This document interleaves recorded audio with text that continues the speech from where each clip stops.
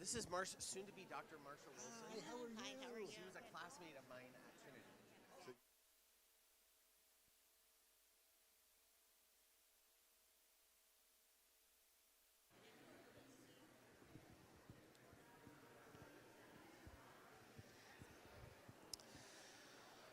All right, good morning, everyone. Great to see you.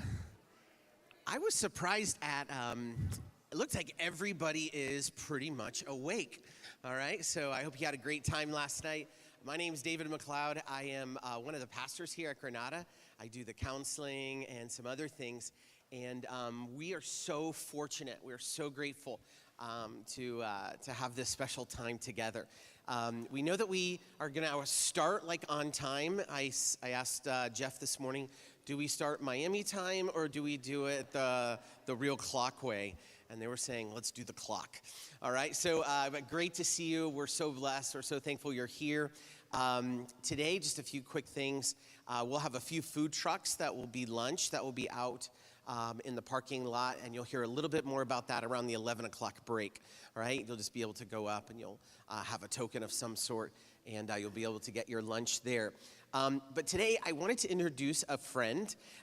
When I was studying at Trinity, getting my counseling degree, one of my classmates who, we one of those people that you always want to see what they're writing in their notes kind of person, and that is soon to be Dr. Marsha Wilson. And so I just asked Marsha if she would share just for just a moment, because we are classmates, and that was really how I was introduced to your writings, was there. I had never heard, didn't really grow up in any type of my church would never have had something like this that was very different experience. And when I first read that book, I was just blown away and started collecting, and I've been at other conferences. My wife and I have attended marriage conferences. So I thought it'd be great today to have Dr. Marsha Wilson just say a little bit about why they do what they do at Trinity and why the books have been so important. So, Marsha, thank you so much. Thank you so much. I did not let him look at my notes too often. Good morning. I bring you greetings from Trinity International University. I actually graduated from there and also now am a professor there. So it's great. I'm getting to continue on with the teachings of Dan Allender, and wow, what an amazing privilege to be here and to get to meet the man that actually wrote the book that I was reading and saying, oh my gosh, is he talking about me? Oh my goodness. So it has been phenomenal to incorporate your work into our curriculum at Trinity, and really as a woman of color to know the social justice issues that you stand for and to be able to know that that's supported as well. So again, just glad that you all are here and realize that you have a gift in this opportunity, and hopefully you'll continue to share that work in the work that you do in your day-to-day. So without further ado, we welcome you. Thank you.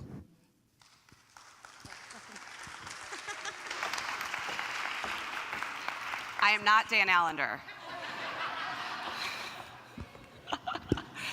I'm the other one. Hi. It's so good to see you all. And let me just tell you, if you feel a little bit of a buzz from my body, it's because I was just in the back kitchen being given Cuban coffee. And I love it.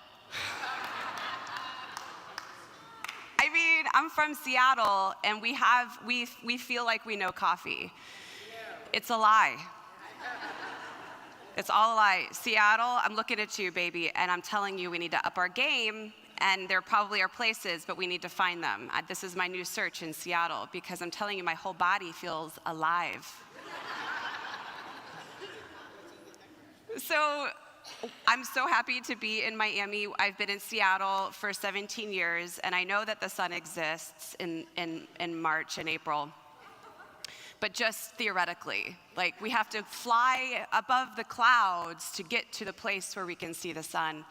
And so I've been in Miami since Tuesday. Before that, I was in Texas, which also loving Texas lately. Like they love us, which is just super fun.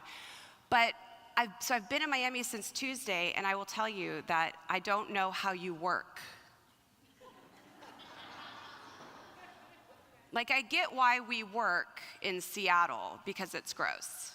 Like, no one works in the summer, so I don't know if you know this about Seattle, but it becomes really beautiful in June and stays beautiful through, end of June. Stays beautiful, who's counting? Stays beautiful through mid-September, and it's sunny and beautiful and no humidity in the 80s. Don't tell anyone, but you all should come there for your summers. But even then, in Seattle, we don't do anything during those months.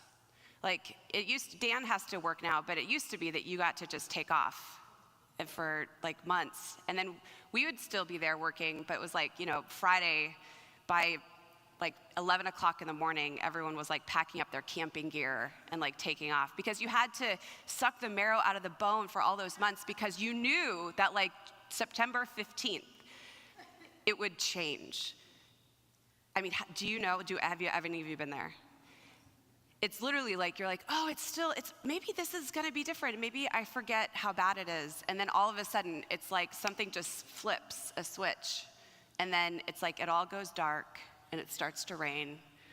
And everyone kind of goes, oh yeah. And so I've been there for 17 years. And so now I find sun kind of oppressive after a while. You have to, or else you just would never survive living in Seattle. So I understand why we get a lot of stuff done, because what else are you gonna do? So, it's you write books, you do training, you do school, you Microsoft, there are reasons why all those people live in Seattle. It's because we just literally have nothing else to do except to work. Here, I got here Tuesday, and I was well, it didn't make any sense for me to fly. I had a thing in Austin. It didn't make sense for me to fly back to Seattle, then to Miami, right? That wouldn't make sense. I was I'm just gonna take a few days. I woke up this morning, I was I have to work now. I know, I was this is rude. Why I should be, so I just want to tell you that I'm gonna do my best. I'm gonna do my best, because I really feel the Spirit's moving, we're gonna get to some good stuff, but in my heart, I'm still kind of back at the pool in South Beach. And also there are rules here. Anyways, I won't get into that, but every city has its own rules, and what I've noticed about Miami, can I just say that it's a miracle that we've gotten here in a car.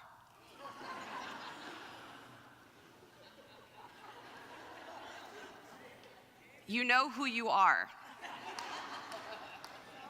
Okay, look, I grew up driving in DC. DC, it's rude. They don't care, no one cares. You go 30 miles over and you kind of barely are able to merge on 495. I thought I knew how to drive in it, and then I moved to Seattle, and this is Seattle. Oh, you go. No, you go. No, I'll go after you go. I'll just wait. And so this has been my driving experience for 17 years, and I come back into Miami, and I'm I gotta just be brave and assume, I'm putting my blinker on, I'm waving at people, someone's gonna see me and let me in. No. They do not. You gotta get in there. And I was I had to dig deep into parts that I don't remember anymore, because I've been lulled back to sleep in Seattle, and now I'm okay, baby, you gotta get moving, because we gotta get to places. So I'm driving Dan and Becky, and I'm I'm trying to beat the game, because also your lights, there's 3 people, 3 cars that get through a turn lane. So you have to just keep going. So it's the turn light is red, and there are 5 or 6 more cars going. I was I don't know the rules of this city, but I think it's connected to the coffee.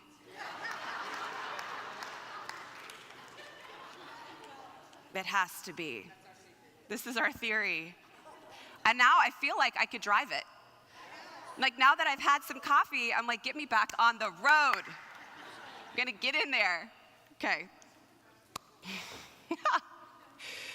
So, I love traveling because each city has a story. Each city has a personality. Each church has a story and a way of being. And that's true for each one of us. It's true for our cultures, for our communities, for our families. And so much of the work that we do is helping us connect our story to who we currently are and the impact that we have on the world. So how well do you read your own story? How well do you read the stories of your community, of your culture, of your churches? Because I don't know if you've noticed or not, but we are in a high level of active collective trauma right now.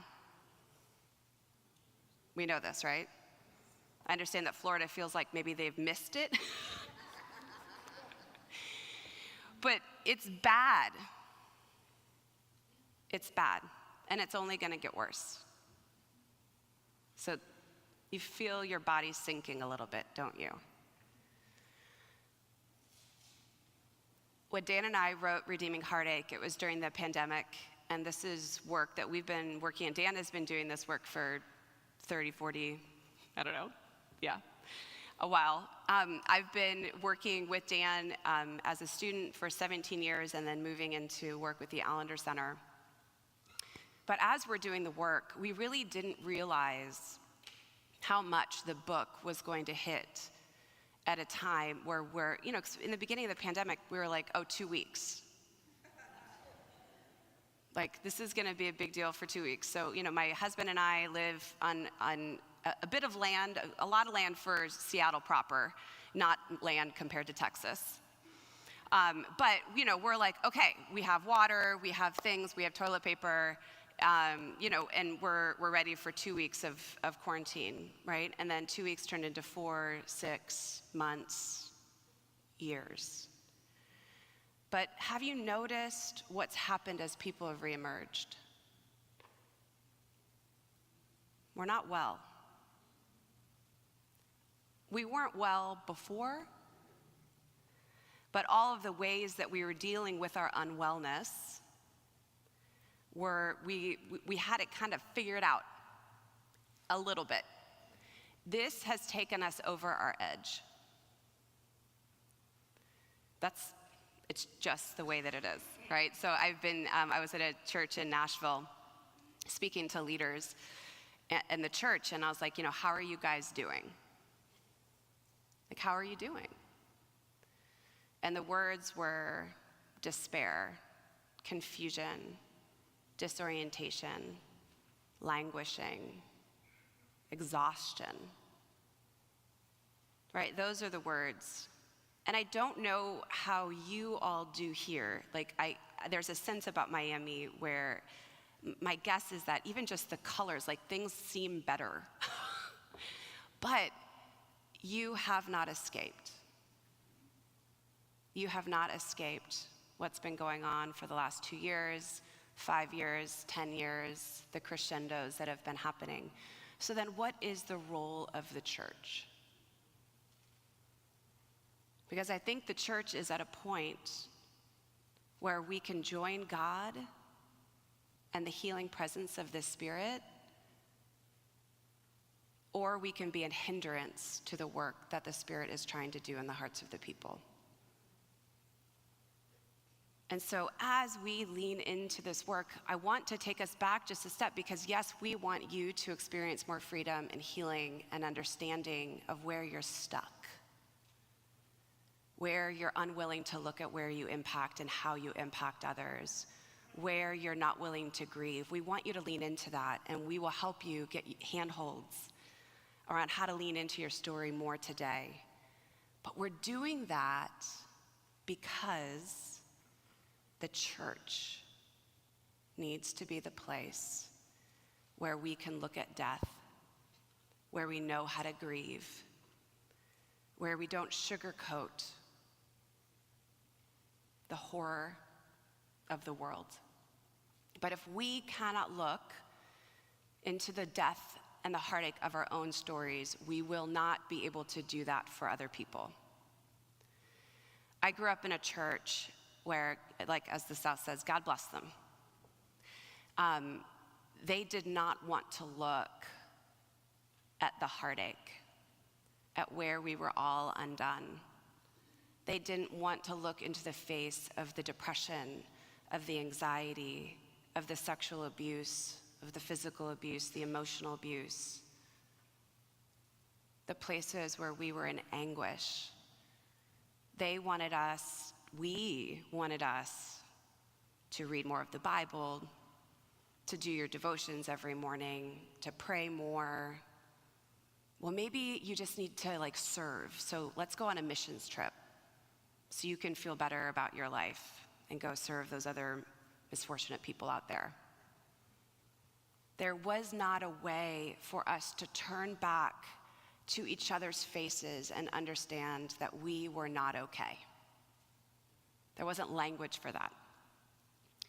The reason why I came to the Allender Center or to the Seattle School and studied, I didn't know Dan. When I came to school, it was kind of on accident that I ended up there. Basically, every other plan that I had fell through. And the only thing I still had left standing was my invitation to attend this graduate school in Seattle. I lived in Virginia. I think that's really frugal of me, to say, clearly don't care about cars if I'm still driving around my 2001 Ford Focus, right? But drove cross country and heard Dan speak for the first time. And what I noticed about what he was saying is that he wasn't afraid to look at the most difficult, most heartbreaking, most shameful places in our stories, and he didn't flinch. I think that's what Jesus does with our stories too. I know that God is not afraid of the truth. Or else why in the world would he write the Bible the way that it's been written?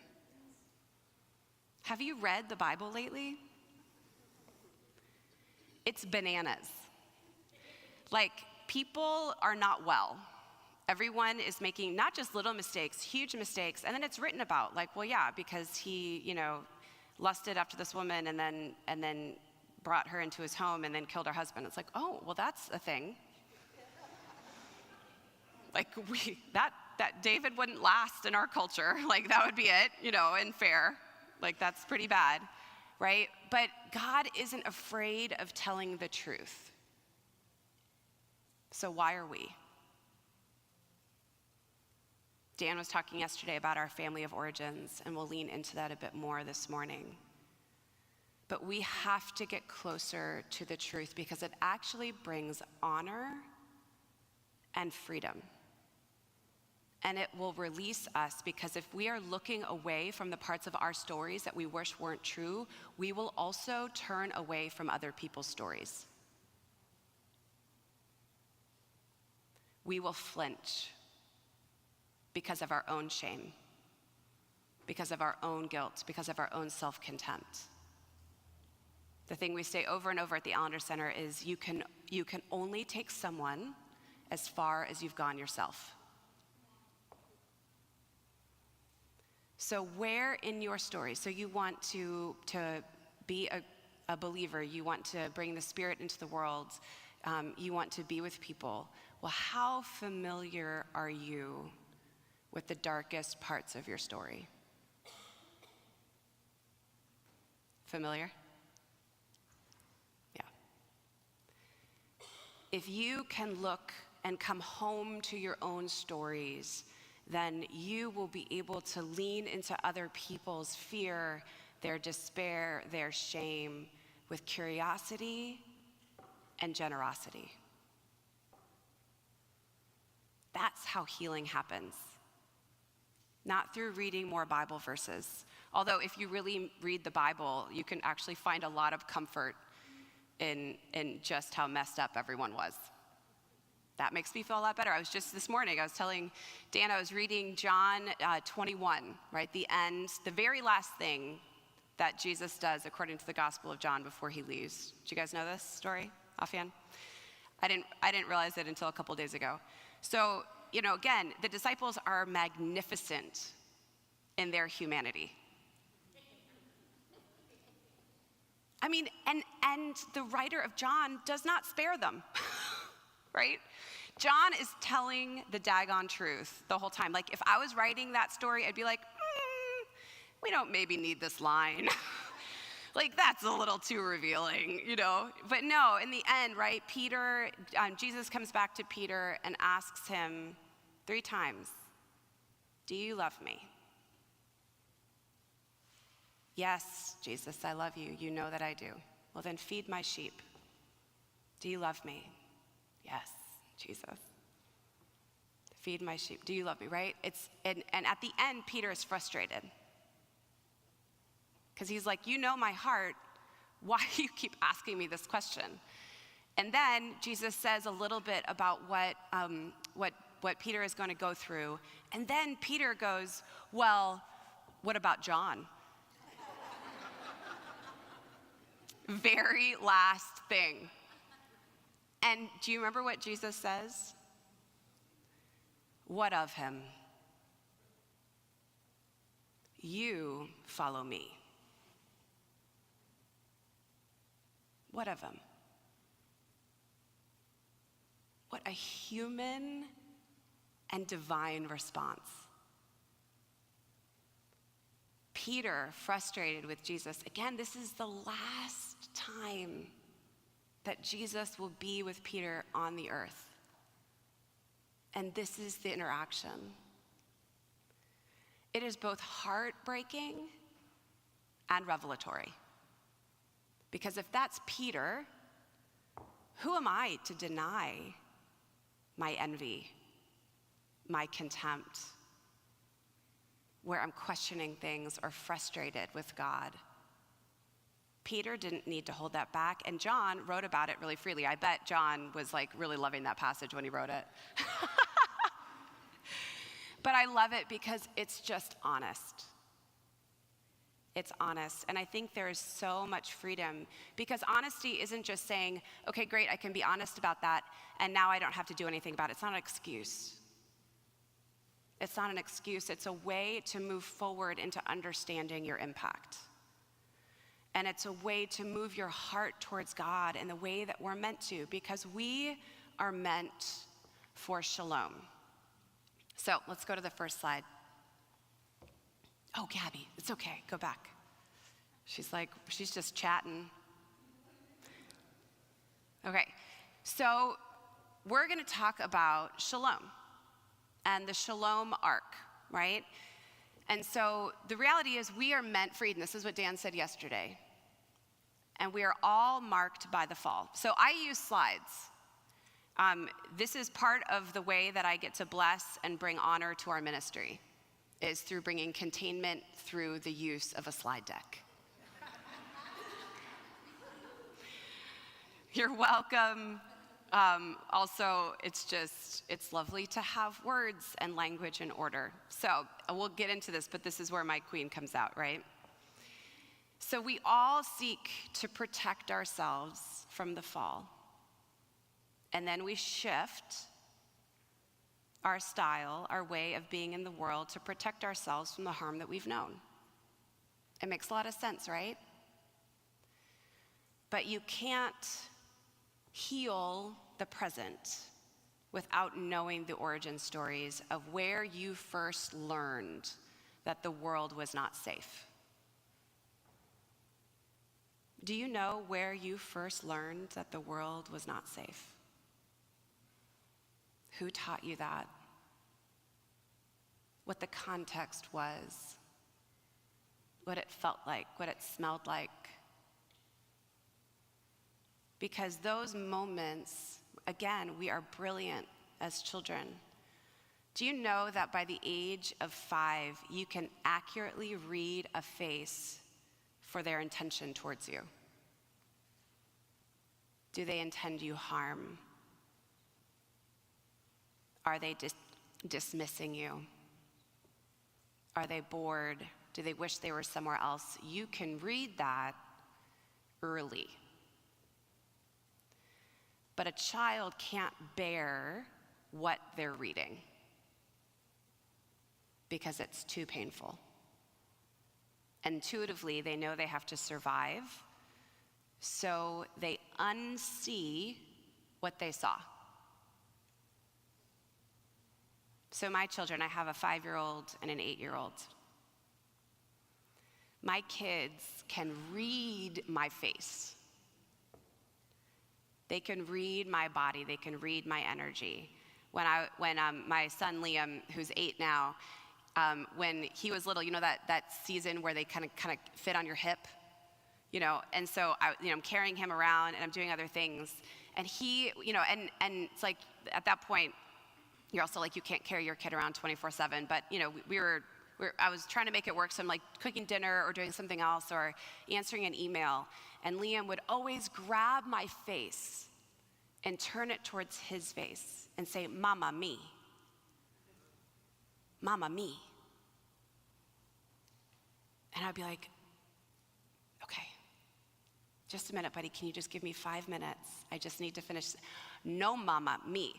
And still to this day, whenever he sees that I'm distracted, he goes, "Mama, me." I'm like, "Yes, Liam." Okay, right? They know. You knew your parents early, and you understood what was available to you and what wasn't, and then you shifted according to the new rules, to whatever rules that you were finding. So let's go to the next slide, Gabby. So we are all meant for shalom. The definition of shalom is peace, wholeness.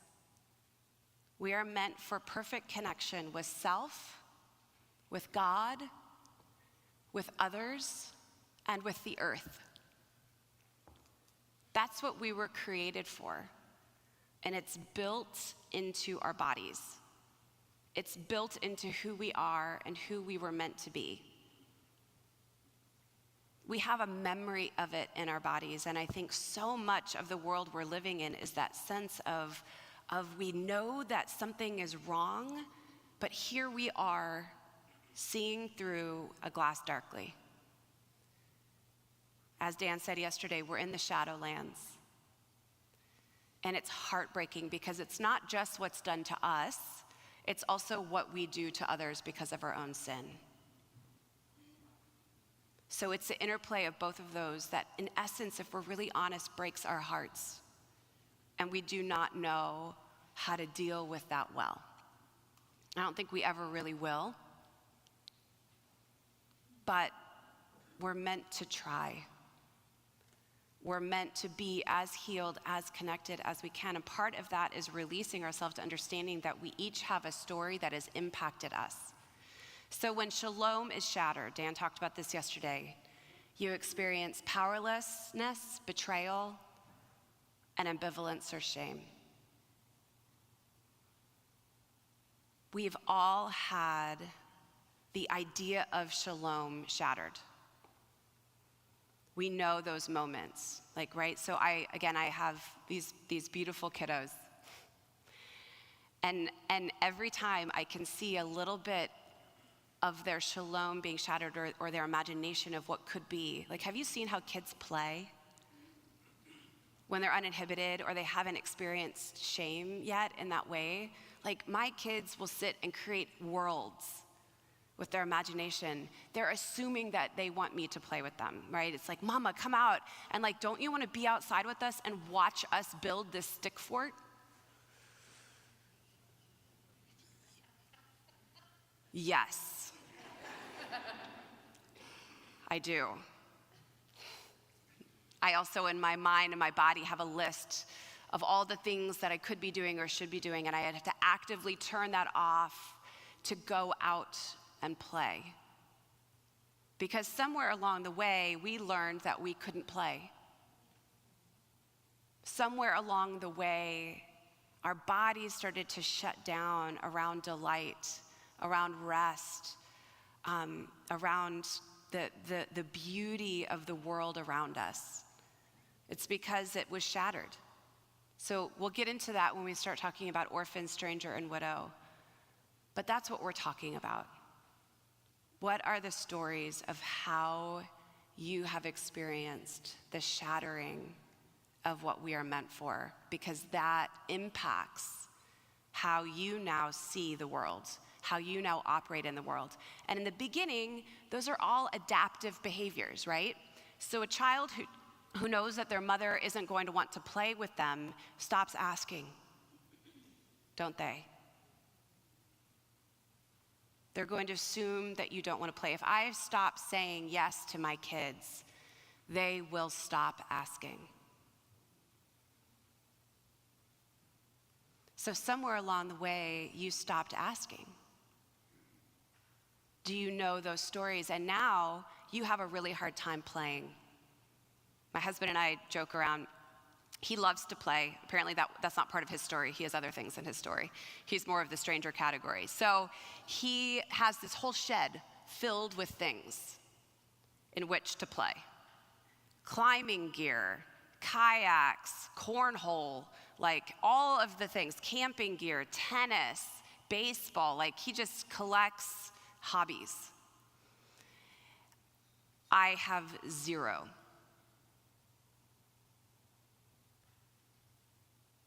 Where do you fall on that spectrum? And do you know why? The joke in our home was that my hobby was work. That is terrible. Like, this can't be my hobby. I like you guys, but if this is my hobby, then there's something else that is wrong, right? So Dan told me, he was like, you have to get a hobby. So I over this year, I've gone back to the only thing that I really loved as a kid was horseback riding. And so I've gone back to horseback riding lessons almost just in a diligent way to say, I'm going to commit to bringing my heart back alive towards play and start to explore what that looks like for me. But that's all storied, right? When did performance become the thing that would save you from the chaos in your world?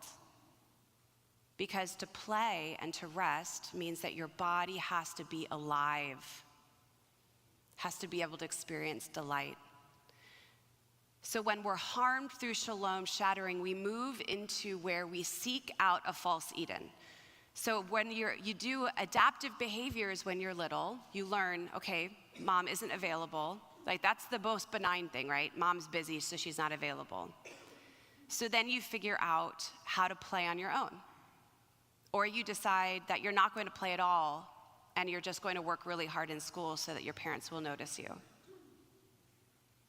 What's your trajectory of how you've then created a safe spot, how to adhere to the rules that your parents are telling you, that your family, that your culture, that the world around you is saying, this is how you need to be safe. Dan said that yesterday. You become invisible.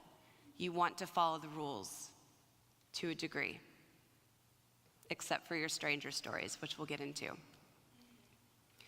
So you seek out ways of being in the world that were adaptive at one point, but are now maladaptive because they're not serving you well now that you actually have the capacity to play, to create safety, to have delight.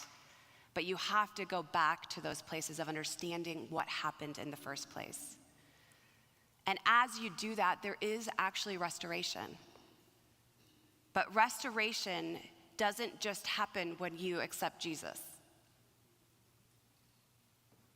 You have to move into those places of understanding where you have experienced the fall and where you've contributed in impacting other people in a harmful way. You have to be able to look at all of it in order to then move into the restoration. So Dan talked about yesterday, we're in the Lenten season, right? For so many of us, we want to skip Friday and Saturday and move straight to Sunday. And good news or bad news for you, we're telling you that you can't, right? You can't move to Sunday. And so many of us try to just cross the bridge and go over and then believe that we don't have to look back. We're restored, and that actually looking back is like navel gazing, right?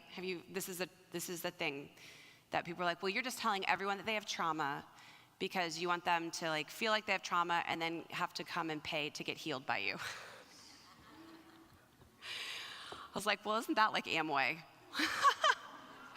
Little pyramid scheme. Everyone's traumatized. No. But, it's true. It's not true that you have to come to see us. There are plenty of capable people doing good work all over the place. But you have to be willing to go in. And it's not just Friday and Saturday. It's also Thursday. Again, the disciples are a mess. They're fighting at the table. They have envy and jealousy and frustration. And instead of sitting with Jesus on what would be his last night, they're arguing over who he loves the best. That's our story. We do that with our families, with each other. But again, to address that, you have to be able to go back.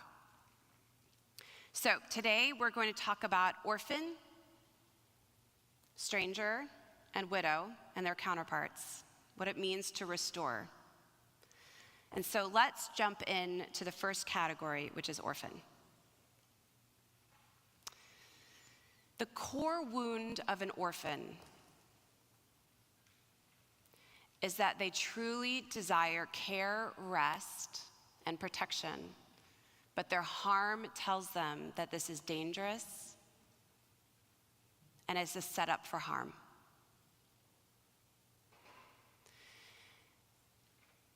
Babies are born into this world needing attunement. I've been away from my family for I think this is my 9th day. So I think that's the longest I've ever been away from my family since I had kids. I promised my husband I would make excellent use of it, which I have.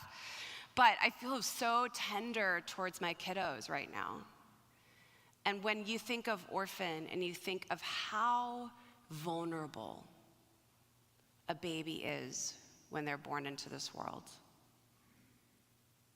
We are one of the only species where a baby is that vulnerable for that long in need of protection and care. I mean, have you seen the birth of a foal, like a horse? They come out, they stand up pretty quickly, and then they kind of shake it off and then start running around, and then they're they still need their mother for milk, but that's about it. God created us in his own image, and we are incredibly vulnerable. I remember when my son Liam was born, I wasn't prepared to be a mom. It's a hard thing for women to say, because it's like we feel like there's some mom gene that just should come alive as soon as you're either pregnant or have babies or before that. I liked dogs a lot more than I liked kids. That's fine. But I had a really difficult pregnancy with my son. We were also building the Allender Center, and I was not prepared. The night before I had to have a C-section 3 weeks early because of the complexities of my body, and we were in a dangerous spot, and they wanted to get him out. And the night before I had Liam, I was in our boardroom with our team doing one last meeting before I had to go on maternity leave. No, wouldn't suggest that. But that's where I was. And when I went into surgery and had Liam, they had to separate us because he was having a hard time breathing and my body was bleeding out. And so I go into kind of more emergency surgery and Liam is taken to the NICU. And in that moment, you could have told me that I was just in surgery and that I didn't actually have a baby, and I probably would have believed you, right? We talked yesterday about fragmentation. My mind was so fragmented from the trauma of the experience, I could not move my body and my soul and my heart all together again because there was just too much trauma. So after they stabilized me they wheeled me up to go see Liam in the NICU. And I remember them handing him to me. And I had this feeling like, I think I'm supposed to know how to hold him, and I don't. And I remember thinking, like, are they looking at me, wondering why I don't know how to hold my baby? And I felt nervous, like he's so little, right? But I remember holding him in my arms and him looking at me and starting to cry. And instinctually, I knew that he knew my voice. And so I started to sing to him, because that's what I'd done when he was in my body. I sang to him whenever I felt anxious and I wasn't sure. I would sing at night, I would sing to him in the morning. And so I'm holding this baby, I'm feeling so awkward, so unsure of my new mom arms. But I knew that he knew my voice. I knew he knew my voice. And so I just started to sing. That's what we need, is attunement. A baby needs a mom who can know that I just need to sing. We are able to be soothed. We are able to be comforted. But we need someone who's available, where our bodies can connect, our souls can meet, our eyes can meet. And a baby is so vulnerable to everything that's going on in the mother and the father's bodies. So even in that moment, right? Like, most of us don't know what our parents were thinking the moment that they first held us. But I know that part of Liam's story is the fact that he was brought into this world with an anxious, unsure mom, and that has impacted who he is in this world. Part of my job is to help him tell his story. Most of you don't have parents who are willing to admit that they did not know how to hold you. Most of you don't have families who are willing to admit that they were so dissociated or disoriented or financially unstable or stressed or addicted to understand what it meant for you to come into this world where your only hope is that someone knows how to take care of you. And again, a child will only cry so long before they stop because they realize no one is coming. One of the most eerie sounds in the world is being in a place where there are lots of babies who are orphaned, and they've stopped crying because they realize that it's just a waste of energy. So at the core of an orphan, they know that no one is coming. Right? The most extreme version is that they've literally lost parents and they don't actually have someone in those tender moments to tend to their hearts. But we've all been orphaned in some way. We've learned somewhere along the way that what we need most, what we need fully, is not available to us.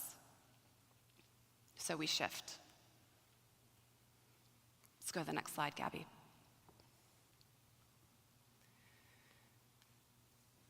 They know they're on their own.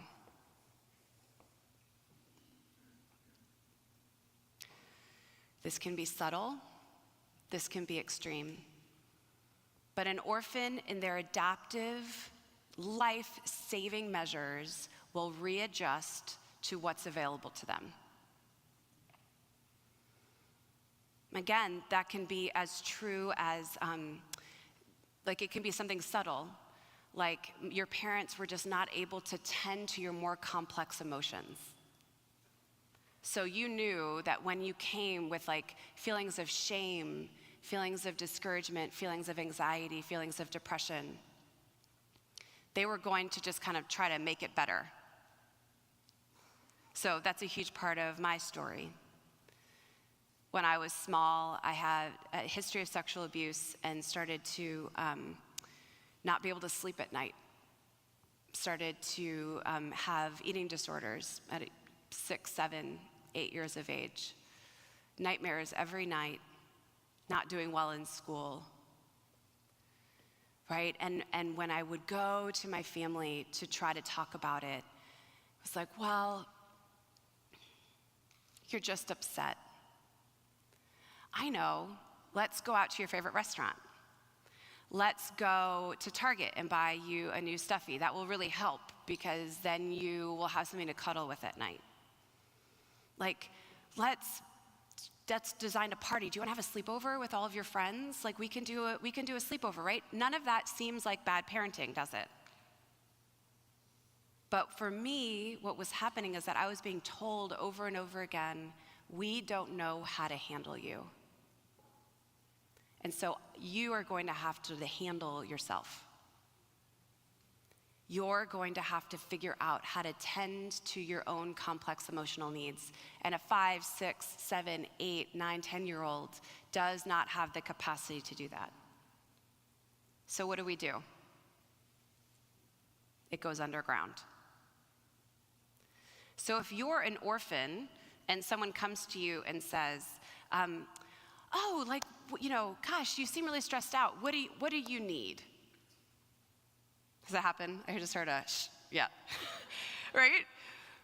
And so if you have any of these tendencies, when someone asks you what you need, the only thing you're saying is like, I don't know. And if I need something, I can't need it from you. I'm gonna figure it out on my own. And so please don't ask because I'm now more annoyed by your need to know what I'm needing than what I actually need in the first place. The orphan is also always looking around the corner because what happens when you're an orphan? You're vulnerable because the reality is we can't actually give ourselves everything that we need. And so what happens when what we need is actually offered to us? And it feels so good and so sweet. But immediately it becomes dangerous, doesn't it? So think about your last birthday. Orphans. How do you do with being celebrated? Good? You love it? I just had a birthday a couple weeks ago. You don't have to sing me happy birthday, but Becky and I have a 10-day difference between our birthdays, and we've been working together for a long time. And we're always like, I'm either working on mine at a certificate program or we're on the road for Becky's. And so I feel like we're birthday orphans. Together. But I had a birthday 2 weeks ago. I turned 43, and birthdays have always been really tough for me. And it's been confusing because when I was a kid, my mom would create really elaborate birthdays, right? Like, let's celebrate you, let's do all the things, gift bags for the kids and all the classes invited, like all this stuff, right? I got to pick out the cakes and all the things. But what was happening is that no one was actually attuning to me. The birthdays were missing my heart, like where I was confused, where I was in agony, and it was going straight to the party.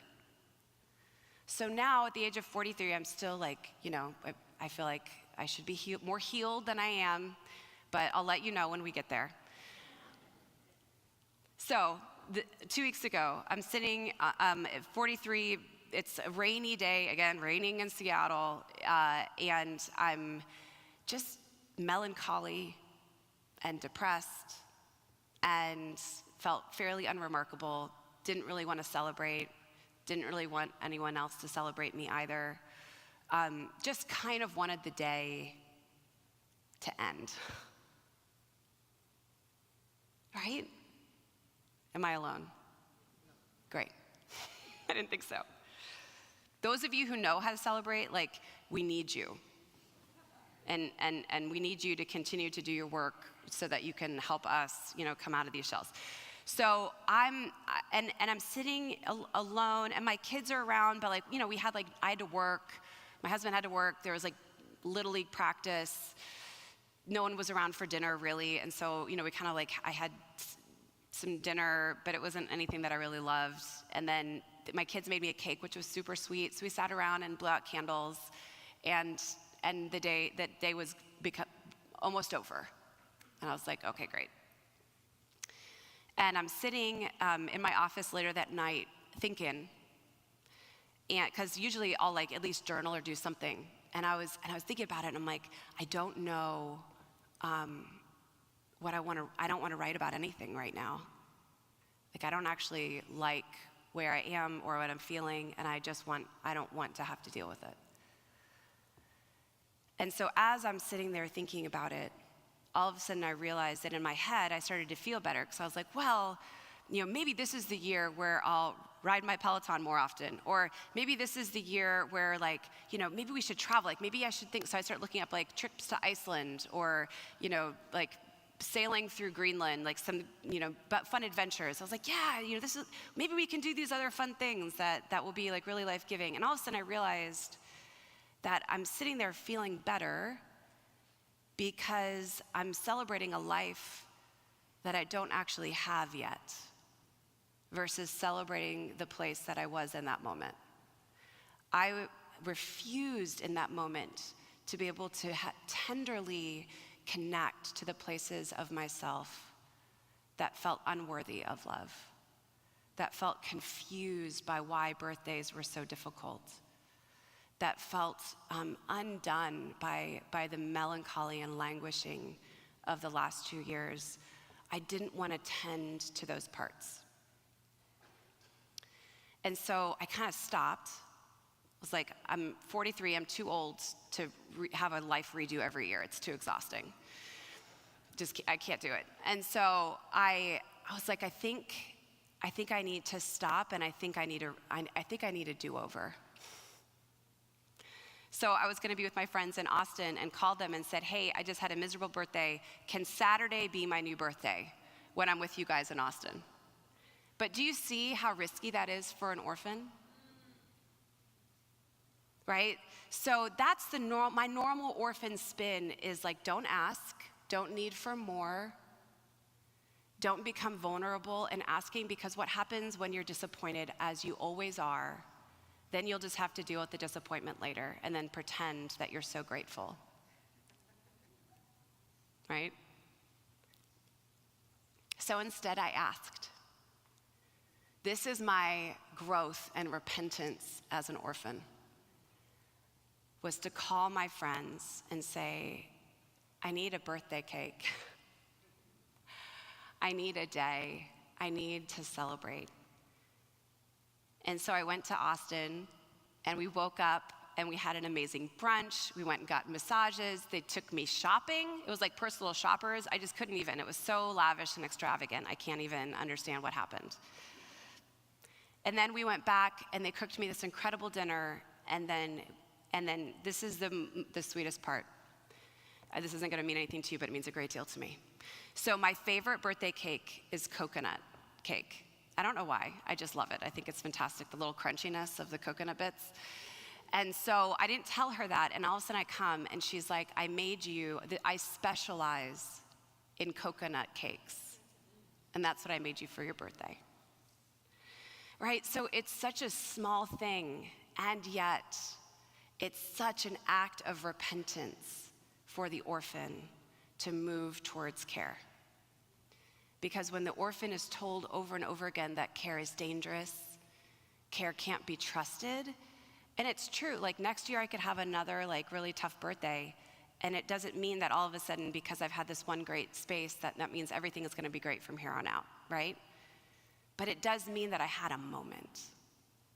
I had a moment where I trusted something of the goodness of God and asked, and was able to land on maybe what I needed, and that maybe I had friends who could be with me in those moments. But the orphan can't move to those places if we don't understand what happened to us in the beginning. Where did we learn that no one was coming? Where did we learn to stop playing? Where did we learn that delight was not available to us? Because now, as an adult, an orphan still needs attunement in order to heal. Now, as an adult, like I could tell you 5 million stories of how my husband has had to engage my orphan. Because we're not easy.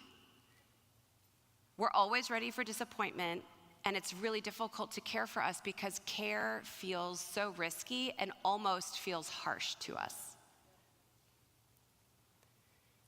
Because what if I extend myself, I open myself up to care, and it just creates more vulnerability, more heartache, more exposure.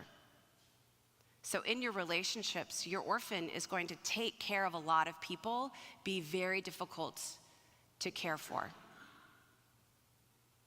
Every year, my husband's like, okay, it's your birthday.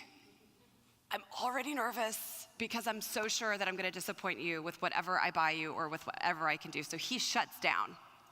That's his own stuff. He's working through that too. He shuts down, and I'm like angry already, right? But part of our work together is for me to like actually land in my body and say, no, I do have need. I do have desire. I do want connection. I want attunement. But I also have to be available to it. And that's the work of the healing of the orphan. So both in your own heart, like your orphan heart needs you to be able to attune to it. So in that moment when I'm sitting by myself in my office, thinking about my birthday, what am I doing? I'm attuning. I'm attuning to my own body. I'm slowing down long enough and looking underneath the covers to be able to say, oh gosh, you are so sad. You are so scared. You're terrified that you're not enough yet. You're terrified that you're not actually lovable. And you're exhausted by working so hard to give yourself everything that you need. That's me attuning to my own body. Am I also taking care of myself? Yes, a tricky part for the orphan. But when you attune to yourself, it also then allows you to be attuned to by others. So then I called my friends, and I talked to my husband and said, I need your help to stop this spin, because I don't want to feel better based on who I could be if I was a self-improvement project.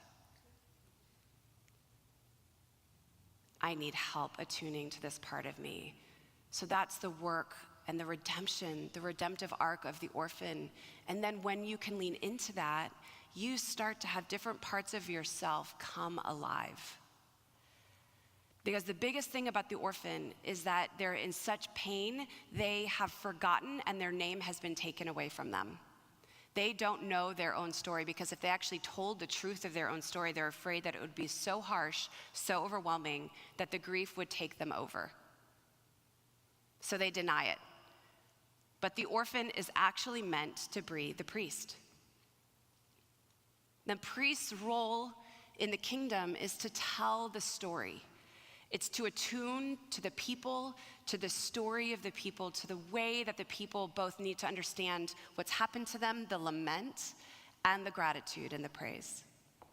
The priest is meant to hold the whole of the story, and as the orphan leans into that part of themselves, they will then naturally start to create those spaces for others. But again, you can only go as far as you're willing to go yourself. So a priest cannot take a community further than what they're willing to engage their own orphan heart in, because you have a whole community of orphans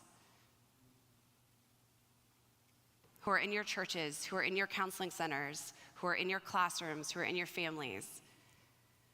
And they need to remember who they are. And the priest moves us into those places where we understand that space between heaven and earth, and that needs to be held, and the stories told, and the people remembered. But the orphan can't do that if they're denying their own grief. The priest's role in the community is to tell a true enough story that will drop our bodies into grief, that will drop our bodies into the truth of what we have not wanted to see. And a good priest will offer that space that holds it open and invites us to tell a truer story about ourselves, about our community, and about where we've been harmed. The priest is the storyteller. But again, you can't tell a good story unless you're willing to look at the whole thing. It's why God wrote the Bible the way that they wrote it. Because what a boring story would it be if it was only the good parts? I watch Netflix. Like even the soap opera things like, Heartland. You guys ever watch Heartland? My husband, I'm like, he's like horses and anyways, it's basically a Canadian horse soap opera. And I feel now I'm on live television talking about this. This is great.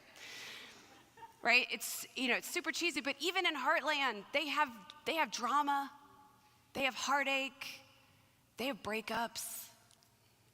Right?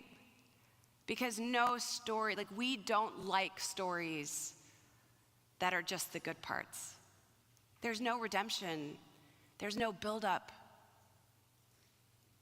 It's because we understand our own stories. Have you read fairy tales lately? Fairy tales are so traumatic. This is what we tell our children. But we tell our children fairy tales because we know something of the darkness of the human experience.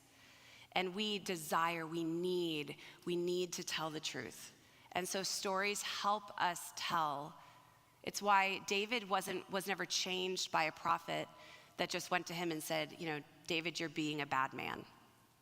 Right? What did Nathan do? He told a story.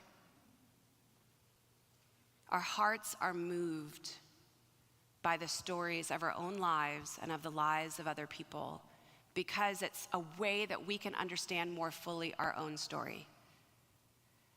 But if you are not willing to tell the truth of where your orphan has learned that no one is coming, has learned that vulnerability means harm, and has denied their own grief, then you will never be able to move into what you're meant for, which is to be the priest. The priest is deeply connected to the earth. I know you guys don't have seasons here, but I think you do. Do you have things that, no seasons, all the same, okay. It's just hot and then hotter, okay. That's, right, there's no, so Seattle, we have these really amazing seasons. So what's happening in Seattle right now is that everyone is looking on Redfin trying to find a way out because they're like, spring is never coming, right? But also right now, you start to see the leaves. You start to see the daffodils coming up. They come up first, then crocuses, right? And every year it's a miracle. Every year, everyone in Seattle is convinced that spring is never going to come, and then all of a sudden it starts to birth, and it feels like a miracle every single time. Because finally there is a relief. Finally there's something else coming. A priest will help us bear the weight and the reality of the seasons of our lives. Everything you love will die. Everything. Sweet moments with your family will shift into other sweet seasons, but that season is going to come to a close. My 5-year-old is still able to get in the nook. Do you guys know what the nook is? He still has kind of little feet where they can come up against your thighs and it feels kind of small, still like a baby, and then he can fit in and curl up and be right here on my chest. I'm sound like a crazy person, but for those of you with kids, you understand, it's the nook. And my 8-year-old can't fit in the nook anymore. He still cuddles and he's a snuggler and it's beautiful. But my 5-year-old boy can still fit in the nook. And every time he's in the nook, it's one of the sweetest moments. And I also know that this probably isn't the last, but it's getting to a close. He won't stay in the nook forever. It's grief. It's death. Every phase you have in this life, everything that you build, every friendship that you have, every connection you have with your partner in good seasons, there will be another season where it's not. So part of the role of the priest is to help us settle into our bodies and to know that yes, death is inevitable, but it's not the end of the story. But in order to be able to release ourselves into these next seasons and live within the rhythmic movement of the gospel here on earth, we have to be willing to grieve. We have to be willing to feel the loss. So when I think about my son and the nook, I get teary. Because I know I'm not going to have another baby. I'm hopeful for grandchildren, but that's a while off, right? And yet I want to be present to that moment so I can hold him and snuggle, but I'm feeling both. I'm feeling the love and the connection and the sweetness of all of that, and I'm taking it in, and I'm also feeling the grief. But the role of the priest is to teach us how to hold that loosely. Because I can't demand that my child, okay, we have 6 more months of the nook. In. Right? I have to be willing to hold that loosely, but it also means tending to my heart. And for the orphan, they do not want to tend to the grief that they feel because they're terrified it's going to overwhelm them and they'll never come back out of it. But the priest teaches us that we can. We can move in and out of that. We can move in and out of our stories and tell the truth, and it will set us free. That's the gift, that's the role. So, I'm going to take a little bit of a break, and then we're going to move into the stranger and the prophet. So, take 10, 15. All right, take 15 minutes. I don't know, I can't do math. I think that means at the 5 till. So come back at 5 till, and then we're going to switch over.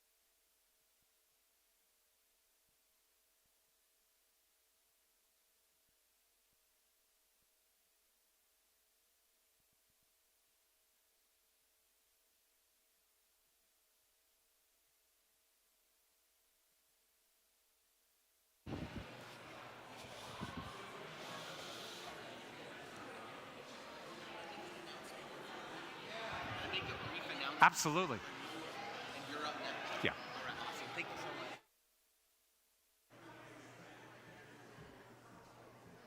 much. All right, let's start heading back in. I see a lot of people out there. We want you to socialize, just not too much. All right, no, just kidding. Great to see you guys. I was just talking to my wife. She couldn't be here today, but she's online, and she's listening in Spanish. And she was saying what a great job the translators are doing. And then I started to look at, we have around 70 or 80 people that are watching online. But I started looking at the different countries that are joining us live. So I thought you'd think this is interesting, all right? Afghanistan, we have people watching in Afghanistan. There is Colombia, Uruguay. We know for sure there's a church in Cuba that is, their internet speed is slow. We're gonna try to help out a little bit with that. But they're doing it as well. Argentina, there's a church in Argentina that is joining us, and I just thought that's really cool. Like, because of COVID, we had to change so many things, and we grew in our technology. We at Granada have always been, I always thought we needed a little help, and we have the great people, and Charles and his team put all this together. So today, I just want to say thanks to them. But I just thought when I saw that someone in Afghanistan was watching, I just thought, that's so awesome that God, the way he works and the technology, and so we join our hearts with fellow friends and all of us in this beautiful book of Redeeming Heartache. So I'd like to say thank you. You hopefully got a meal ticket. Right after we finish this, there'll be food trucks that will be out in the parking lot. Got a couple different options there. You don't have to pay them. It'd be nice if you leave a little tip for them, though. But the great people, some local businesses that are wanting to help out. So we invite you to be part of that, and then you can just eat in what's called the fellowship hall. So those of you that know Granada, if you can point people that direction, there's tables in there, air conditioned, all that kind of good stuff. But your meal is taken care of, so you just turn in that card, and you'll have a great time. So I don't need to talk any more than I already have, so I'd like to pass it off to Dr. Allender, and thank you so much. Thank you. Thank you. Again, good morning, and a couple things to come back to, and that is I just had, not just, but a few moments back, some of the Cuban coffee. And the translators appropriately asked if I would go a little bit slower.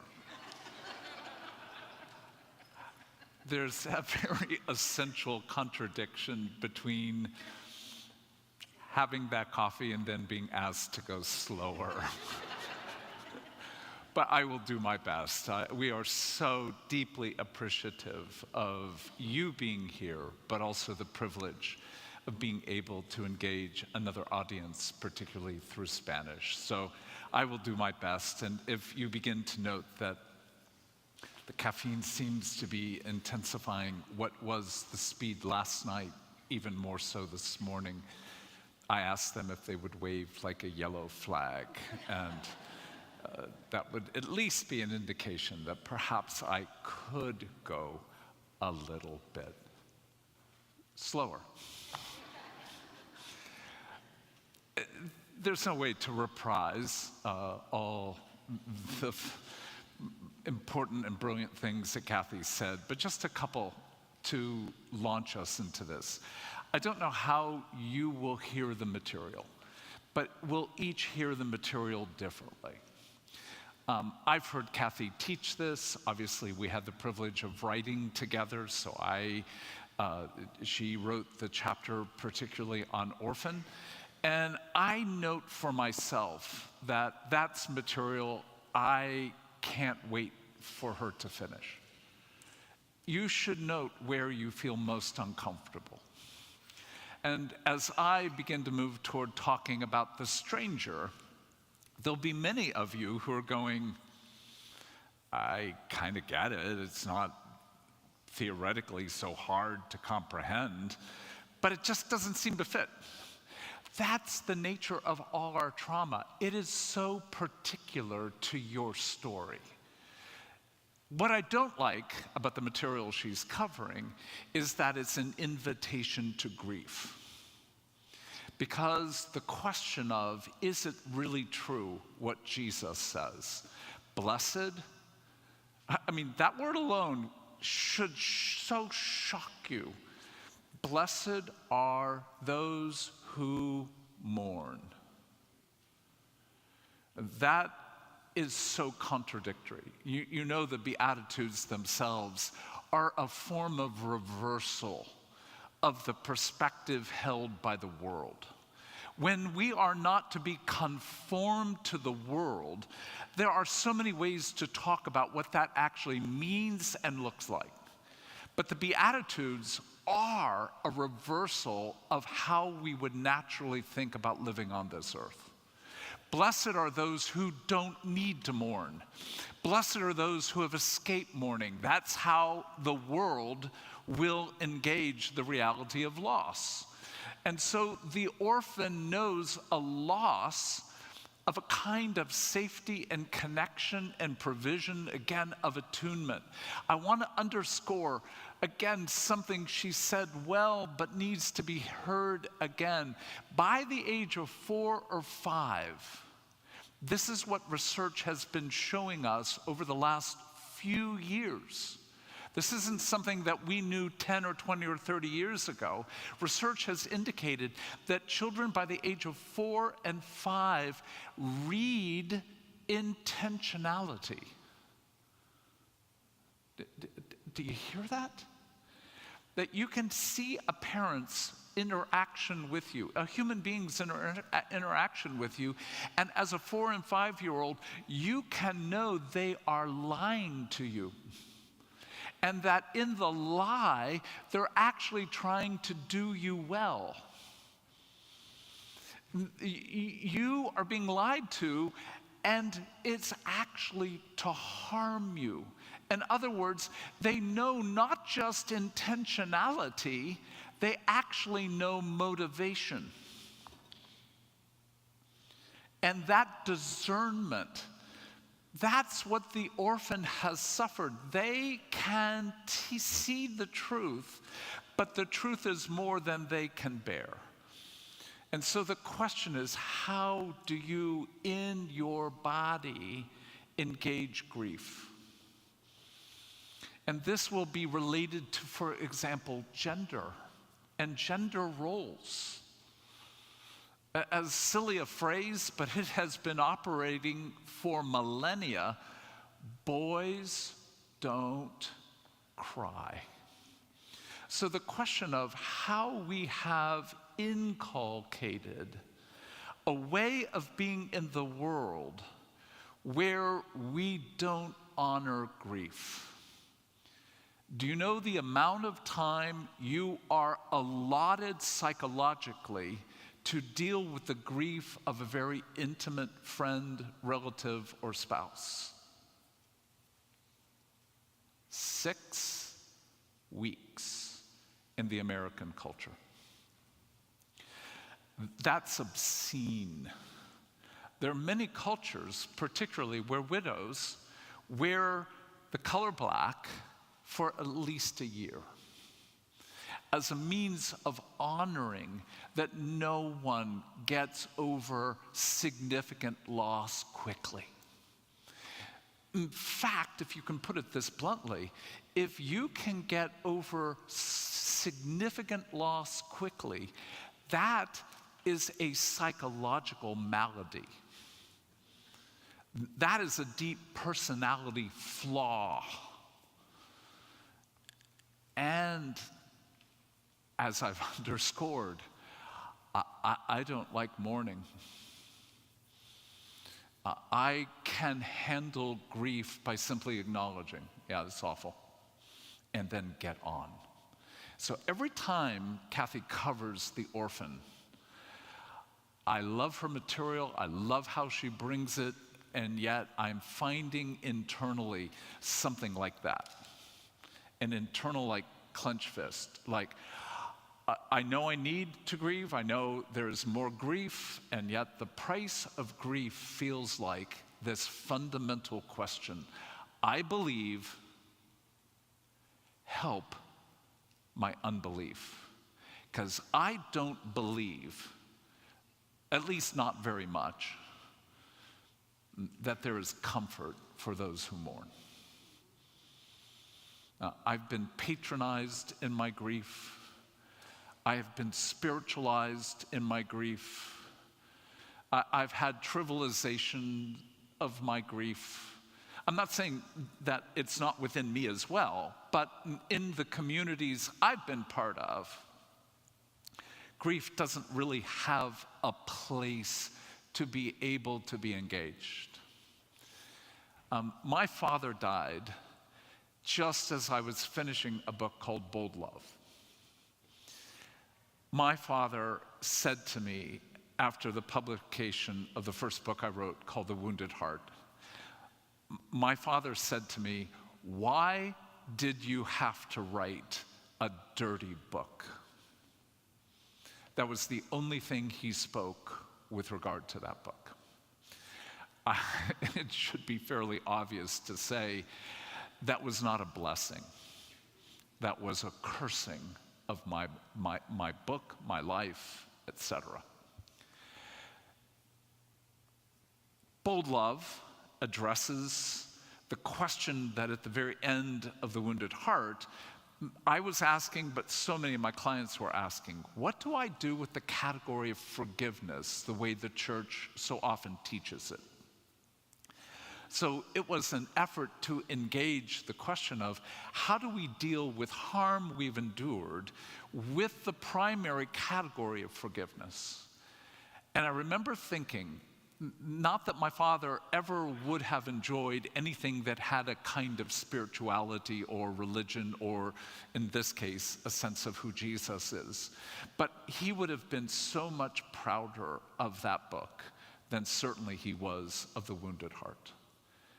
My father died before it was publicized, and I, after the funeral, after coming back, a few weeks off, again, I have really good friends, good peers, but not a single person ever put words to what was spoken to me by a client who was dissociative identity disorder.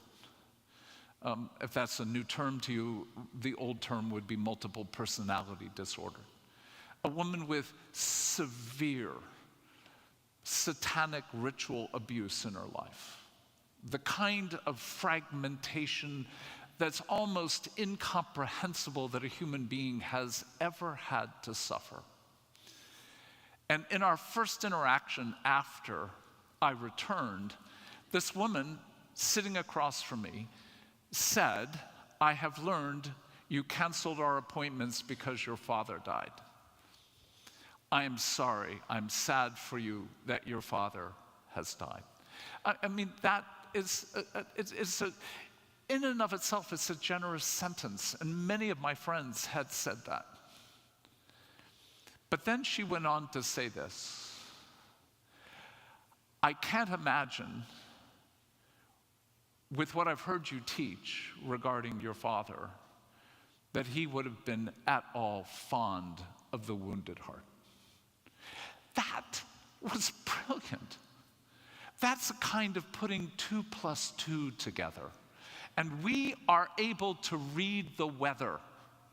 And Jesus says, you can read the weather. You can see what the sky tends to bring, but you cannot read your age.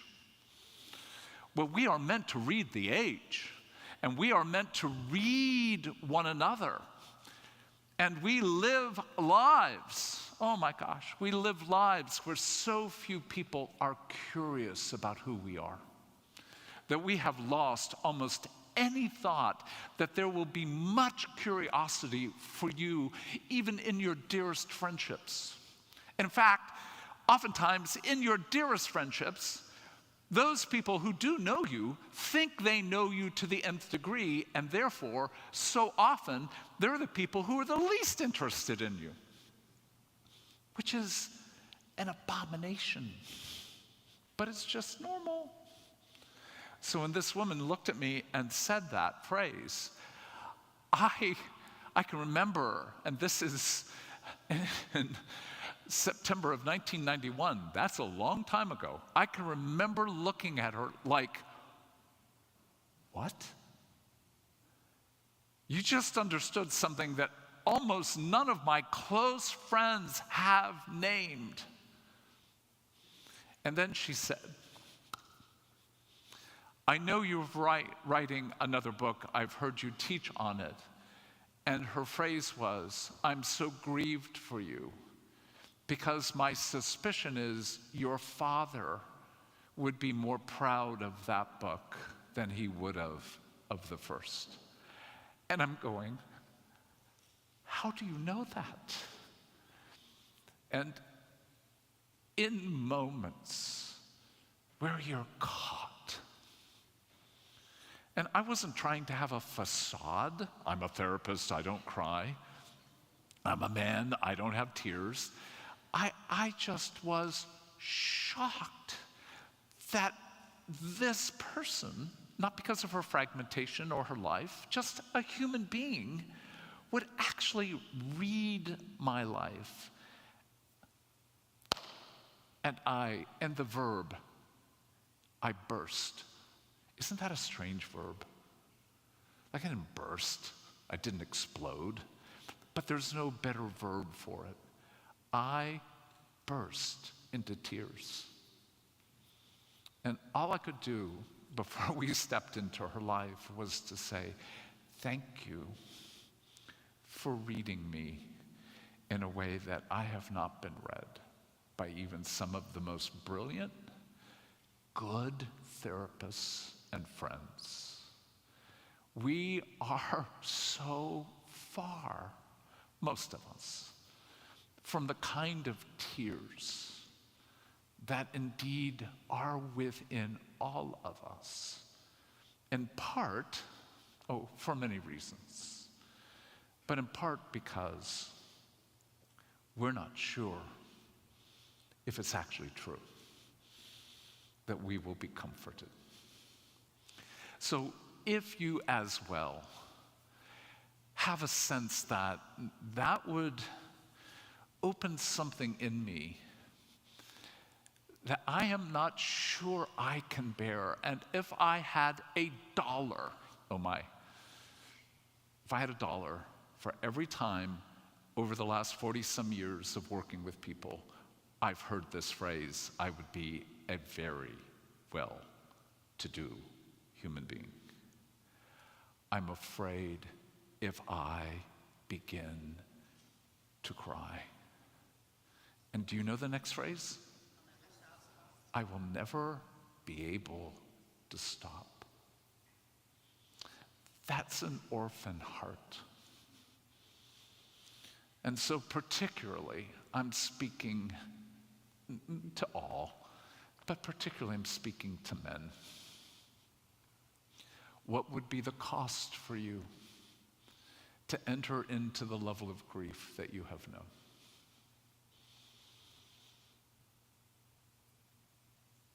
To actually be able to be on the floor, weeping in a way in which, at least in my white, privileged culture, we do not do. Again, I'm not arguing that that's what is the next step. Simply be aware that Jesus weeps in such grief that the scripture can only speak about it as literally blood coming out of his body. And if we want to be like Jesus, can we enter into the parts of our own heart that say, my God, why have you left me as an orphan? Now again, that's not what it says. What it says is, my God, why have you forsaken me? Psalm 22, verse 1. Read the whole psalm. It's a psalm of being orphaned, but also being estranged. And that's what I want to begin to move us toward. For those of you who have known what it is to be a stranger, as I spoke about it last night, let me just capture a few thoughts. And by the way,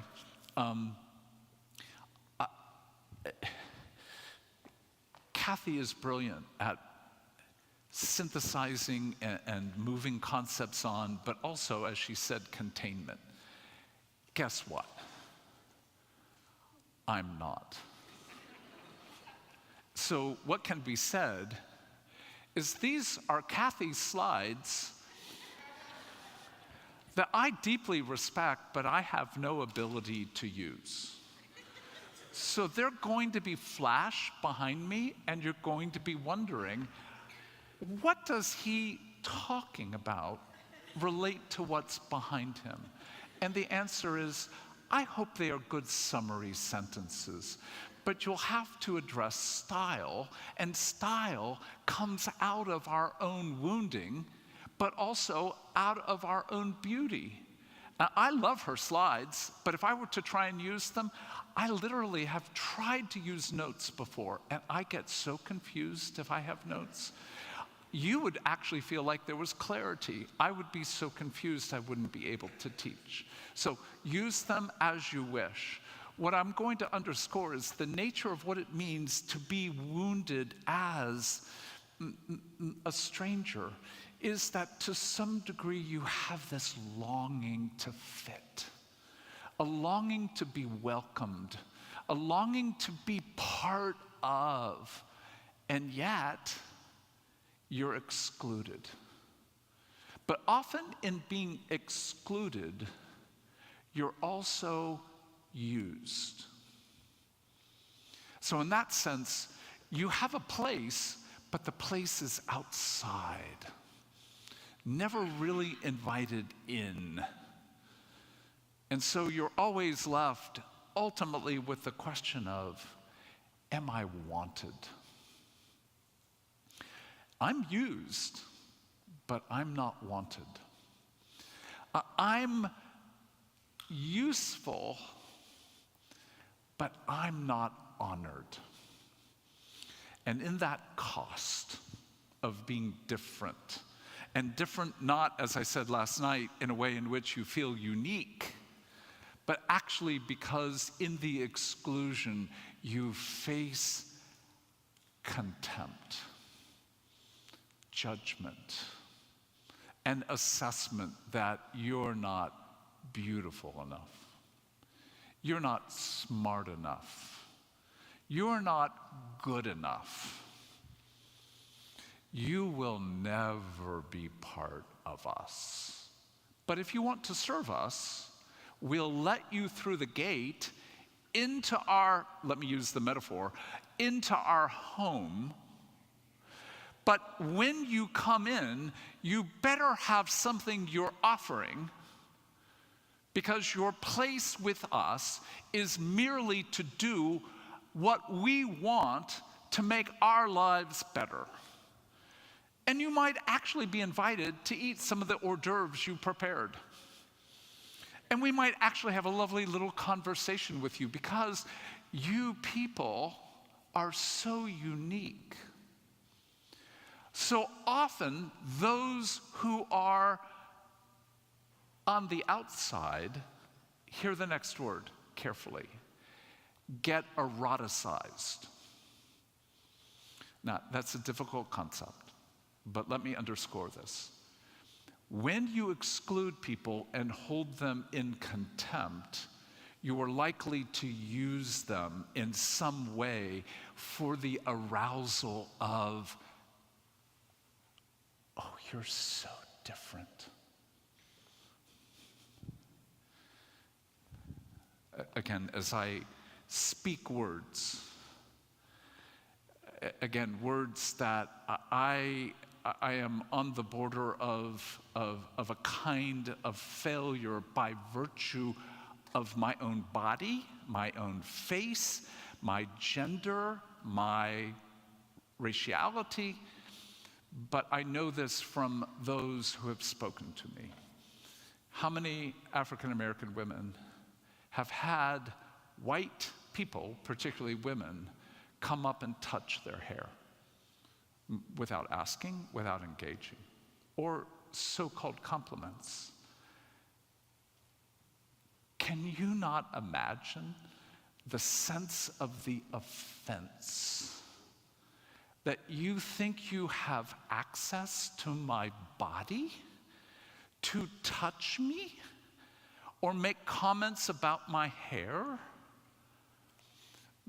We exclude, we eroticize.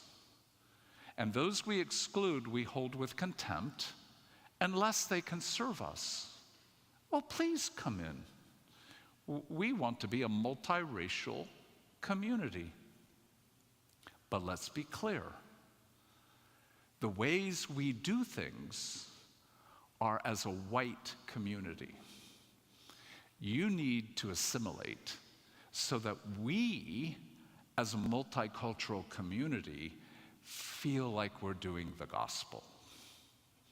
And the moment, oh yes, we love your music.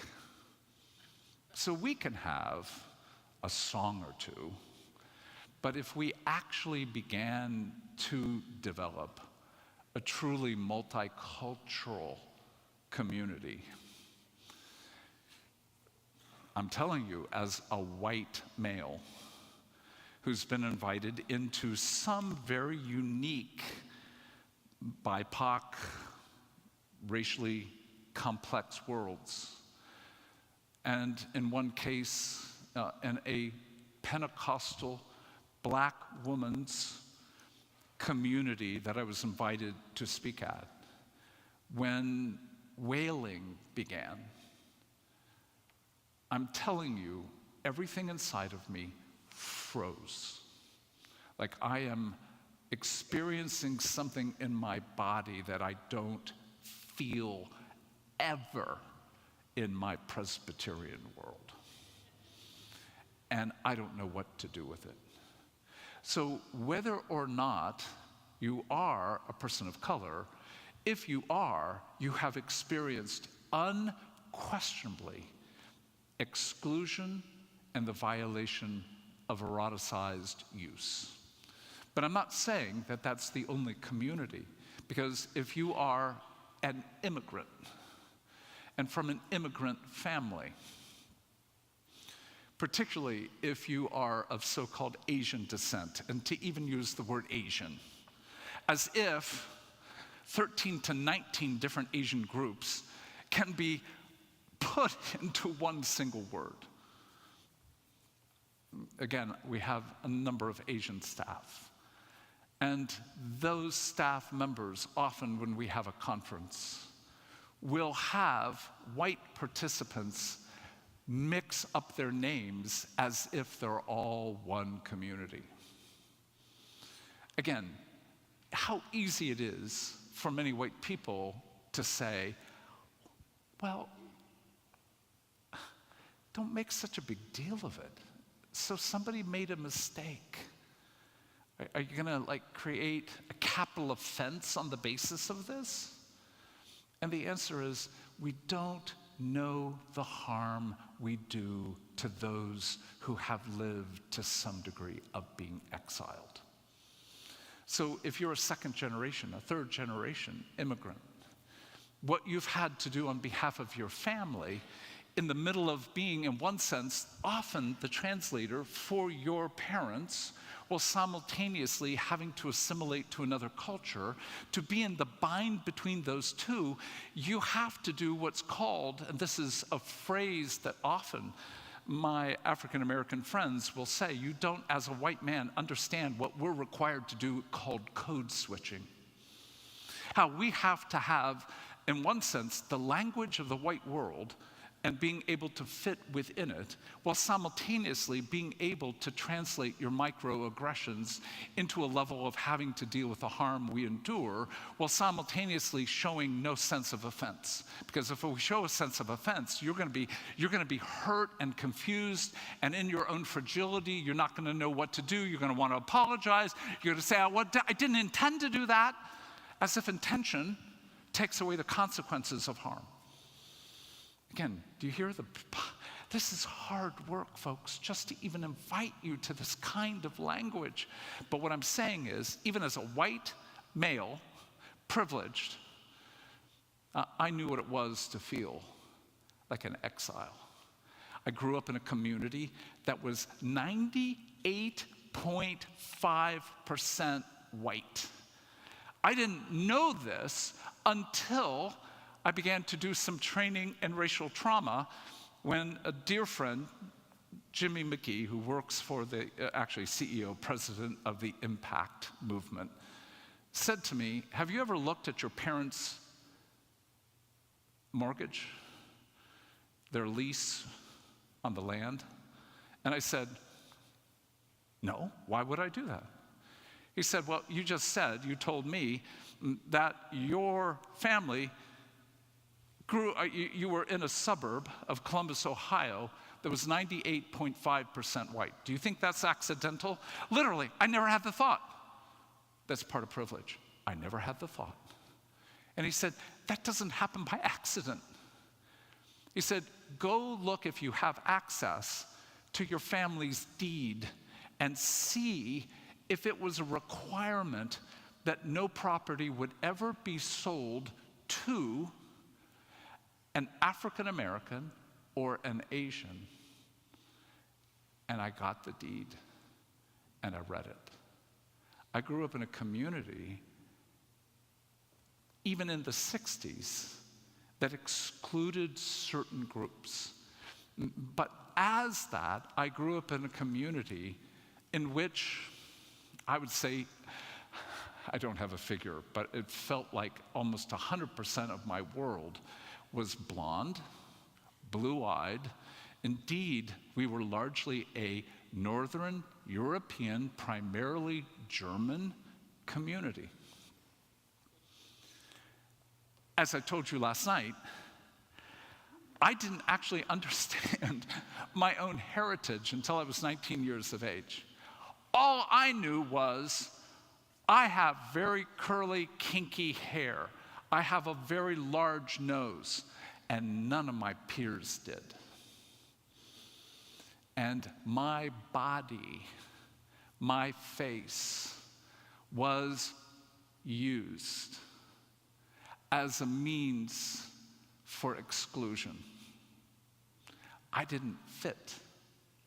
And in not fitting, I had a mother, as I said, who was in her, the best possible, kindest word to use for her was eccentric. She would put me in clothing that sometimes would be 2 to 4 years from then popular, but was not at the time I wore it. So the experience of wearing madras shorts, I speak about it in the book, of coming onto the playground after my good friend and I walked to school that morning, and he looked at me and he said, as he looked at the shorts, did your mom make you wear them? Yes. You're gonna have a hard and long day. And I basically told him to go somewhere. But before I even got to class, an older student, I was probably 3rd, 4th grade, probably he was 5th or 6th grade, began the mockery.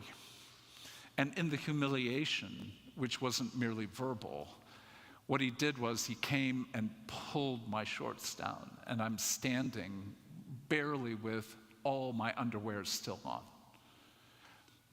If you have known humiliation for your body, known humiliation in some sense because you didn't fit, then you already have some sense of what it is to be a stranger. And a stranger longs to be in, but knows the price of being in is something we can never satisfy. That if we're going to be in, it's because we have created some need that we can serve to be allowed into the place where there is like life, goodness, a good meal, where you have that sense that this is where life is going to occur. So the reality of exclusion and the reality of feeling violated and used, can you hear the next key word for what's going on in the heart of a stranger? And that is, well, I won't use the language because I'm in church.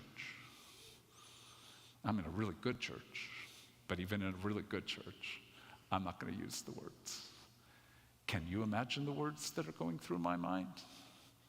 I'll use the euphemism of that phrase. Screw you. Go to hell. You arrogant pig. You presumptuous. I'm not going to say another word. The key for an orphan is grief. The key for a stranger is anger.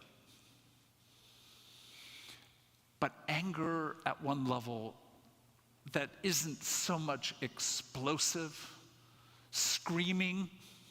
Why? Because the angrier you are, the more it shows it matters.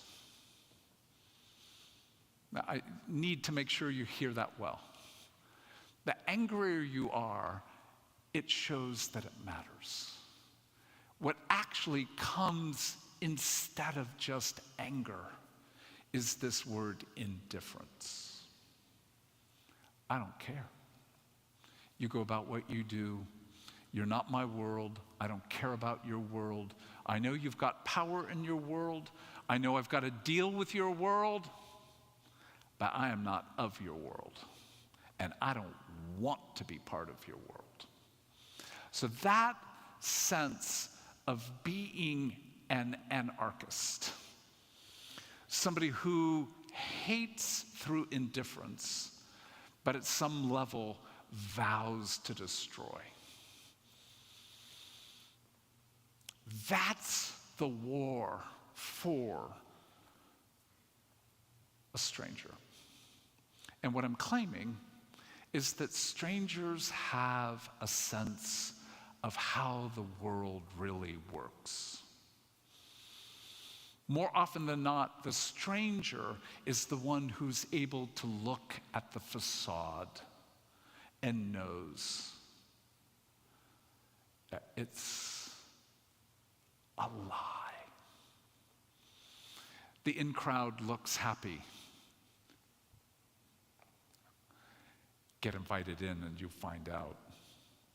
It's a cruel world because the power of being in is always threatened by who might take your place. And so the in world is a cutthroat world built on the fabric of contempt and judgment. Look, if you've not experienced this in your world, get invited into some precious realm of power. And what you will generally find is people are afraid, and they handle that fear through the use of contempt. And so to say that the response of the stranger to the realm they can see through is a kind of, Their own indifference leads to a new kind of contempt, a contempt for the contempt they see against themselves. So in the indifference, you become the contempt that you despise. And in that, you know that at some level, there is this deep inner contradiction within you. And that deep desire to be in that you handle with indifference, which at some level seethes with rage, yet you can't express, often gets resolved by addiction.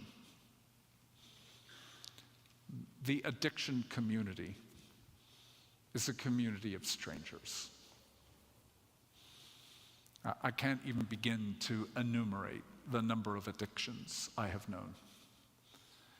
When my parents would invite friends into their home, which wasn't a lot, but occasionally, they would drink. I didn't, as a 8, 9, 10-year-old, have the category of alcohol and the effects. All I know is that when they would finish having a meal and drinking upstairs, they would go down to our basement, put music on, and do something. I think dance or do something downstairs. And they left their glasses upstairs. How I figured it out, I have no clue. I'm sure at some point I walked by the debris upstairs, saw a glass, and drank it. And who knows how quickly it occurred. But it occurred quickly enough that something in me felt like, this feels good. So I began taking all the glasses that were still left, year by year by year. So my beginnings of alcoholism began probably around 9 or 10. Between 10, 11, and 12, drinking actually quite heavily because my parents' alcohol became very clear what it was. And as long as I didn't take much from the bottle, they didn't notice. Frankly, I think I could have consumed bottles. And in the nature of my family, I don't think it would have been noticed or cared. 13 and 14, I developed very quickly. I looked much older than I did, or was. And I began to go to what was called in Ohio a state store. Alcohol was not sold in a grocery store. It was sold out of a state run. And so I would put a 3-piece suit on. I would take a leather valise, and I would go in with a false ID. And at age 13, 14, I began to buy boxes, scotch, gin, all sorts of alcohol. And my friends were doing paper routes and getting up at 3 or 4 in the morning. An insane way to try and make a living. I made somewhere between 100 to 250% off of every bottle I bought. Eventually, somebody said to me, around age 15, 16, you know, the markup on alcohol is nothing compared to what you could be doing if you were selling drugs. And that was the beginning of my experience of not only entering into it and use, but also the eventual sale. But let me add this. Do you understand if this story were being told by an African American man, how different the story would be? I'm a white, privileged drug dealer who was arrested a number of times, and I had good attorneys because I could afford it. And I didn't have to worry too often about being assaulted by the police. Was I? Of course. Thrown against cars, but dealing with me as a white man, white boy, radically different than it would have been for dear friends of mine of a different color. So even our stories, do you hear, we have to hold our story personally, but we also have to hold our story culturally. And we have to hold both simultaneously rather than excluding one or the other. And so my addictive processes, yes, it was the 60s. Yes, it was essentially the beginning of a deeply immoral era. But I want you to hear there's something more personal to that, and that is alcohol was a form of dissociation. And we all dissociate. If you've ever driven through Kansas, there's no human way to drive through that beautiful state unless you have grown up in it without some degree of tedium and boredom and sameness. And white line fever is a form of dissociation. If you've been in meetings, most meetings are, again, a prototype of what hell is that you will escape if you know something of the work of Jesus in your life. I fly fish in a lot of my meetings. I was in a faculty meeting, and one of my dear friends I fished with over the last decade, and I was in a meeting, and I look like I'm paying attention, like maybe some of you, and the meeting got longer and longer. After 5 minutes. 10 minutes, it became another sense of eternity. And then after 15, 20 minutes, it's a sense of, again, the story of Sisyphus, that you have been cursed because you attempted to take light or fire from Zeus, and you got caught, and now you have to push this stone up this long and unendurable mountain, and right when you get to the very top, it rolls back. That's what meetings are. It's a Sisyphean sense of hell, and so the only way I can survive is to fly fish. So I'm in the middle of this meeting, and I'm at a particular point on a river that my friend and I I've fished for over 30 years. He's fished with me for about 14, 15 years. And as we're in the meeting, all of a sudden, again, my fly is on the water, it's beginning to come back, and I'm beginning to pull my line in. Literally, I'm just kind of doing like this. And then all of a sudden, out of nowhere, I was so unexpected, a trout, beautiful rainbow trout, hit my fly, and I set the hook. So I'm in the meeting, and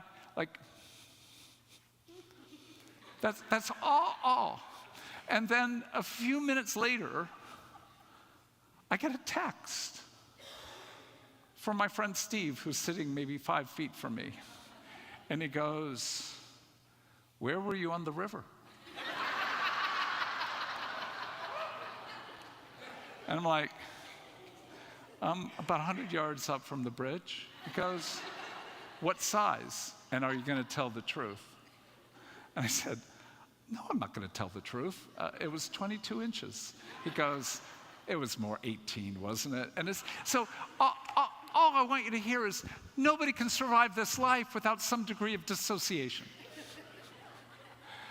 But for those of us who have known that sense of exclusion and use, and the indifference, and yet the seething rage that's there, if we're going to have some sense of fitting into your world at all, we're going to have to show ourselves in a way that at least isn't too offensive.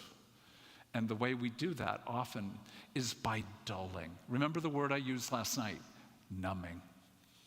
Numbing what's inside. And you can do that by alcohol. That's a form of chemical dissociation. You can do that by watching Netflix until Netflix literally has a sign, I'm told, that says, "Are you still watching?" Like, literally, this is your life. You're doing nothing more in your life other than this. Are you actually still watching us? That's a form of guided dissociation. So what I'm asking you to consider is, how do you numb the rage within you? And I'm not saying this is good. Please hear me, because I'm kind of saying it is. And so the reality is, the last 2 years, we have seen a level of racial hatred that has been there for hundreds of years. This March was the 1-year anniversary of a massacre of Asian women in Atlanta.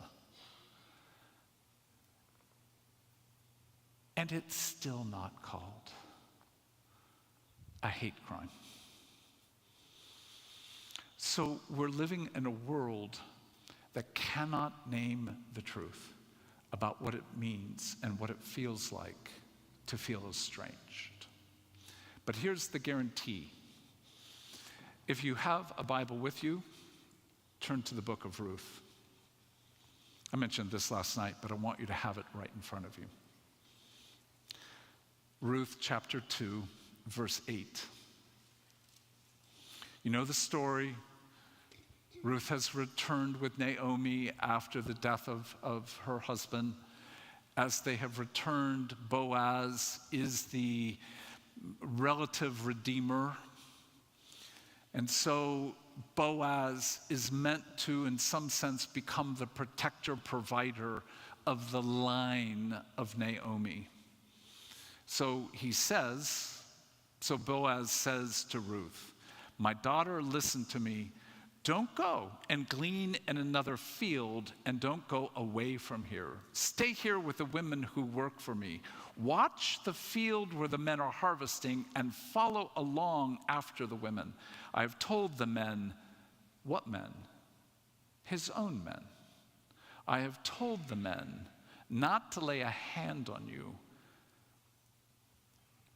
The reality is, if you have felt estranged, abusers are brilliant at knowing you. They read you. They read you have no protection. They read that you have no provision. They read the reality that you will not be believed. In that sense, we're talking about even deeper vulnerability than an orphan. You are a target for abusers. The stranger you are, the weaker you appear. The weaker you appear, the higher the liability, the higher the likelihood that you will be targeted by those whose use of power is intended to harm you and use you.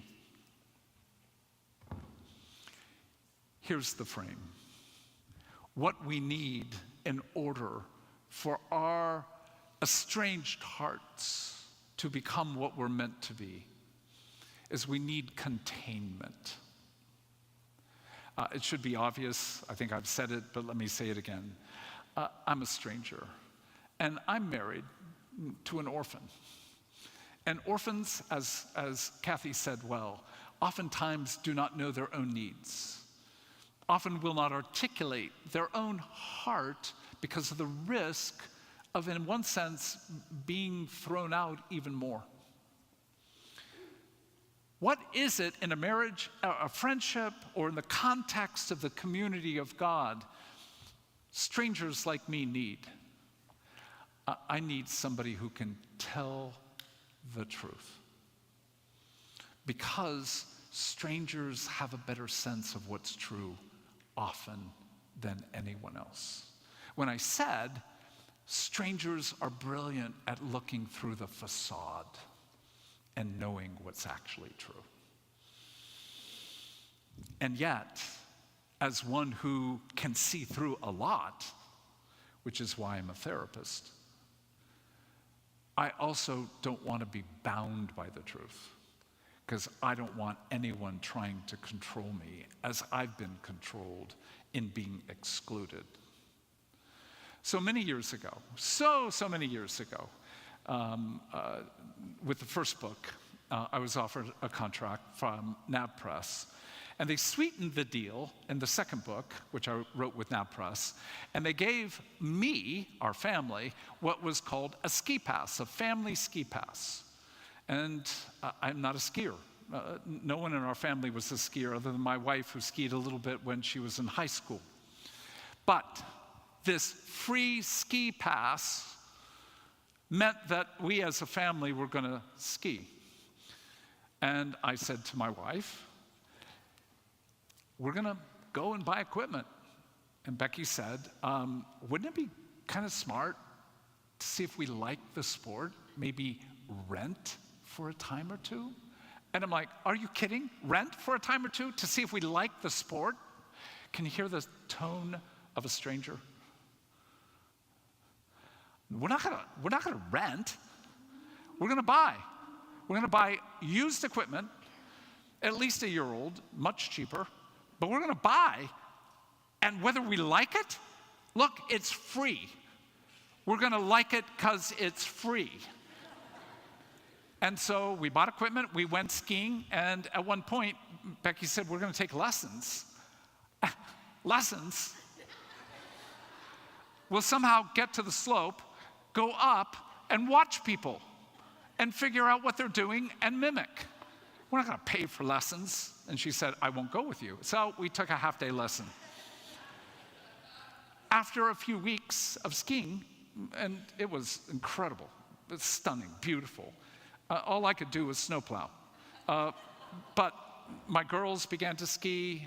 We had a son who was probably at that time about 3, and we put him into a snow bunny camp. And in that snow bunny camp, it was like $50 a day, which is a freaking a lot of money today, let alone almost 30 years ago. And one time we came by, and they literally had taken my son and put him in a snowbank, in a snowsuit. Literally, he's like in a mound of snow, crying and screaming. And we skied by that, saw it, and I thought, look, I can make my son cry for nothing. I don't have to pay somebody to make him cry. And so friends of ours said, you can get like a harness, like a little harness that you can, like reins that you can like make sure he doesn't get too far in front of you. It's like, okay, we're gonna teach this kid how to ski. One of the first times we went out, I have him the little outfit with the reins, and he fell on an ice patch, and I couldn't stop. My wife and 2 girls were below us, and literally I couldn't stop, and I just sort of went over his little body like a mogul. He went nuts, of course, as you would imagine, and my wife and 2 daughters are screaming at me, because indeed, it's like I'm abusive.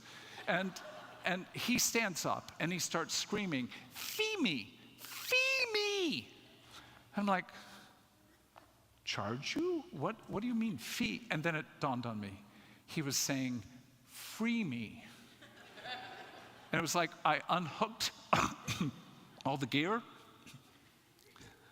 It may sound like just a seminar story. Truth is, within literally a minute, he began parallel skiing down. I think with terror that his father was behind him. And that day, he ran his first blue run with Becky.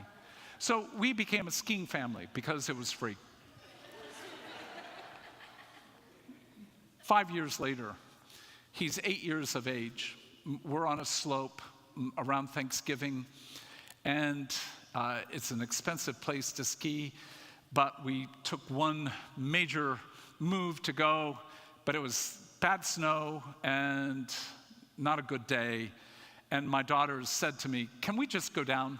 Can we just go down, have lunch early and leave? And it's like, yeah, nobody wants to stay. They ski down, and now it's Becky, my son Andrew, and me, and my son's terrified of going down this slope. And he's saying, I can't go down, it's too icy, I'm too scared. And I'm saying to him, you can do this, you've done this slope 100 times. And not true, but why not exaggerate? You've done this 100 times, you can get down. And the more I pushed him, the more he was terrified. Finally, Becky said, you go down, I'll get him down. And a part of me was like, I didn't have this language at that time. Oh, orphan, you think you can make this work? Let's see it. I skied down about 300 yards below.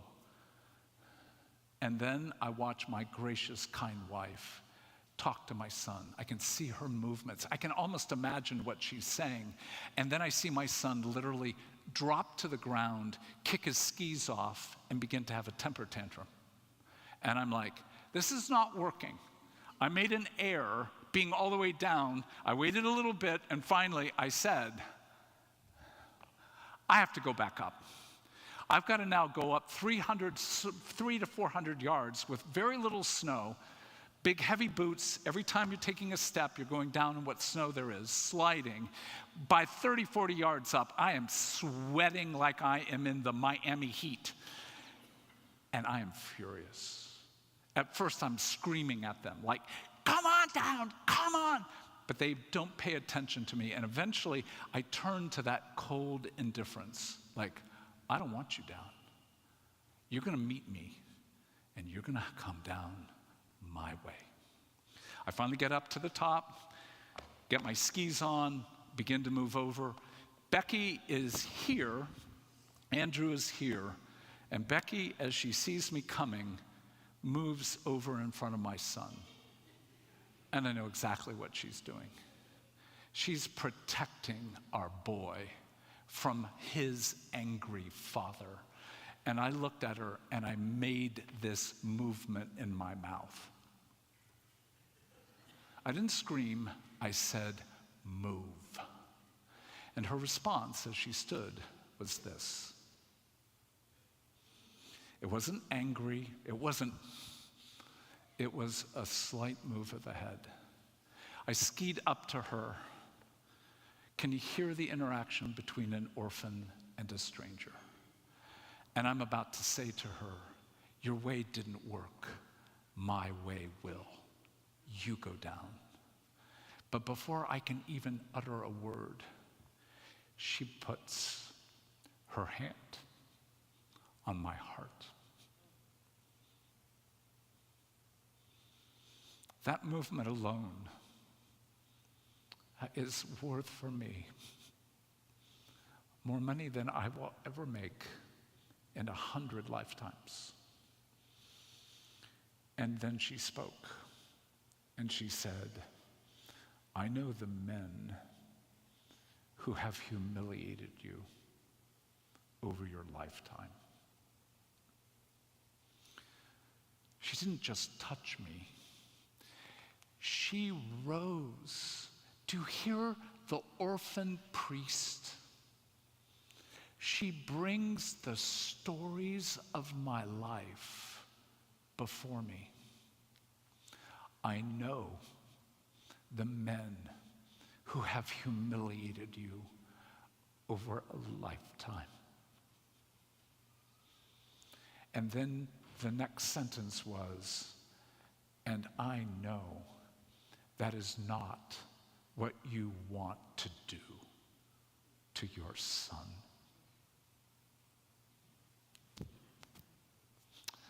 And in that moment, what she's saying is, I believe there is a better heart in you than what you have evidenced in the last 30, 40 minutes. I will not look at your life in the last 30 or 40 minutes and make the assessment that you are not a good man. And tears came. Why that moment? I don't know. Why not 100 other moments? But that moment, tears came. And what she did was, at that point, she pressed a little harder and she said, you're a good man. And then what she did is she turned to her right and she skied down. The story is much longer, and I'll simply say the process of restoring relationship with my son at that point was a long process in that next 30 minutes, and has been a long process over the last 26 years. But that moment began when my son said to me as I got on the ground with him and picked him up and put him on my lap and said to him, you saw my face, you saw my anger, you know that I wanted you to pay, and I was wrong. And I am so sorry for the fear I have caused you. And what my son did is sweeter than any honor I will ever be bestowed. My son mimicked his mom. And he put his hand, his 8-year-old hand, on my heart. And he said, "Mom's right, Dad. You are a good man." What is it that a prophet needs? A kind of containment where there is no fear that controls the engagement of inviting that angry man or woman to the deeper heart that they have known. And what does a prophet bring? I'm aware that we're just slightly over lunch. I'll take a few minutes when we come back. Oh, I'm assuming that the hand motion at this point is keep going. Oh, or maybe instead of keeping going, look at the sign, Dan, that says, go until 12:30.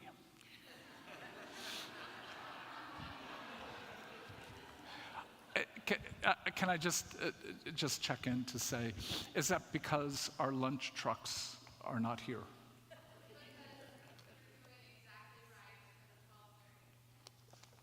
So I want you to know, I'm not going on disrespectfully violating your sense of time. I'm honoring the fact that your stomachs will not be fed if I break now. Is that well with you?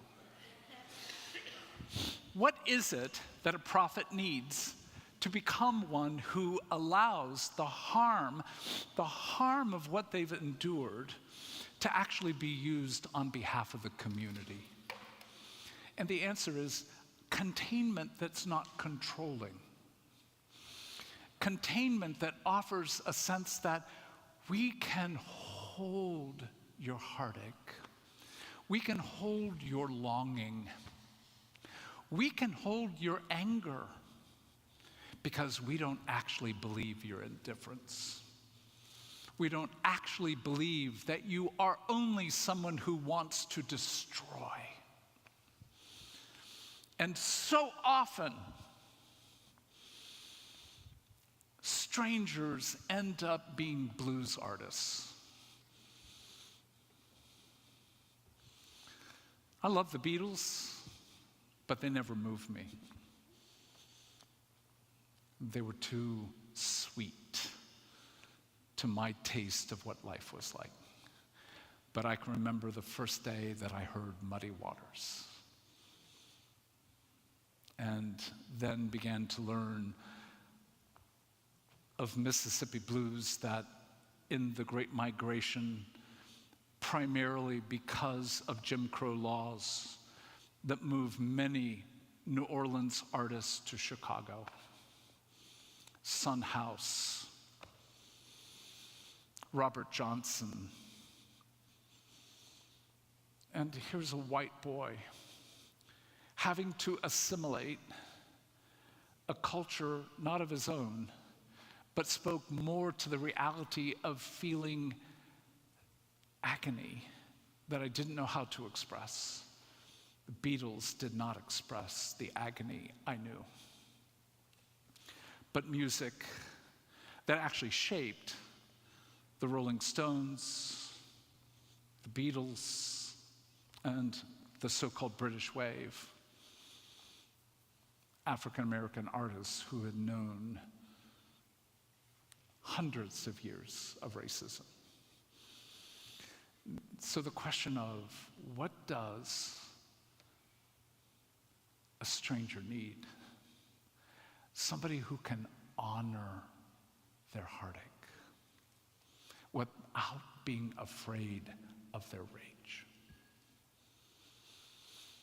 And I know no one who has offered that to me more than my wife, Becky.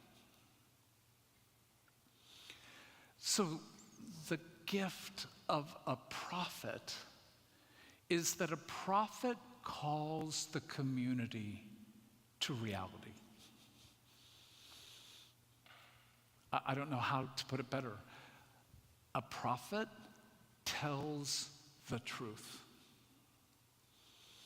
But I want you to note that the primary truth the prophet tells is systemic.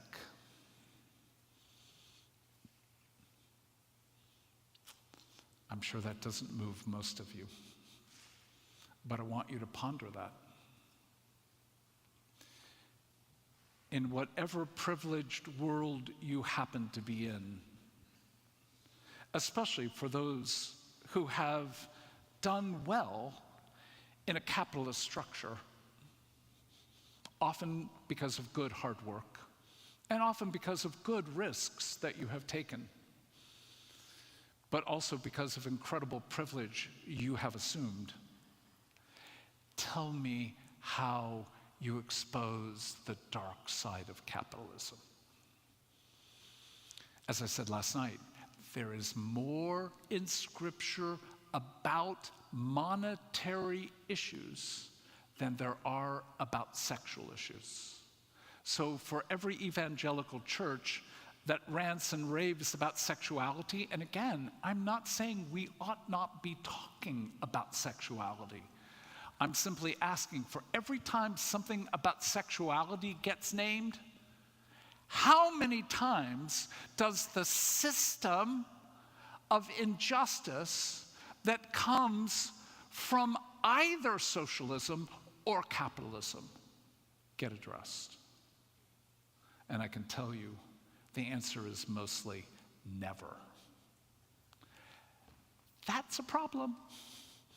And somebody needs to say something. But the price of that is you're going to lose your job. I won't tell you the church. I won't even tell you the denomination. But I was asked by a friend of mine to come preach in their church. And it's one of the great privileges. I love teaching, but preaching is a whole different experience. And I said, I'm honored to be asked. I'm doing a conference near your city. I can join you to preach. And is there something you want me to preach on? He said, oh, yeah. And I said, great, what? He said, well, I've heard you talk about lust and anger. And my people need to hear that they're adulterers and murderers. And I'm going, I know the church. I bet they do. And I said, it's a really important message, isn't it? Because it's one of the only places where Jesus defined sin. And I said, I'm honored to be asked, but just a simple question. You are, and I'm telling you, without question, you are a far better communicator and preacher than I am. Why are you asking me to come do this? Awkward moment. And prophets know how to engage awkward moments. Priests want to soothe, which is kind, but often not godly. Prophets, in one sense, relish the uncomfortable process. And I said, so how is it that you're asking me when we both know you're a far better preacher than I am? He didn't dispute that because he knows that's true. And he said, because if I were to preach what you say, I don't know if I would have a job the next day. And I said, I understand. That's in part why there needs to be a prophetic presence in the communities. Because the priest lives where, so-called? The temple. The king, the queen lives where? The court. Where's the prophet live? Desert. What's the desert? Anti-Eden. We live in the place where no one but jackals finds a home. Prophets are fools. Prophets expose foolishness. And what I said to him was, I understand. Now, let's get to another uncomfortable topic. What do you plan to pay me? He said, well, we're a fairly well-to-do church, which, let me just say,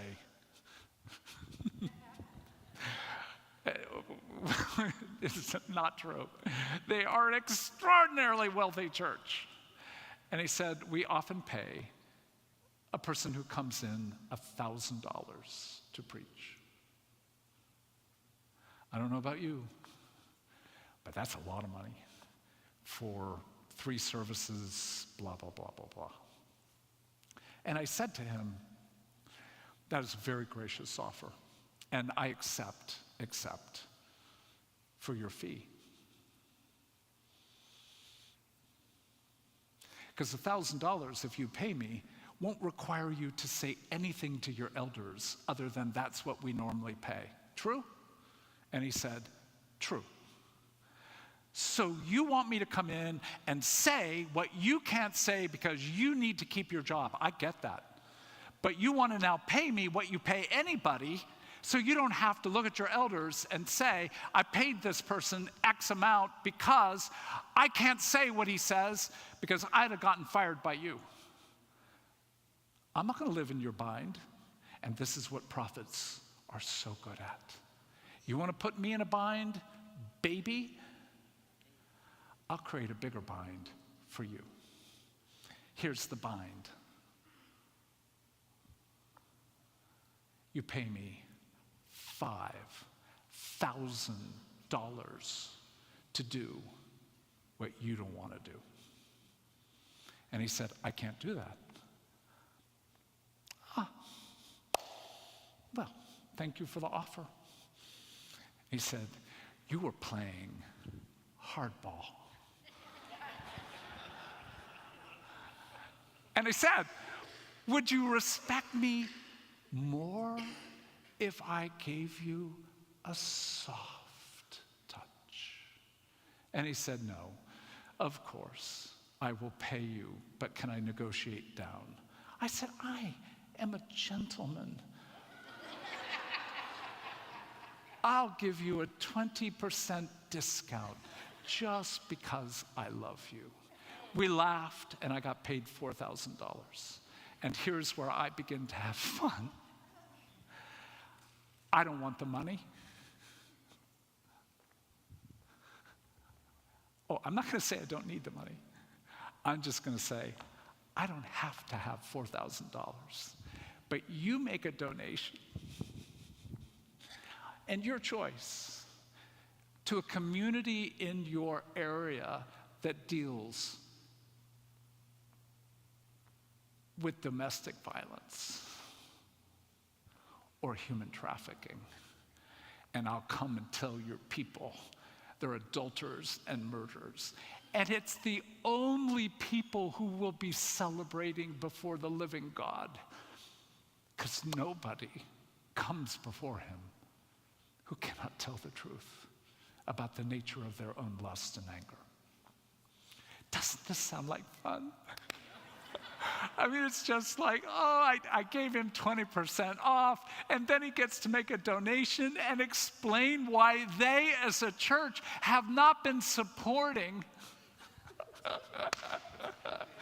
domestic violence or human trafficking.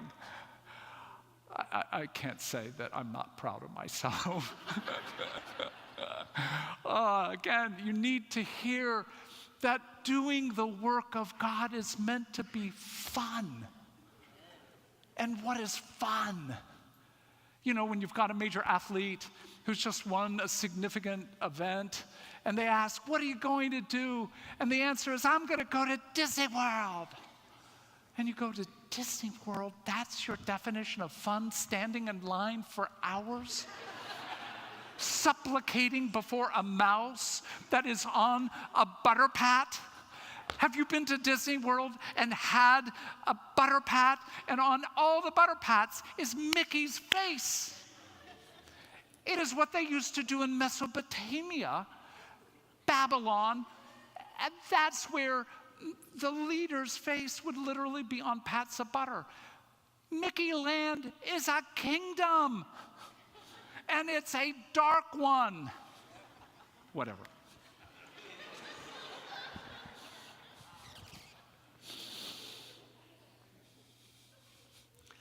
The most fun you can have in the world is the prayer that comes in Romans 16, verse 20. May the God of peace be with you soon. What a phrase. It's how I end every single day as I am beginning to move towards sleep. I speak this to my own soul, because at that point my wife is usually asleep. May the God of peace be with me and with you soon. And I won't go into the details, but here's my conviction. I don't think it's long, folks. I don't think it's long. I don't think we're talking about hundreds of years. I think we're really close to that day. May the God of peace be with you soon, when he will crush evil under your feet. This is when he's going to take down the Republican Party. This is when he's going to take down the Democratic Party. I don't think he's going to take down the Green Party, but maybe he will. But the bottom line is, he will take down every culture of contempt.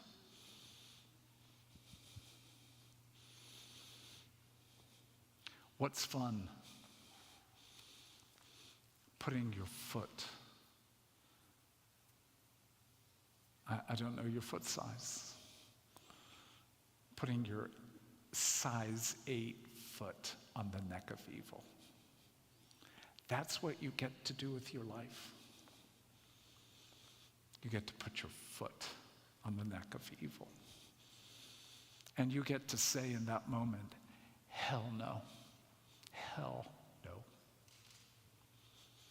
But you also get to make chocolate chip cookies that can feed neighborhood kids. And you can run a neighborhood Bible study, and you can smile at the kid that's walking by who has no one who notices them. And you can say, good morning. Good morning. And what are you doing in that moment? You are growing glory. So what are we meant for? Hell no. Heaven, yes. And that's what the prophetic world does. The prophetic world says, we are going to stand against every structure, every system, whether it's patriarchy, and patriarchy is a dark and evil system. And we get to stand against racism and ableism and mockery, even if you differ with regard to the categories of homosexuality. No human being is ever worthy of contempt. And therefore, we get to stand with people we differ with, deeply differ with, radically differ with, and still be a community that is committed to honor and delight. So we get to build communities, families, friendships, that together we say, hell no and heaven yes. That's fun. Like, if that's not fun to you, then what are you doing? You're going on vacation? Good vacations. Pleasure is part of spiritual discipline. Sabbath is part of spiritual discipline. But the bottom line I'm inviting you to is, what is the work of a prophet? It's to expose structures of arrogance, structures of contempt, structures that violate human flourishing, and saying hell no to them. I'm not an economist. I don't know what is an economy that's biblical, because the scriptures don't speak about an economist orientation. And yet, as I said, economies of injustice always rob the poor of their wages.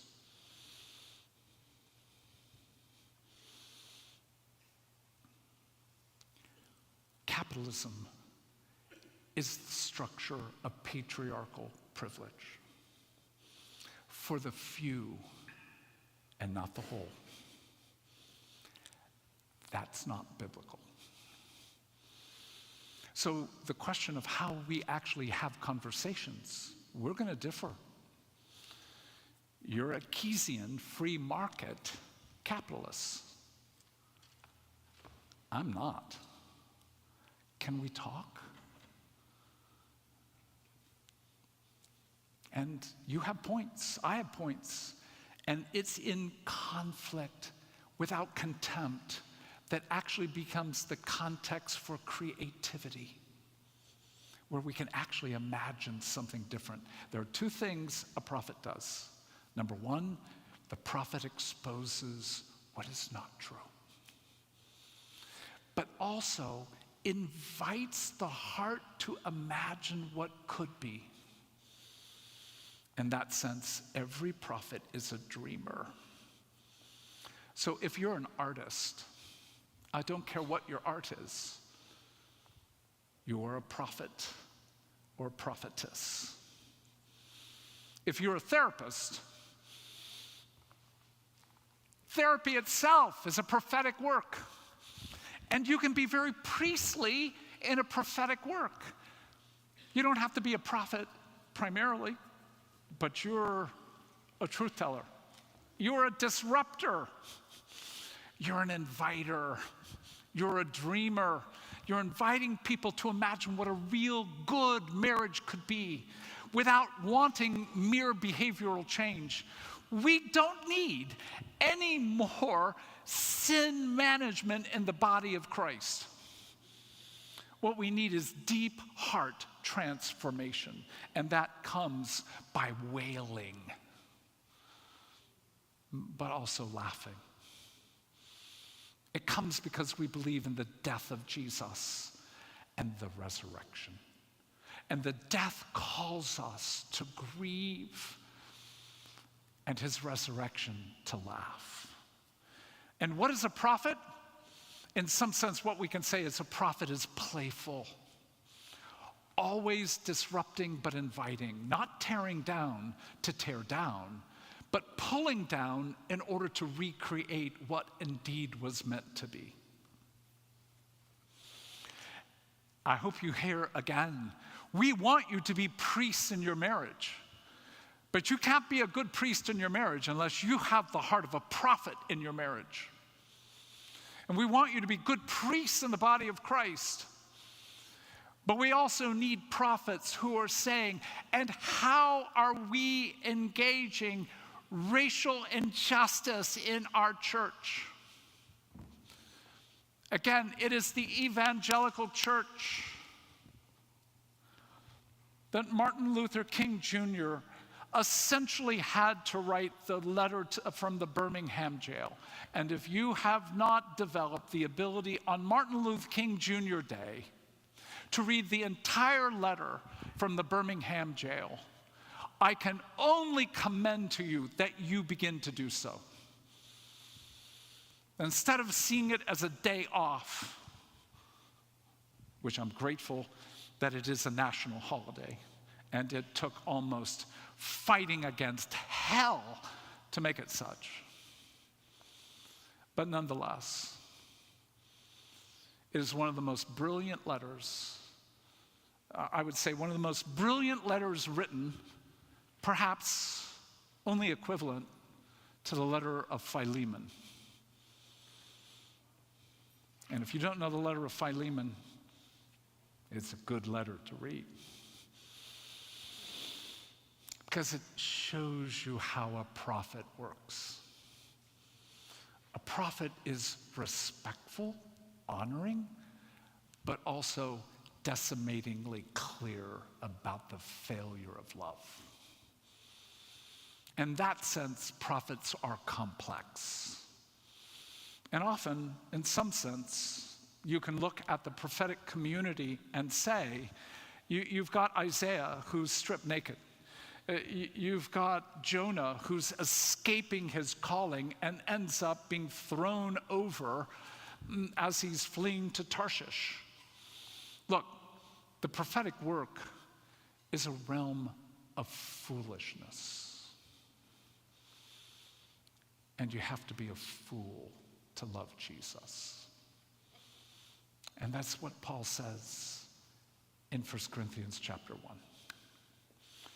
The foolishness of God is wiser than the wisdom of men. So we need artists, desperately. And we need people who make chocolate chip cookies and know that when they distribute them in their neighborhood, they are disrupting the structures of the kingdom of evil. So do you hear this? The stranger who at some level is a warrior, with the kind of containment that brings honor,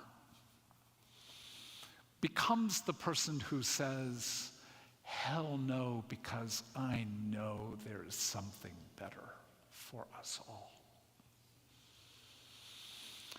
And if that begins to open and move your heart, then you're going to have to address the question, why are you so afraid of conflict? What keeps you from telling the truth? What keeps you from entering the fray to allow things to be brought to the surface? And let me tell you, in my marriage and in my parenting,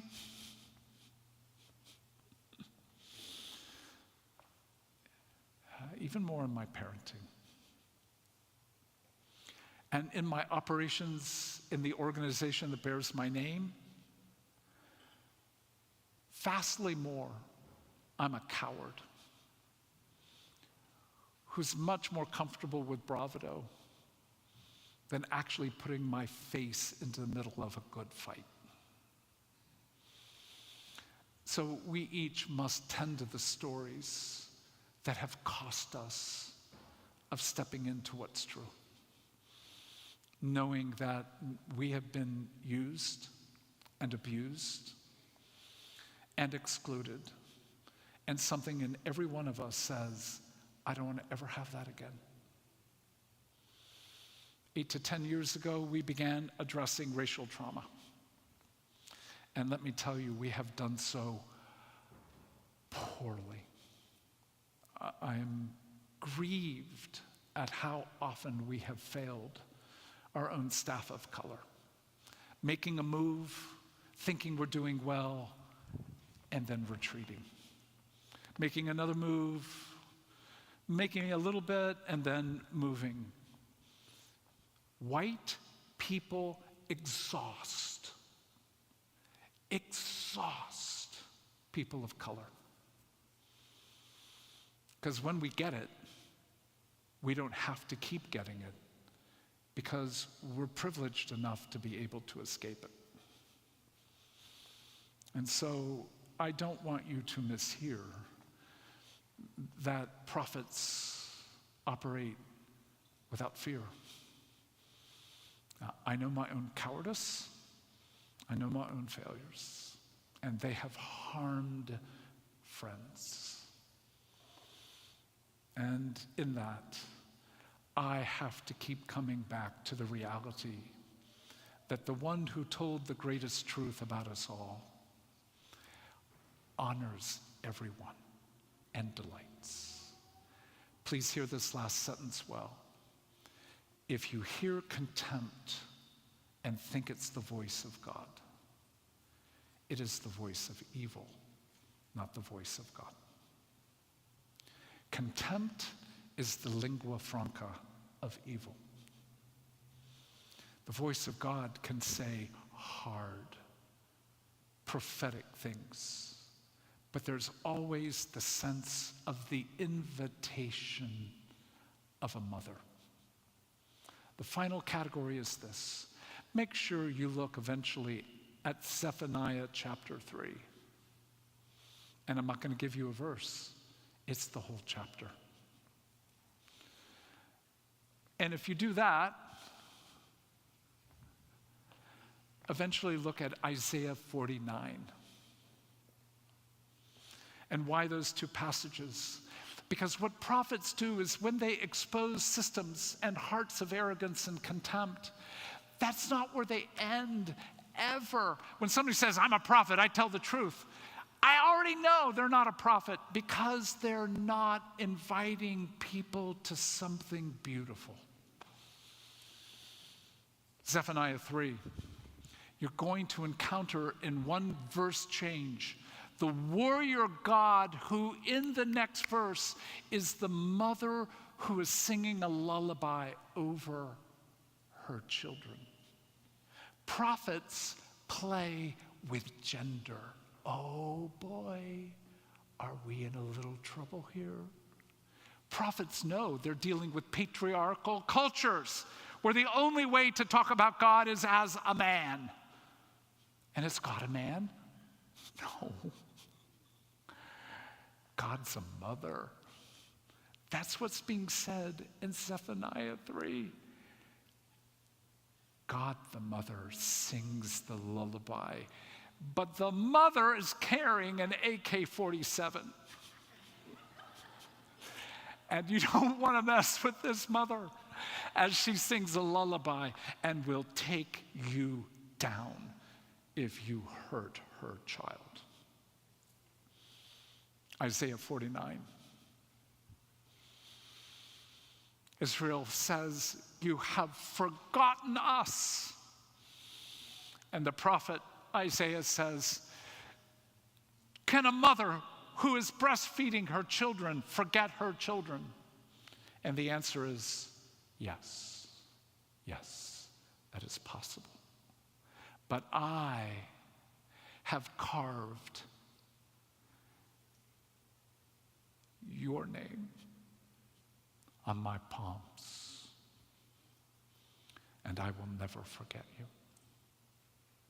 And what's being said there?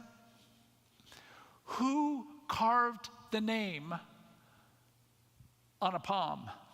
Followers of Baalim would carve their God's name on their hands if they were a deep follower. This is what your God's saying to you. You never carve my name on your palm, because I have carved your name on my palm. So prophets expose, but vastly more. They open the heart to the comfort that we were meant to know. And that is, your God delights in you. And your God not only knows your name, but has carved your name on his palms. On his palms?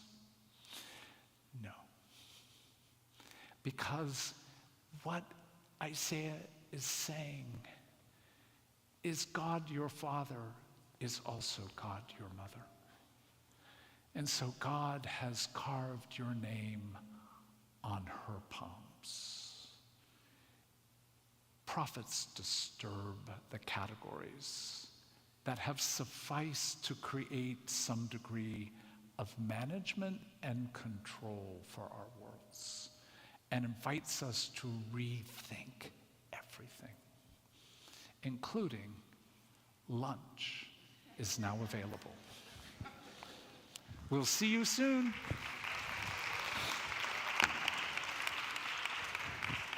Oops. Thank you. I just want to give a few announcements before lunch, and I also want you to meet a friend who's making his way up just now. Alan Morris, come on up. Hopefully you got one of the little lunch tickets. All of lunch is on the opposite end of the property. So after we pray here for over lunch, we're going to go in that direction where you'll find food trucks, and also, as was mentioned earlier, the fellowship hall if you want to eat inside. There are also places to be outside, so for you to enjoy yourself. Now, let me tell you what happened. When I knew Dan was coming, I read Redeeming Heartache, and then I started reading it aloud to my wife over dinner. Huge mistake, you guys, huge mistake. No, because then we end up talking about it, and you realize how much you need a community of people to actually process the trauma that's in your life. Then my friend Alan Morris gave me his book entitled All In, and you'll see the table in the back. And what I found is he tells his story of processing the trauma in his life. What does it look like? How does it work? Where is a safe context in which you can do that? And so, Alan, you've got like 2 minutes, man, to tell us just a little bit about what you're doing and how people can tag into that. And then would you pray for us before we go to lunch? Would you do that? Thank you. Thank you. I really, really appreciate Dan and Cathy and this beautiful message. What a healing story they're sharing with us. And I'm glad they're learning about driving in Miami. It's a very special thing. You may not understand the combination of Cafe Cubano and Miami traffic, but everyone in Miami obeys the traffic laws of their own country of origin. Yo soy un nativo. So, what they've been sharing has been so exciting for me because it has been my journey the last 25 years, especially the last 22 years, when I hit a wall in my life. And part of my story was being sent away to military school in another state when I was 14 years old, and then having other really interesting life experiences, like an airplane crash, and being in a body cast for 9 months, paralyzed from the waist down, and then losing the passion for my business and my profession, my job. And then having my wife of 23 years say that she didn't love me anymore and she wanted a divorce. And then having a cancer diagnosis. So nothing major in my life has happened. We all have found ourselves in the weeds in one area of our life or the other. We have all experienced, as Dan and Cathy have described, we have all experienced trauma in our lives. And when I shared my discovery of this and my beginning journey with my mentor, Bill Bright, 22 years ago, he said, "Alan, you have got to write a book about this because this would help so many men." And I said, "Bill, I couldn't even write the preface to the book.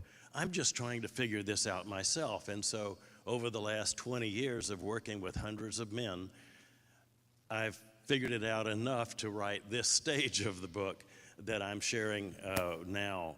And it's called All In, How to Risk Everything for Everything That Matters. And it's the stories of my life and the lives of other men who have encountered these different traumas and how they have experienced extraordinary healing and a reconnection to their passion, to their joy, and their inner power in their walk with God. And so I want to, it's going to be a release by Simon & Schuster on May 3rd, but I have some of these galley proofs left that are on the table as a free gift because they can't be sold. They're just a handful of them. But this is the book, and just get this card if you like, and you can order the book if you're interested in it. And it also has a reader's guide in it, so it can be used for Sunday school class or a men's group or a women's group, discussion groups. And we have some other things like little bookmarks with some quotes in it from the book that I think you'll enjoy. And that's all free on the table out there. But I'm going to be buying all of their books and reading every one of them. They're awesome. Thank you so much. Let's pray for lunch. Father God, thank you for this beautiful teaching and the healing that they're bringing to all of us today. And thank you for this lunch that we're about to enjoy. In your great name we pray. Lord Jesus, amen.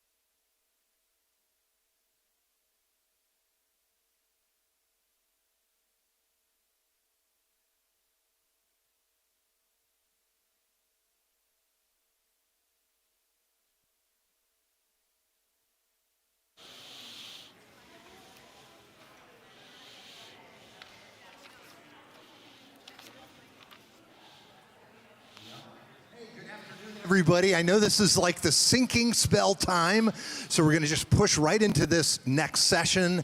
Hopefully everybody got some food for lunch and a little bit of time to connect with other people. And so let's pray as we begin this afternoon. Father, you know how scared we are to be vulnerable, to really be seen with our hearts open. And it's because, Lord, when we're that way, we know that it's possible for us to be hurt. And we don't want that to happen.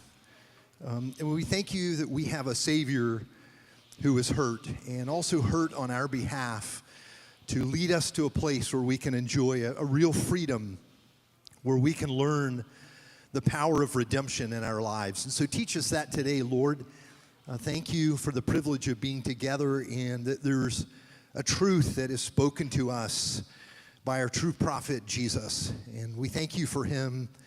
And now, Lord, we pray for Dan as he speaks this afternoon. In Jesus' name, amen. Amen. Thank you. Thank you.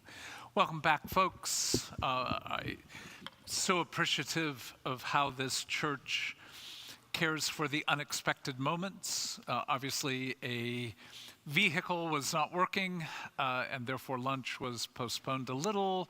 So I think we can somehow work out this time issue. So I'm going to take the first 20, 30 minutes to talk about widow, and then Cathy will come up and talk about what it means for the widow to become a queen and a king. So let me enter into this category of what it means to know loss at the level of losing someone who you deeply love. Obviously, the term widow or widower implies that you have lost your spouse. Indeed, we do not want to in any sense make either a light of, or in some sense distract you from the reality that the loss of a spouse is maybe one of the greatest griefs of life. In that, we want to also underscore that we're not talking just the concreteness of the loss of a spouse. We're talking about the loss of love. And if you have been involved in a ministry, I can promise you, you have experienced betrayal. If you have served in a church for any length of time, you've served in a nonprofit for any length of time, you've served in an NGO for any length of time, I can tell you, I may not be able to see because your clothing covers the scars of betrayal.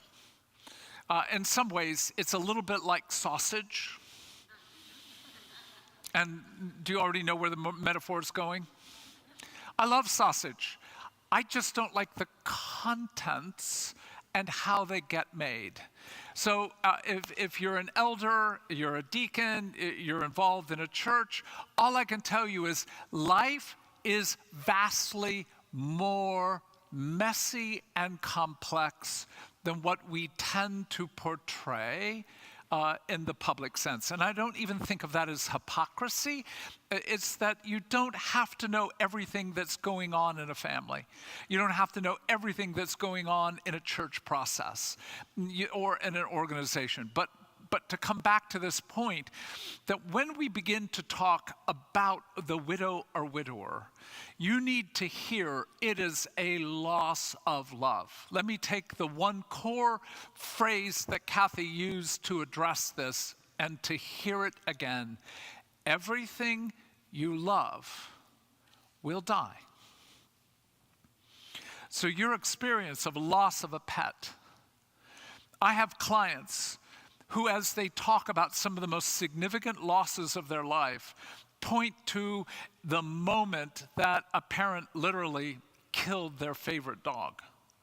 So pets, especially in a COVID era, become so much more important because of the nurturing, the care, the life that often is there, that is not experienced elsewhere. It's imperative for you to hear every death is something you were not intended to suffer. In Eden, there would have been no goodbyes. So hear the phrase well. There is never a good ending because we were never meant to end. We can have better endings than often what we do, but there is never a good ending. I remember the night, I remember the restaurant. I could tell you almost the temperature of when I said goodbye to my first daughter who went on to college. And at one point, my oldest daughter looked at me and she said, "You don't want me to leave." And my response was, "I will never be the same." And she said, "That's a weight I have never been meant to bear." If you can turn the mic off, I'm about to cough.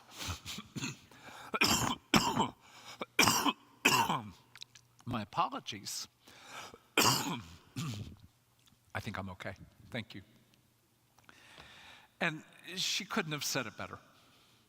That's a weight I'm not meant to bear. And I didn't apologize, but what I had to say was, I have never lost a child to death, but in some form, your leaving is an end to a relationship that has been so sweet, so complex. At times, I've wanted to kill you. And other times, I can say, I don't think I would be the man I am without you. And she said, it was hilarious. She said, "So you want me to live in your basement for the next 50 years? And I looked at her and I went, "No." And then her response was, "Then you need to learn how you're going to one day die. You're going to have to learn how to say goodbye." And that's what we're trying to get at. What is your experience of death? Literal death, your grandparents, your parent, a good friend, your spouse.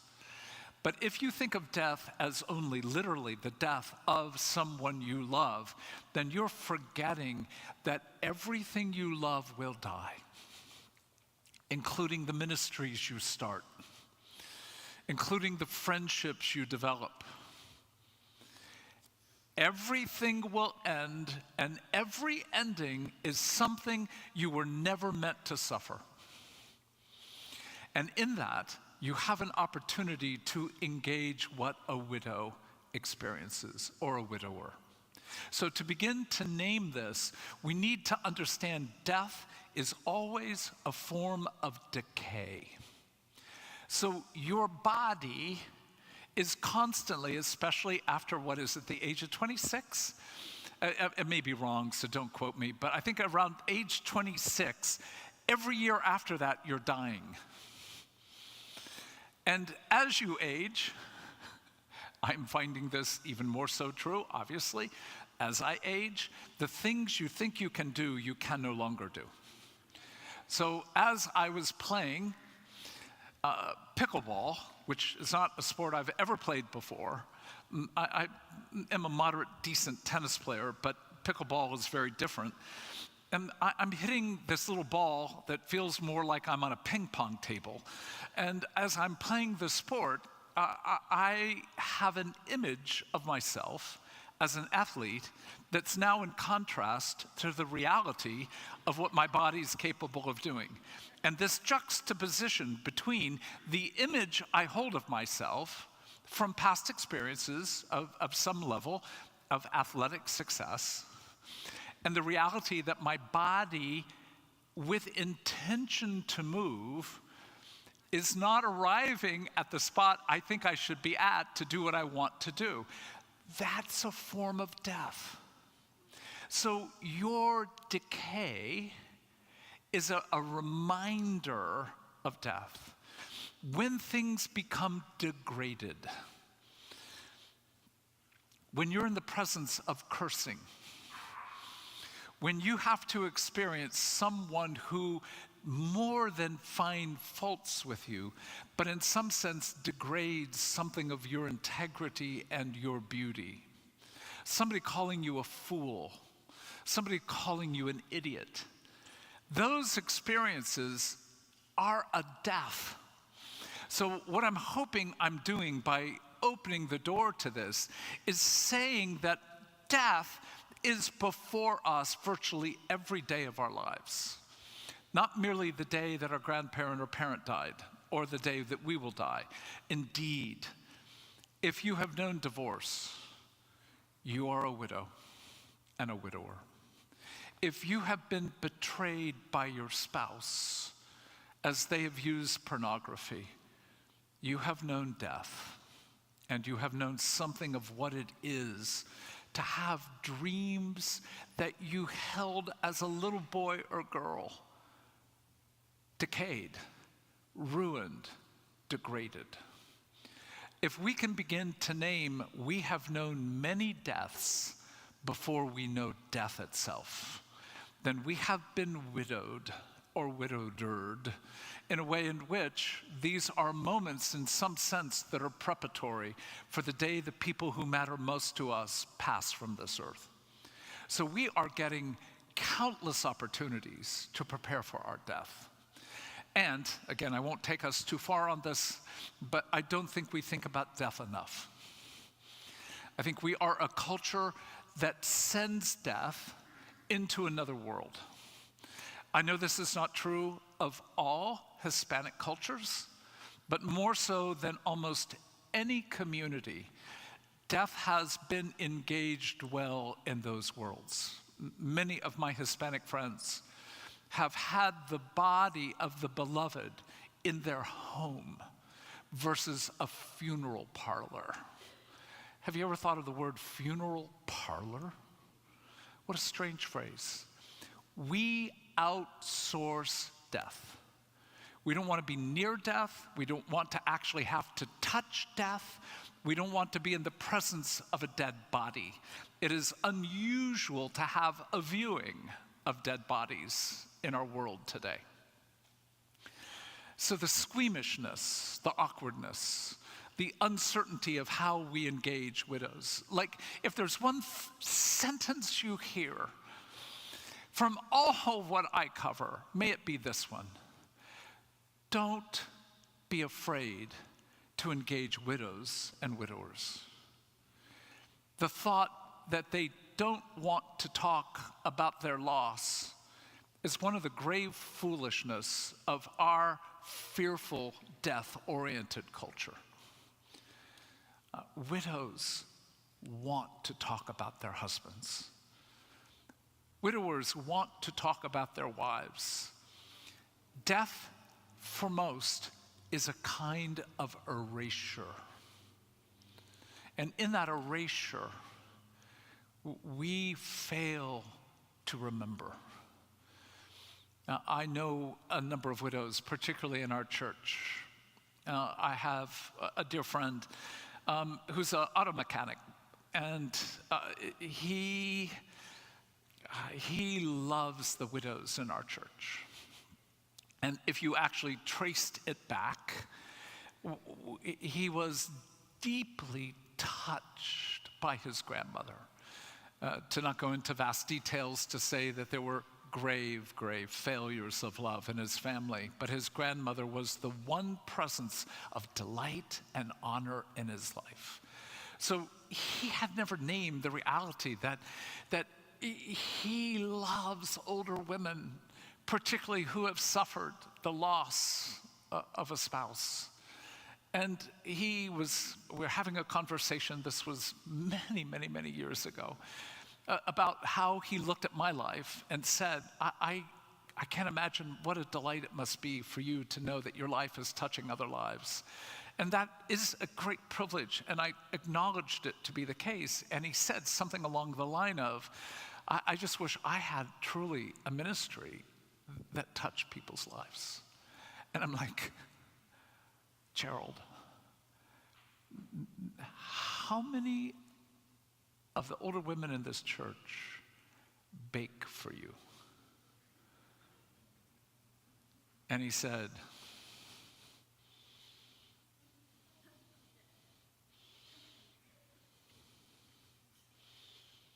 so like 12, 13. I said, how many older women do we have in the church?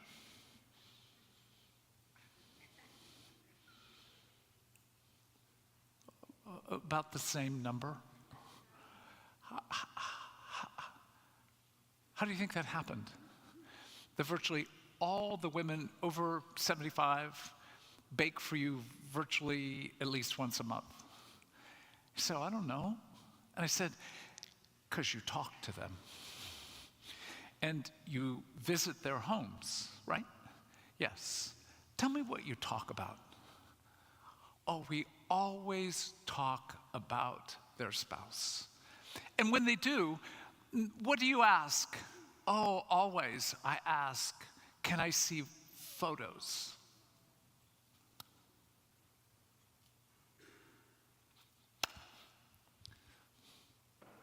I have known some death in my life.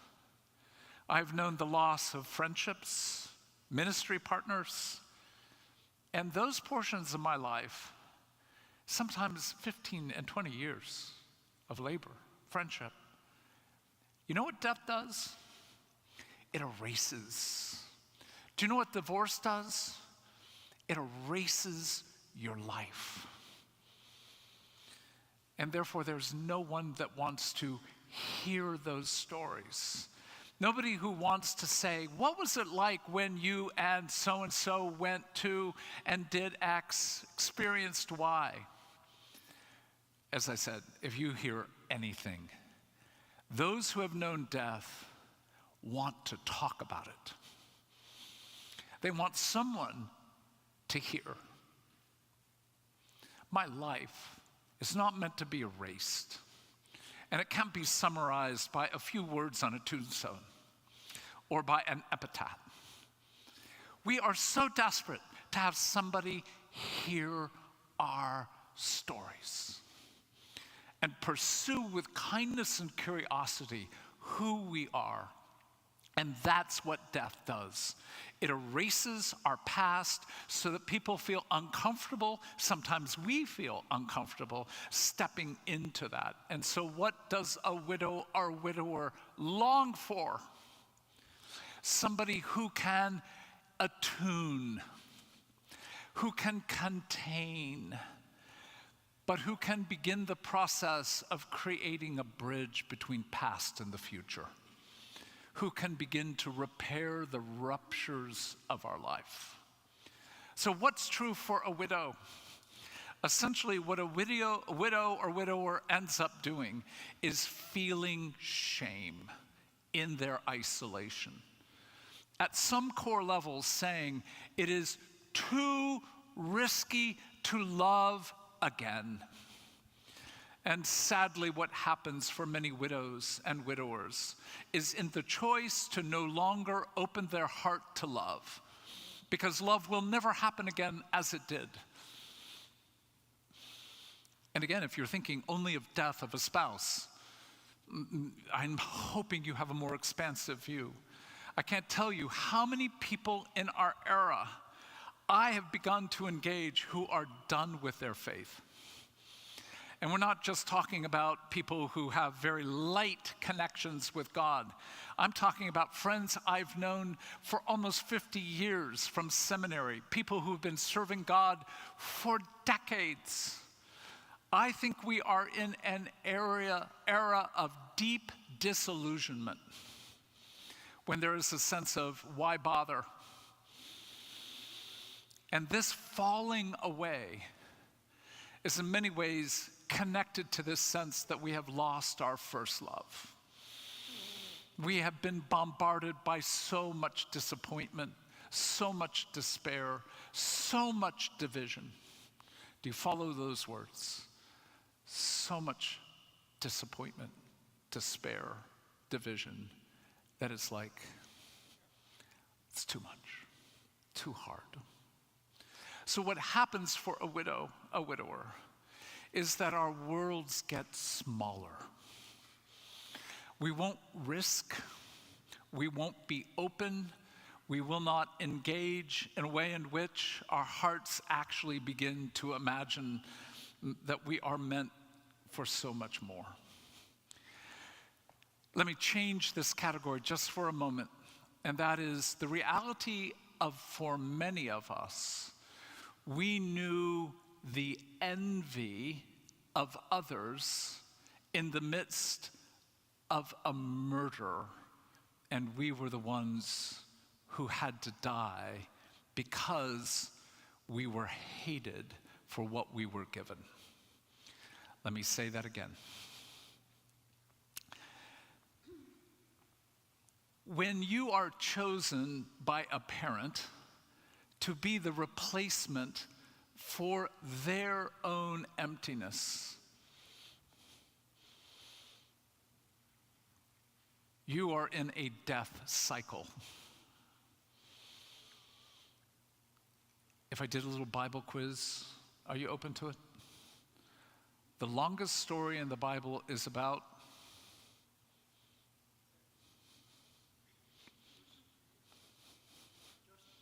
Joseph. Longest story. What's the story about? Envy.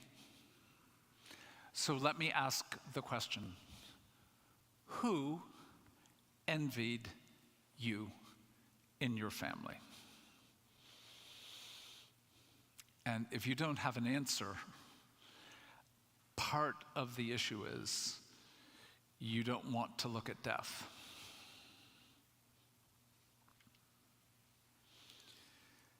Whenever there is a failure of love between a husband and a wife,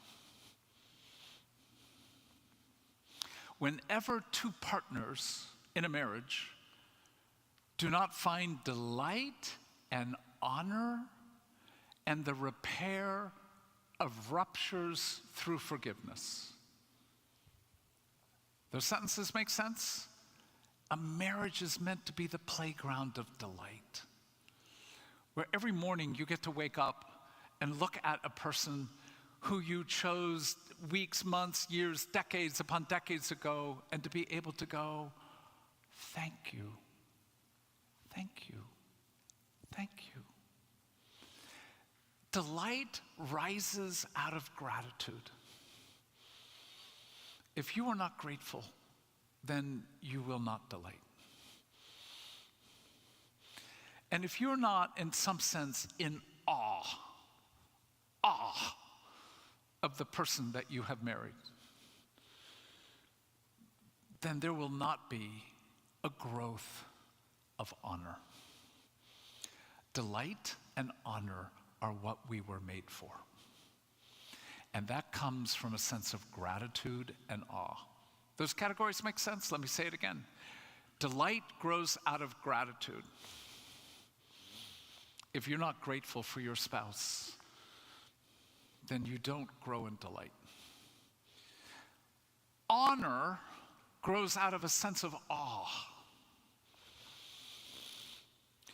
We are meant for delight and honor, but because we all fail,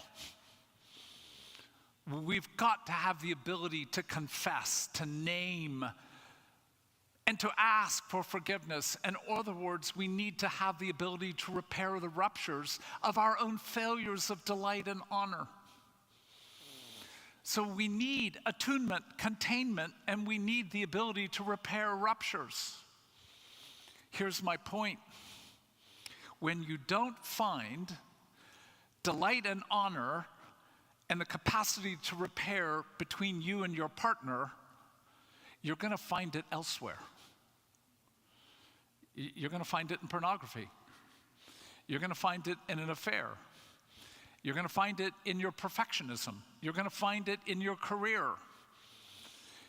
You're going to find it in one of your children. And when you choose a child to fill your joy, then you've got the longest story in the Bible. And what happens when everyone else in the family knows you're the chosen one?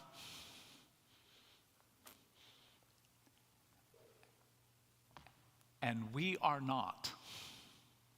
What often happens is the husband chooses his favorite child, the wife chooses her favorite child. And now we've got a double triangulation of conflict, of envy. And everybody essentially, let me underscore this, envy is the darkest intersection of lust and anger. Envy is, I don't just want what you have. I want to destroy what you have and claim it as my own. So it is the darkest harm a human being can perpetrate against another. So who envied you in your family? Who wanted you dead? Now, thankfully, the brothers came enough to their senses to just put him in a pit and sell him into Egypt instead of murdering him. But the reality that we're asking you to address is our family of origins are where we know death first. And if you've served in any context of leadership, let me promise you, it doesn't matter if it's secular or so-called Christian. It doesn't matter if it's a ministry or if it's the local church.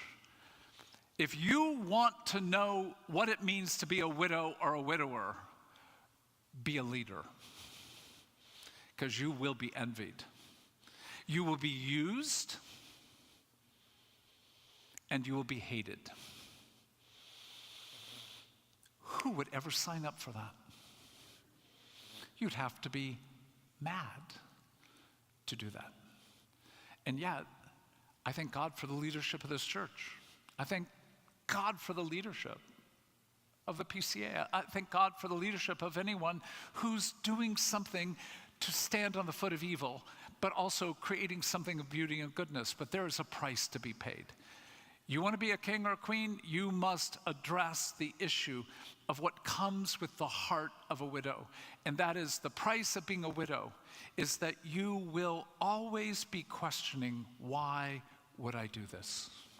Why would I love again? Why would I open my heart? Isn't it easier to allow my world to get smaller and smaller and smaller? Because the ultimate reality of what it is to be a widow or a widower is you live in a world of couples.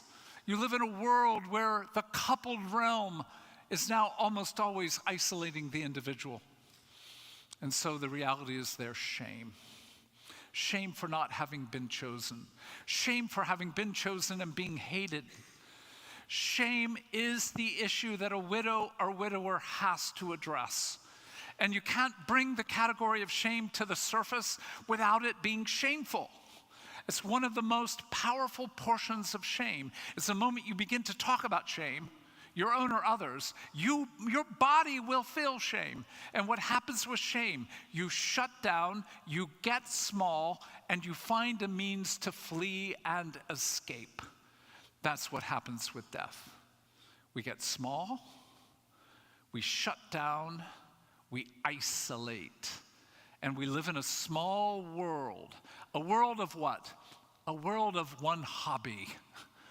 A world of doing your own work but not engaging others. What does evil most desire? The word diabolos is actually the notion of division. And evil loves to create a kind of division through death, through the suffering of loss, through decay, degradation, in which something in us just says, enough. Enough. I'm done. I'm retiring.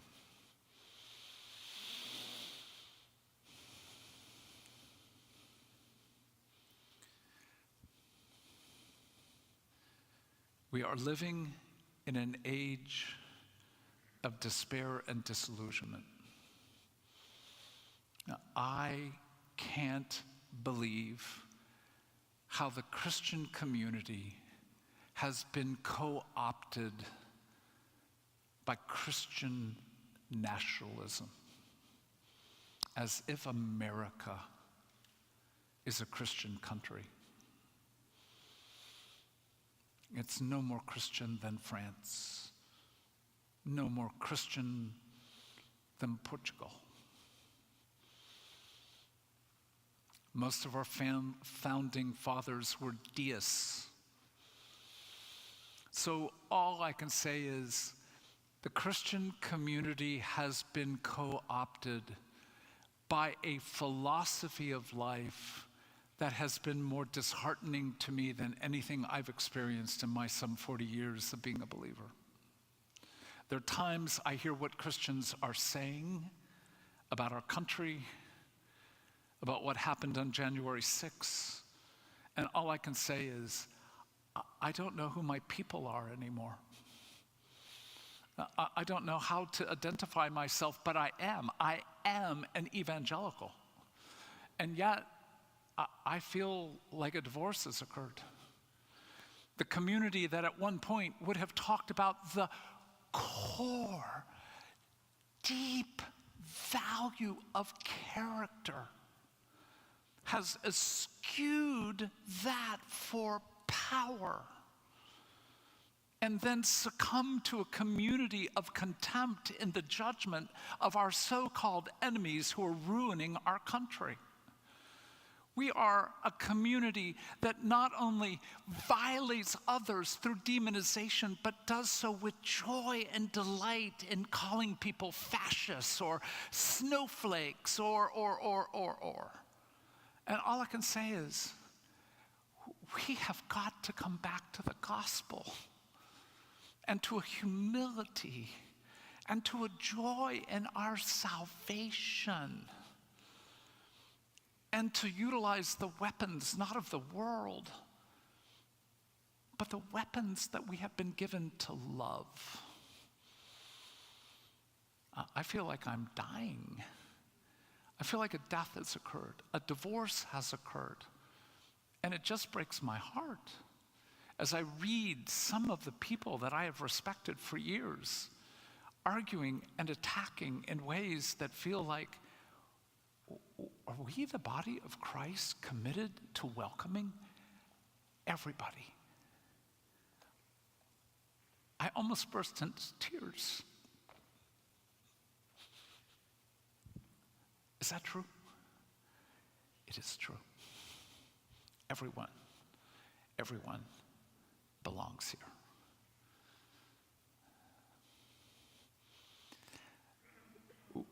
We have to stand against that inclination in us that says, this is too much, this is too hard, I'm too disappointed, my loves have been lost, and I can't risk again.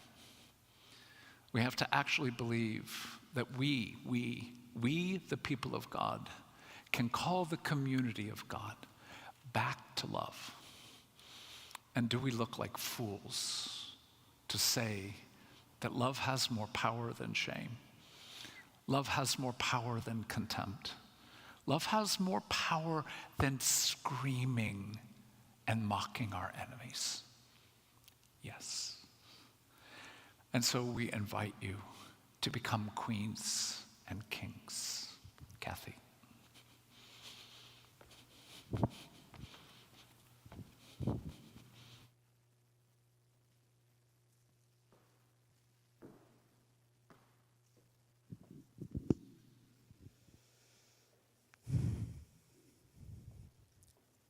Well, let me just move your stuff.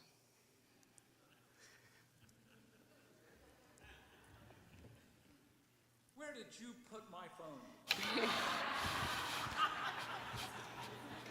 I just got here.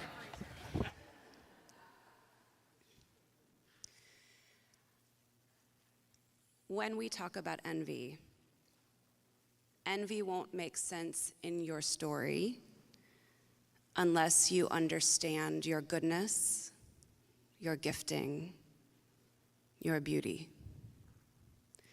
Unless you understand the unique way in which God has created you to bring life and glory to his creation. For many of you, you're thinking through your life and thinking, I haven't been envied. I was sitting in a conference in Chicago several years ago, and I was talking about envy. It's one of my favorite things to talk about, which is weird, but also you don't have to go far in my story to understand why. And there is this guy who is a pastor. He used to be pastor at a PCA church in Alabama. And he looked at me and said, I don't know anyone who envies me. And I looked at him and said, you're a pastor, right? He's like, yeah. And I'm like, everyone envies you. Your world is full of people who want something from you, and if they can't get it, they want to destroy it. That's your role.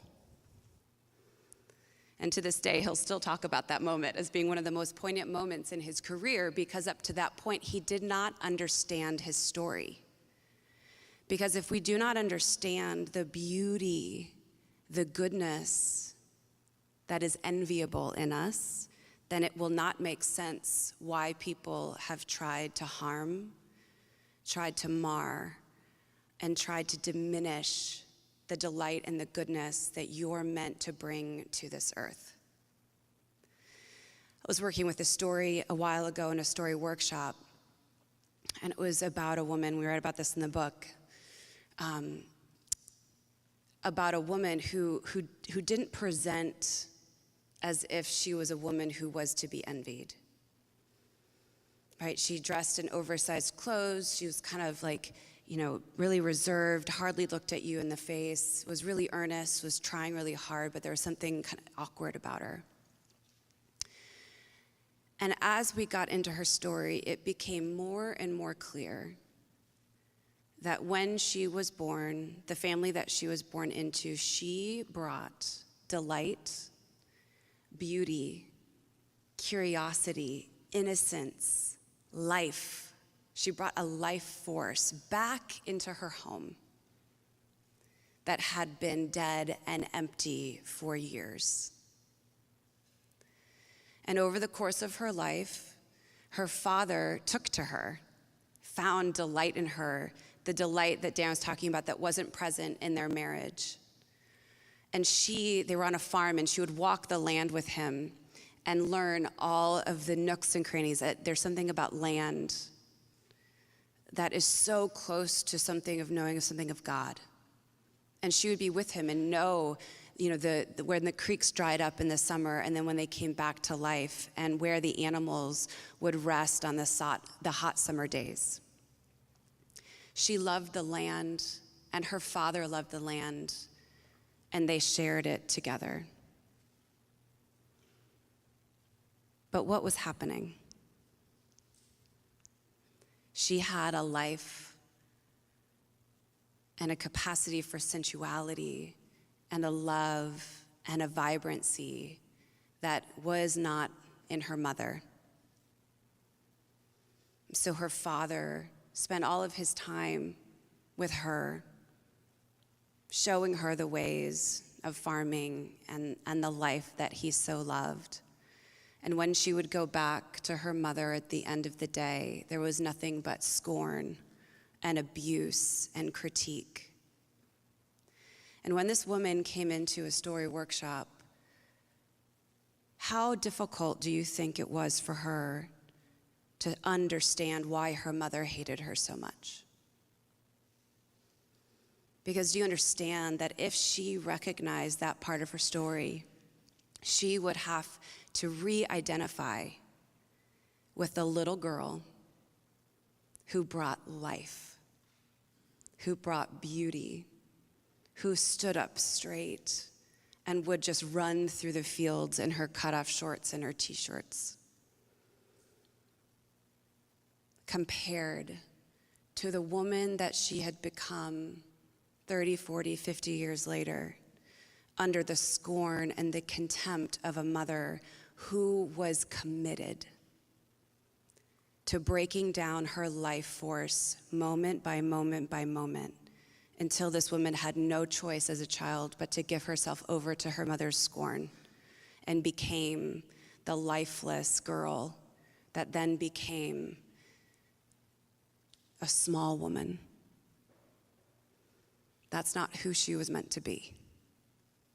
That's not who she was created to be. But in order to make sense of the scorn of her mother, she had to come to grips with the fact that she was beautiful,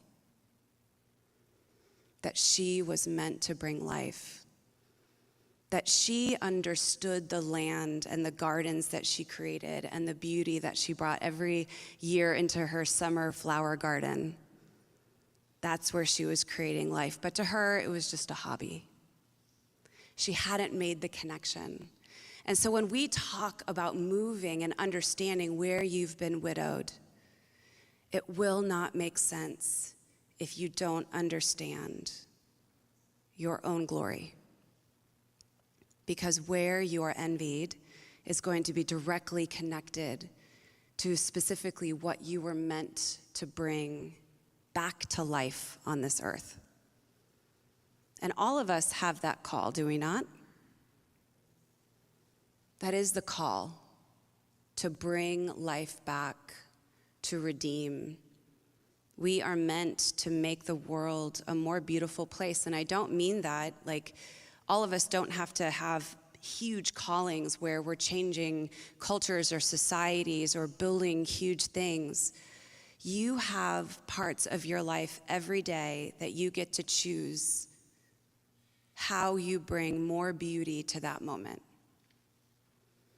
Over the pandemic, I was home, and I like being home, I think. Well, now I like being home. But I do like traveling, and I like to be out, and I like to go to work. And all of a sudden, the pandemic hit, and I was home all the time. And it was a bit of a shock. But I started cooking. I know that this was a thing. People started making bread. Did anyone else start cooking? It turns out I'm an Italian grandma, and I want to feed people all the time. And I take a lot of pleasure in it. But I also I don't like using recipes, and I hardly ever make the same thing twice. Or even if it's a thing. My 8-year-old, he loves cooking too, and he's now like getting a really sensitive palate, and he'll taste some of my soup sometime and be like, "Mom, this isn't one of your best." Thank you, Liam. Appreciate that. Appreciate your honesty, right? But there are things that we get to create and infuse beauty into, regardless of how big or small our life is. Like, I love cleaning. I get to bring beauty into my life, although there's a little scorn as well when I get angry at my husband for not loving cleaning as much as I do.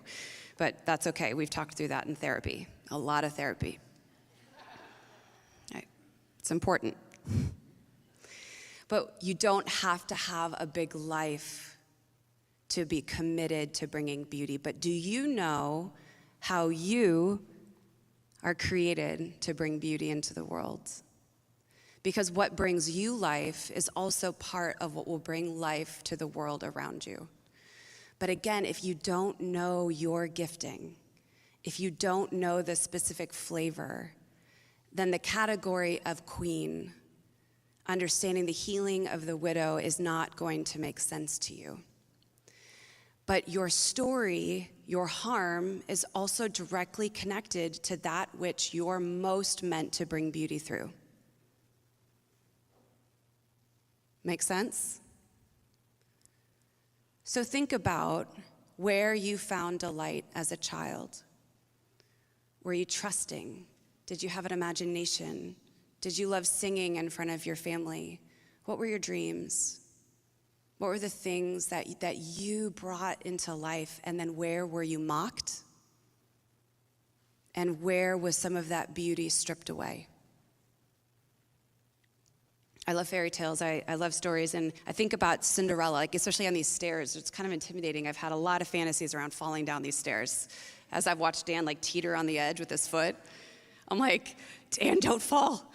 Just stay 3 feet away, right? But that moment, like I think Cinderella, we love the story because there's a sense of like magic and the fairy godmother coming in. And I'm like, I don't actually like that part. Cinderella is incredible. Because what does she do? She is like, okay, this is all that I have to do. I'm going to get it all done. And then I'm also going to get this dress made, and I'm going to figure out a way to get to this ball because I want to go to the ball. The gumption in her, I love it. And then she is able to do all of that. She's able to manifest like all of the capacity to get to that space. And then she comes down the stairs, and then what happens? The stepsisters rip her dress apart and mock her.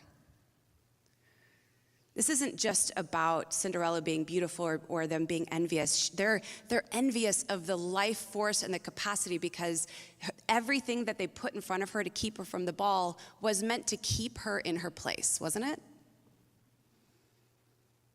And she defied it and said no.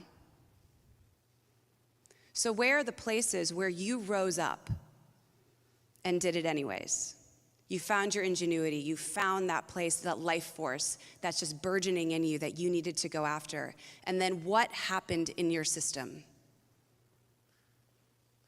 You got torn and mocked and marred. Each one of you, this isn't just for women, this is men.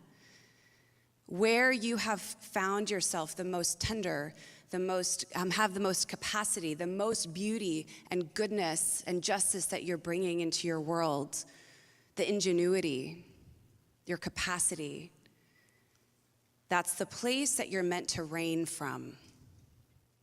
And it's the place that you will have the most attack from evil. So will you go back? Because so many of us have left that gifting at the place that it was first marred.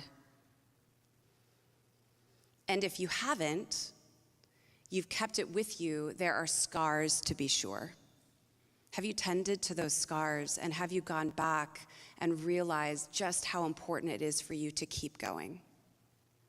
Because we need the kings and the queens in order for the prophets and the priests to be able to do their work. We'll talk about this at the end.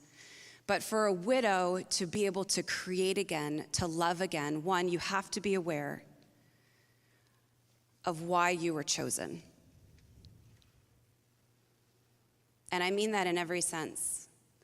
Because even when you were abused or mocked or harmed, you were chosen because of something that that person was drawn to in you.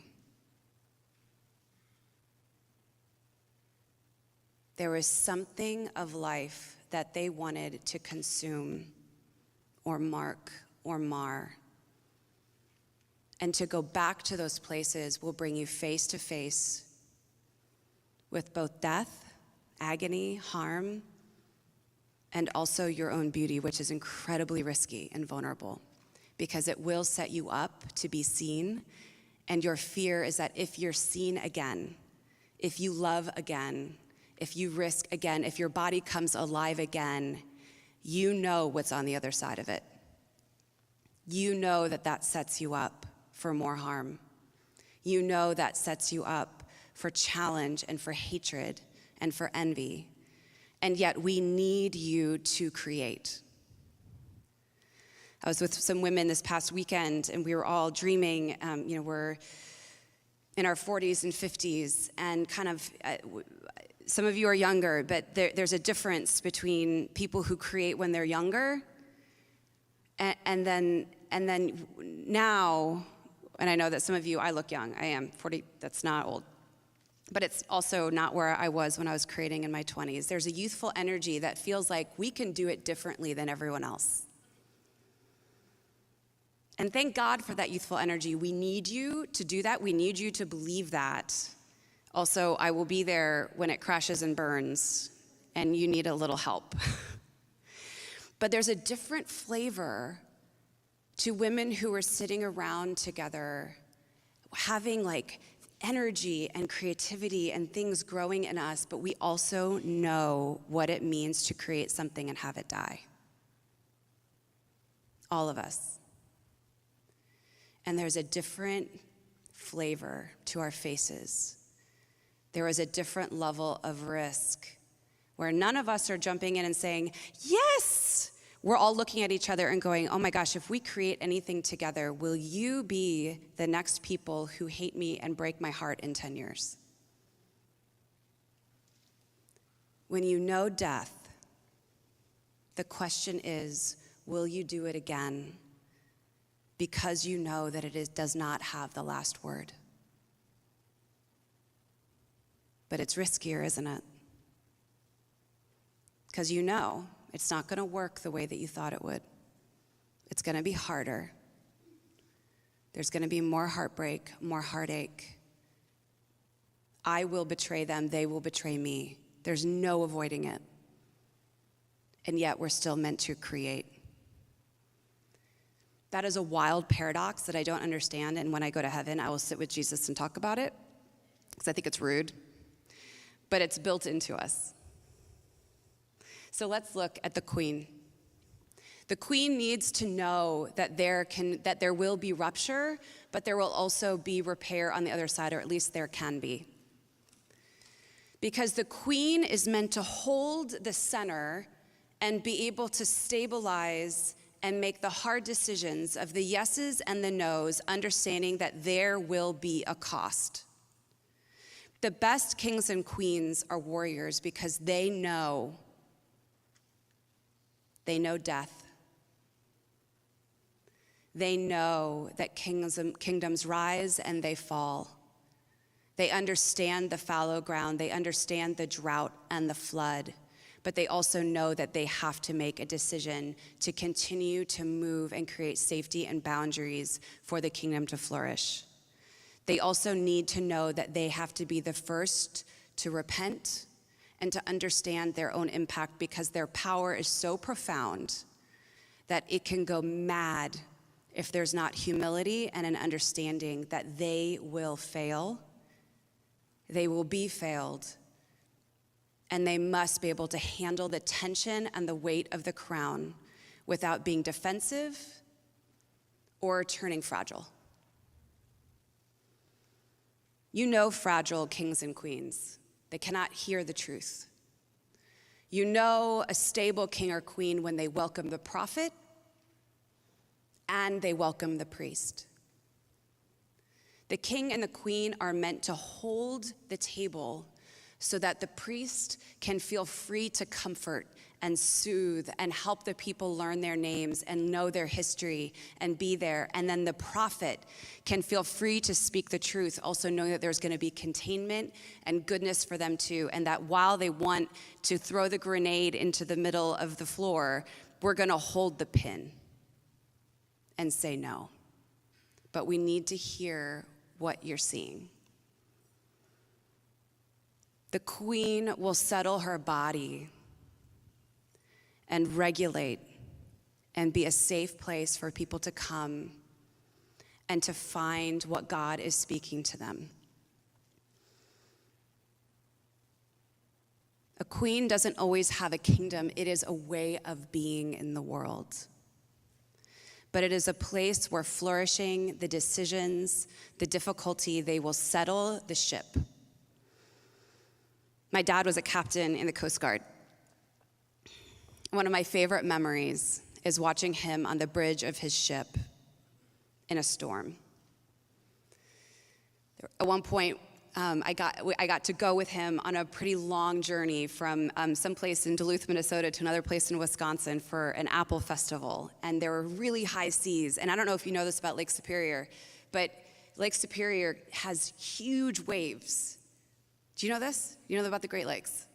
I didn't know that until we got on his ship. And then all of a sudden I'm seeing this huge icebreaker go underneath the waves and then tilt back and forth where you could literally touch the water on either side. A massive ship. These are the waves that we're in, and I'm fourth grade. I am thrilled. I have my captain's hat on, the jacket, and I'm like, and they let me sit in the captain's chair. So I run up and I'm sitting in the captain's chair, holding onto it with all of my little girl might and like rocking back and forth. And I'm like getting sick, but then I would just go and throw up and then come back in again because I was like, this is better than Disneyland. I loved, and I'm watching. And my dad, lots of trauma, lots of things going on in his life, but this is the place where he's shown. He would stand at the bridge of the ship, not holding on to anything except his mug of coffee. And it was if the ship wasn't moving. And I remember watching. There were a bunch of new cadets and new kids who were on the bridge for the first time, and this was their first big sea adventure. And you could see all of them watching him.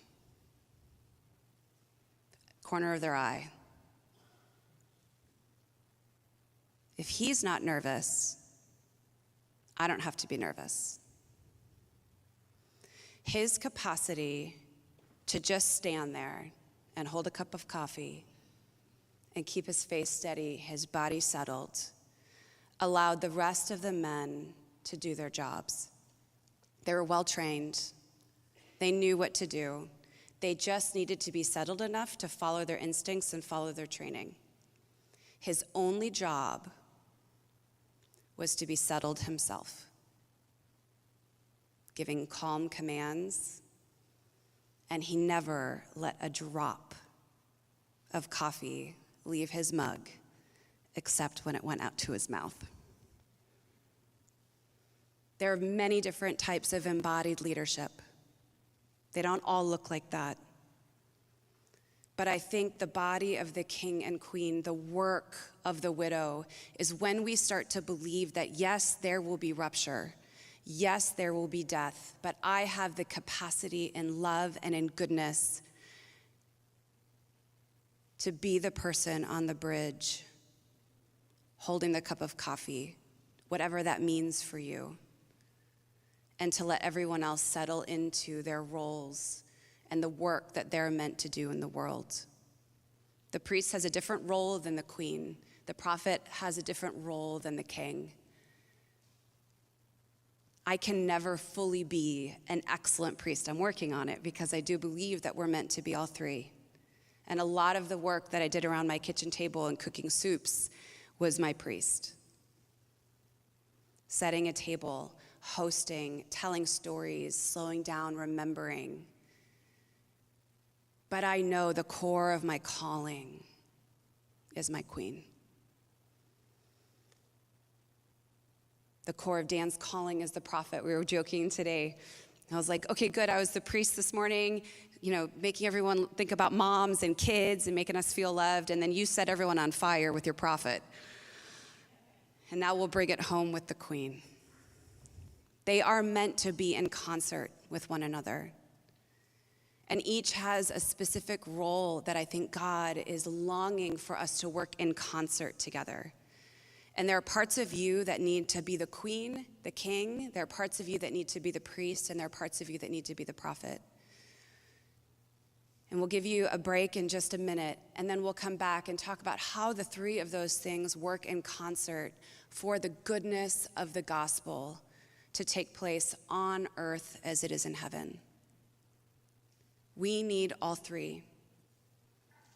A queen that is disconnected from the prophet or the priest will be rigid and hold on to power with a white knuckle. That's not what it's meant to be. It's meant to set the table, but the queen also needs to know that there's vulnerability and an underbelly to her that also needs to be honored, and that is what comes from being willing to love again. A queen will be a cold, rigid queen if she doesn't have mutuality and care built in by the fact that she needs love, she needs goodness, she needs tenderness, and she needs to also be able to give that and extend that out to others. The queen is meant to give and receive love. That's her call. Which means the vulnerability, the honesty, the reality of her knowing her impact and where she fails and also where she's afraid means that she doesn't have to be the statue on the ship. But she gets to move into spaces where that's needed, and then she can go into her cabin and admit where she is terrified too. Receive the care and the goodness that she needs, and then get back up on the bridge. but knowing she's not on the bridge by herself because she has the priest and the prophet with her, where together they can bring something of the flourishing of God. I'm going to give you guys a quick break, and then we're going to come back and we're going to finish out how this all works together and the so what, and then we're going to go into some question and answers. So if you have questions, then be thinking of those now. Take 7 minutes. If it needs to be longer, then that's fine, but we are so close to the finish line, so we're going to clip through this. So take a moment. We'll see you in a few.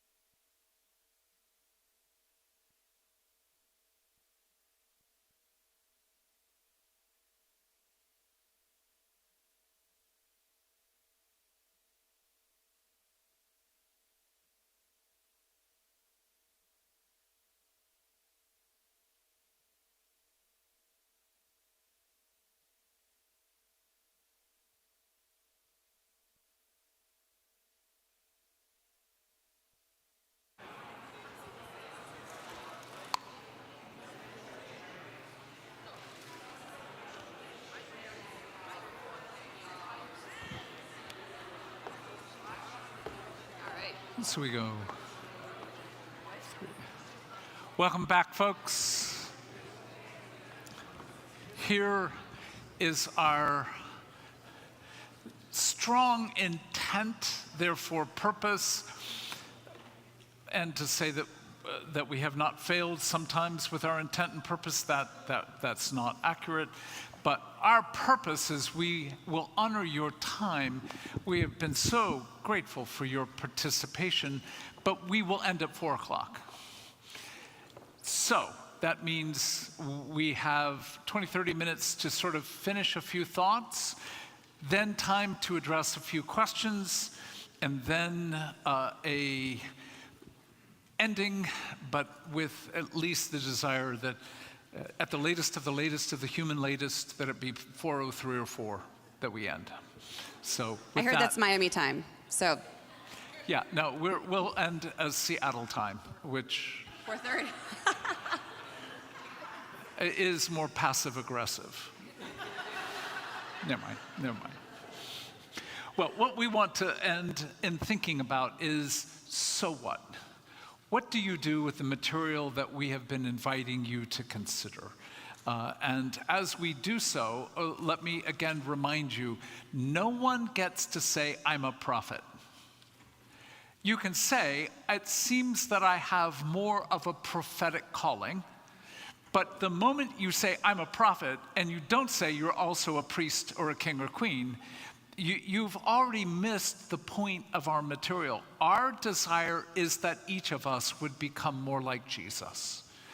In that, we're simply offering this way of thinking about becoming like him, in that he is the perfect priest and the perfect prophet and the perfect king. In that, I am far more of a prophet than I am a priest or a king. I'm actually a really good priest. I just don't like being a king. But you would have to know my story, which I've already said a few sentences about, and that is, by the age of 6, my parents were literally looking to me to make decisions. I remember the day that I was sitting in my father's leather chair, which is interesting in and of itself, reading a comic book, and my mother and father stood in front of me, and I looked up at them, and they literally stood there waiting for me to acknowledge them. And I sort of looked up from my comic book, looked at them, and went, mm-hmm. And my father says, your mother has a question. I looked to her with a, yes, speak to the little prince. And my mother says, we want to know where you want to go on vacation this summer. Well, I know where I wanted to go, which would be my grandmother's house, but I also knew that would not be an acceptable decision for my family. Now, how I knew this, I don't know, but I looked at my mom and dad and I said, get me an atlas.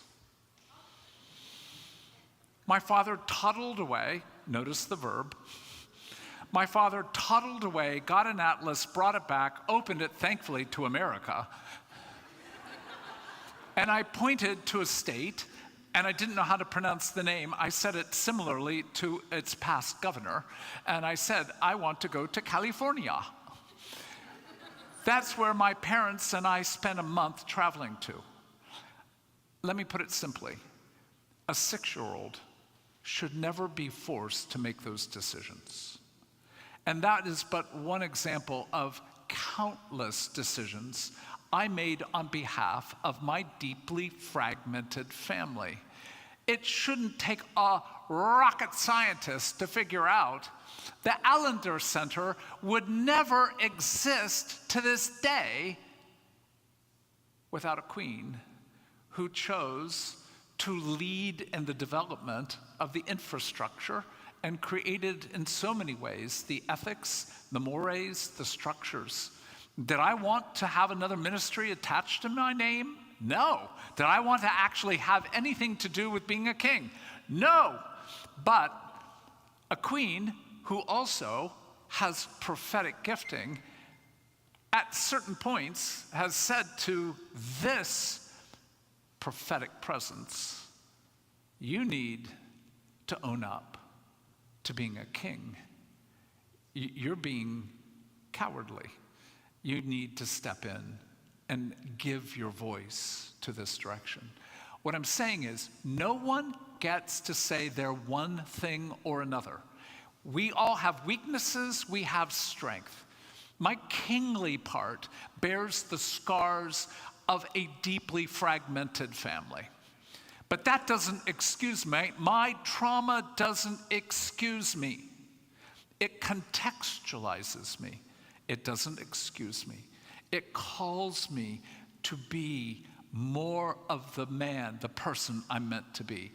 What I'm getting at further is, you cannot function well in this world unless you've got colleagues, friends, companions, allies who know you, who love you, who honor you, but also will not be enamored with your verbosity, or by your intensity, or by your threat of flight. Your thoughts, Queen. Oh gosh. Well, so yes, Queen is something that has come naturally to me because of my story. But I think what's more interesting to me is, in the same way that you have fled from king, how so much of my world was fleeing from priest. I grew up in a military family and with parents who came from highly traumatic backgrounds. Just a lot of unaddressed trauma, lots of divorce, death, abuse, and my parents were bound and determined to not replicate what they had grown up with. But what that means, or at least that meant in our family, was fleeing our story. And so we did not speak of some of my grandparents, of spaces in my parents' lives that they would rather not know about. There were family secrets that I won't divulge on a stage, but I didn't know about until I was 16 or 17, and some still that I found out at the age of 41. We were not a family that told our story. And we moved every 2 to 3 years, which meant, we were leaving anything that we had created behind. And I don't remember having parties or going away things or with friends. I never kept in touch. So when we would leave, my mom would talk, we would sit in the JCPenney catalog, and she would say, okay, we're moving. You get to redesign a new room. That's your gift. So every move, I would get to pick out new wallpaper. It was the 80s, so it was obviously ducks or geese. Baby blue geese, that was just the thing. Or maybe it was ducks, I don't even know, but it's bad. That's one of the things that will not come back. And if it does, just say no, just like low-waisted jeans. Everyone say no. So that was the thing, right? We would look, and so we would never mark the ending of where we had been and let the grief sink in and say goodbye and realize how sad we were about leaving. We would get in the car, and I would be picking out the next wallpaper and the next comforter for the new bedroom that I got to rebuild in our new house. That was the best my mom knew how to do. But what does that keep you from? So how do you think I do with grief? Which is why I talk about it all the time. I want to queen my way through it. I want to build the next spreadsheet, the next plan, the next 3-year plan, and be like, all right, everybody, on the bridge, we're going. Take the ship out. I don't want to say goodbye to the port. And I don't want to recognize that there's debris in the back. I don't want to know, because it's too painful, and I don't yet trust my capacity to face it and grieve it and bear the losses. That is my work. That is my work to do, because a high-functioning queen prophet can do so much damage if they're not willing to look back and tell the full story. So where Dan's work has been to stand in and take the weight of the decision, to make the call, to move the organization forward, my call has been to look back and recount the debris. That would be so much easier. It's written into me to keep moving, but you lose your story. But if we can trust that the whole story is meant to be told and that there is no condemnation in Christ. Again, not excuses for impact, but the sense of the price has already been paid, but I still have to take account and allow myself to grieve, myself to change, and help an organization move through the moments of loss and devastation and harm and heartache, where if the priest is not active in our own souls, we will deny the story. So, even though we would wish that we could give you like a 3-point, 6-point, 232-point plan, we can't. But we're going to pretend we can. First, so what material? So what's next? Part of the answer is, to whom are you telling true stories to? Are you accessing the stories that have shaped you? And that can't happen alone, solely alone. It can certainly happen as you pray, as you talk to Jesus, as you begin to write, and please hear that word, write. You will find, without bearing too much detail, that writing somehow, and again, when I say writing, I mean paper and pen or pencil, not computer, accesses a different part of your brain than when you type. Typing's fine, but not to engage stories. You need that tactile experience that accesses a part of our brain, the mesolimbic system of the neocortical part of our brain, that allows us to begin to feel when we tell a story. And so, to put it as simply as this, you need context. So when you write, where did it happen? And spend time writing about the context. If something deeply harmful happened in your bedroom, what did your bedroom look like? Look around the bedroom, and to the degree you have memory, and if you don't, you simply know something terrible happened in the bedroom, remember what you can remember. Don't force memory, because memory is a gift of the Spirit. And what you do remember is enough to take you from the small to whatever God has for you next. And the deeper the trauma, the greater the fragmentation, the harder it is to remember. See that sequence? The deeper the trauma, the deeper the fragmentation, the harder it is to remember. So if only you remember a smell, begin with that. If you remember just a slight fragment, remember that and write about it. And write as lengthily as you can. If you find after 5 or 10 minutes that literally you are exhausted, it isn't because you're physically exhausted, it's because you've accessed stress biochemicals, adrenaline, noradrenaline, catecholamines, particularly cortisol.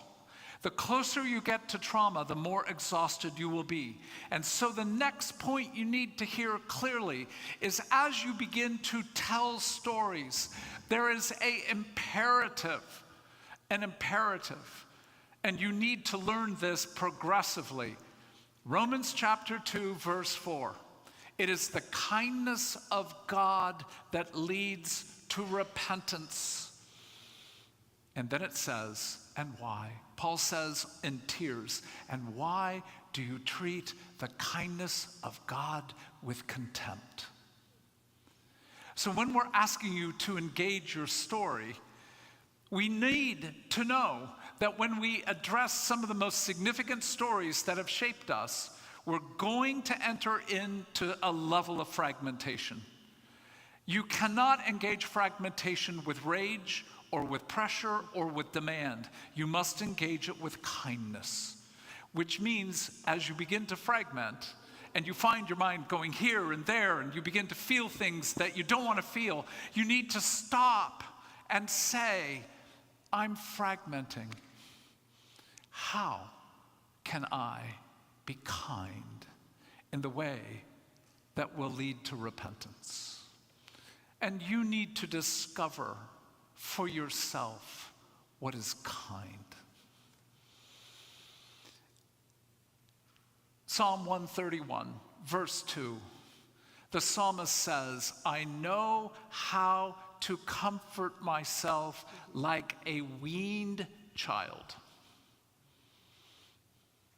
How do you comfort yourself? Let me show you what I need to do when I begin to fragment.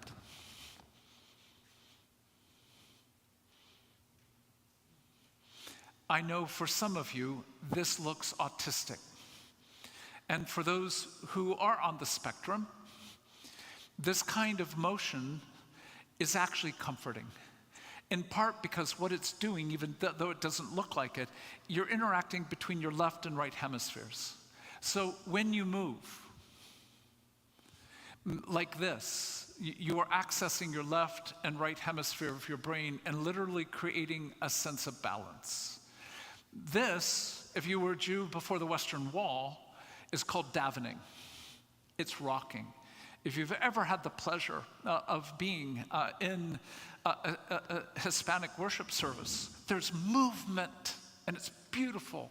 If you've been in Africa and had the chance to worship in that context, there is movement. There is standing and movement, because you cannot hear the things that are being brought to you without having some kind of movement. And even this movement, over time, brings a kind of interior, mental, brain harmony and balance. I know how to comfort myself. On our porch, I think there are probably up to 7 different chairs that are rocking or motion oriented. So a friend of ours came and saw how Becky has designed our porch and said, this is for trauma care. And I don't think either of us thought about it, but it's actually really true. You need a trauma care environment. So at least one rocking chair in your home. Beg of you, one rocking chair that you can sit in and say, I am fulfilling Psalm 131 right now. If davening feels too weird to you, then don't do it. You need to find ways to bring kindness. So when you begin this process, you need to tell your story. It will be progressive, because what we have learned through research is that story needs to be told up to 30 times before there is a change in brain pathways. Did you just hear me? The stories of your trauma need to be told at least 30 times to begin the process of changing our neuro pathways. So, for a husband who knows that his wife bore some degree of sexual harm in her youth, who says, well, I know that story. My question to that man is, and have you wept?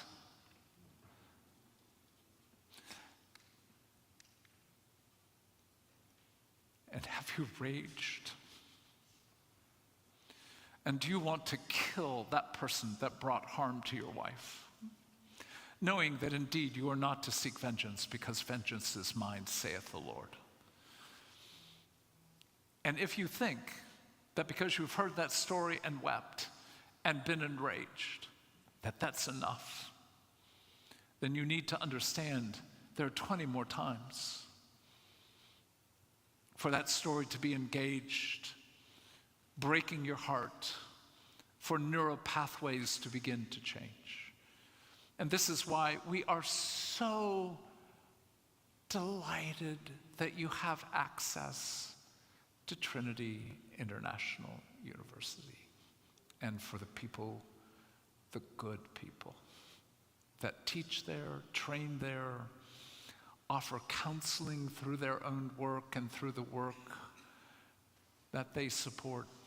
You've got a good community of story hearers and engagers who have a prophetic heart to invite you.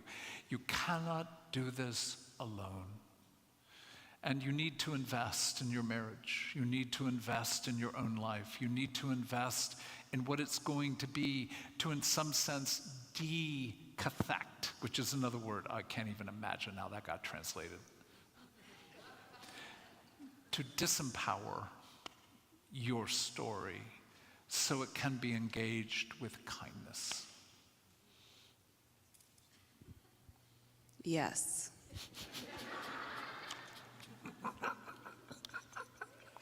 I was really curious what your 3 things were going to be, because we didn't talk about that before. I had 2, but I can't remember the third.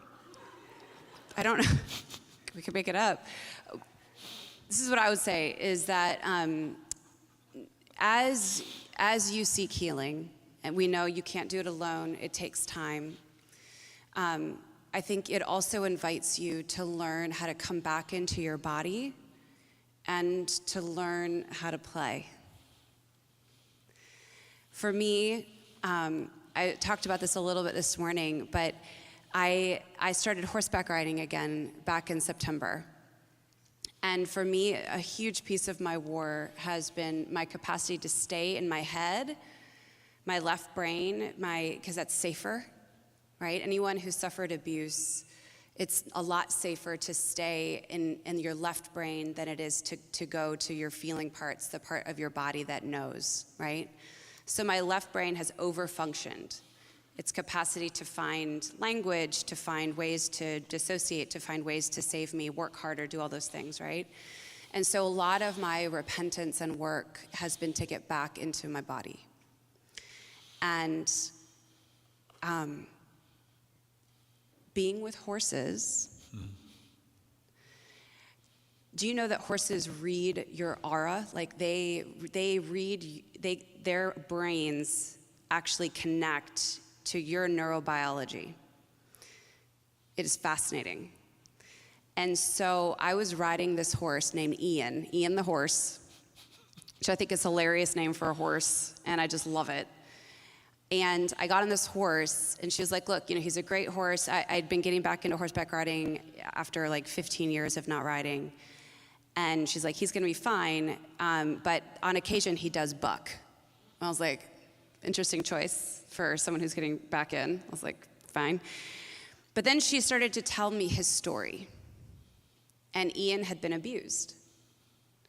He had been abused in his past barn. And what happens for Ian is that he notices and reads you so well so that if you're not in a good space and he's not sure that you're trustworthy, he will get you off his back. Smart horse. There's something about Ian that I really respect. And I was like, I actually feel like Ian and I are a good match. There's something about Ian I understand. And after a while, like Ian and I were doing well, I came to the barn on a day that I was pretty dysregulated. And I pushed myself through it without regulating my body again. And guess what happened? He bucked. And I knew it. And I stopped, and I centered my body, and I reconnected with him. And then we trotted, and we hung out a little bit more, and we reconnected. And then a few weeks later, they took me off him because he was having just a really rough time. And then just last week, I went back to the barn, and they were like, oh, actually, we're going to have you back on Ian again. And I pulled Ian into the stable to start to tack him up. And my heart just opened wide up to this horse. I had been disconnected from my body. I'd been on the road. I'd been pushing myself too hard. And all of a sudden, this animal nuzzled my chest. This huge, beautiful, abused animal felt something in me and nuzzled in, and my body came back. And I just sat there and looked at him and just wept. and sat on the stable floor in the hay. And he just sat there with me with his head down and like kind of nudging my head for a good 10, 15 minutes. But our bodies need to be re-engaged, and we can't always do that alone. And sometimes animals are a safer place for us to connect to because they help us regulate, they help us understand our bodies in a way that we don't even know how to do because our bodies have not been safe. And there are reasons why we disconnect from our bodies. It's our way of surviving. So as you come back to your body and your story, will there be ways for you to reconnect, but also in the sense of the play and the goodness and the delight? Because again, our bodies can feel really dangerous, but they're our gift. And so, who are the Ians in your life? Is it your dog? Is it a walk? Is it nature?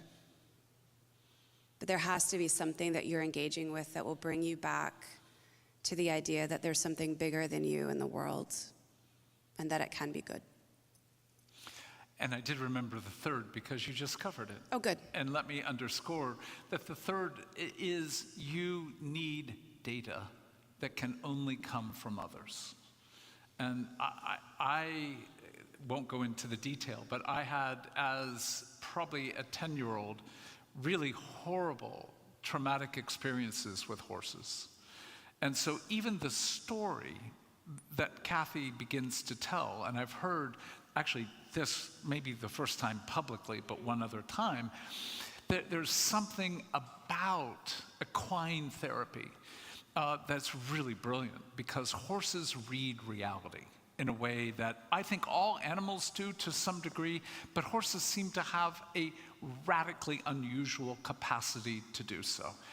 The issue here is, who is telling you the truth? Who trusts you enough to tell you the truth? Who delights in you enough to tell you the truth? And I think that's a really two-pronged, important question. Because there are people in this world, and I find that when somebody says, Jesus has told me to tell you, my general response is this: well, let Jesus know there are ways I can hear from him through people I know and trust. I don't know you. Ergo, I don't trust you. And therefore, keep Jesus to yourself. Now, that may sound very harsh, but I'm not going to take feedback from anyone. I'm going to take feedback from people that I've been in labor with, that know me well enough to know deep parts of my brokenness, but equally well, deep portions of my beauty. And those are people who have bled with me, for me, and against me.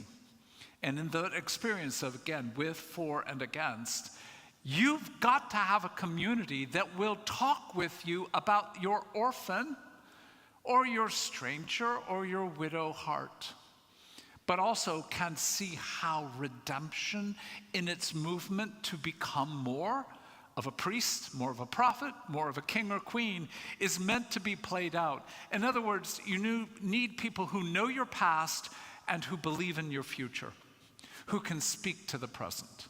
Who are those people? And what I'm hoping before the living God is that at least it's your spouse. And if it's not, how come?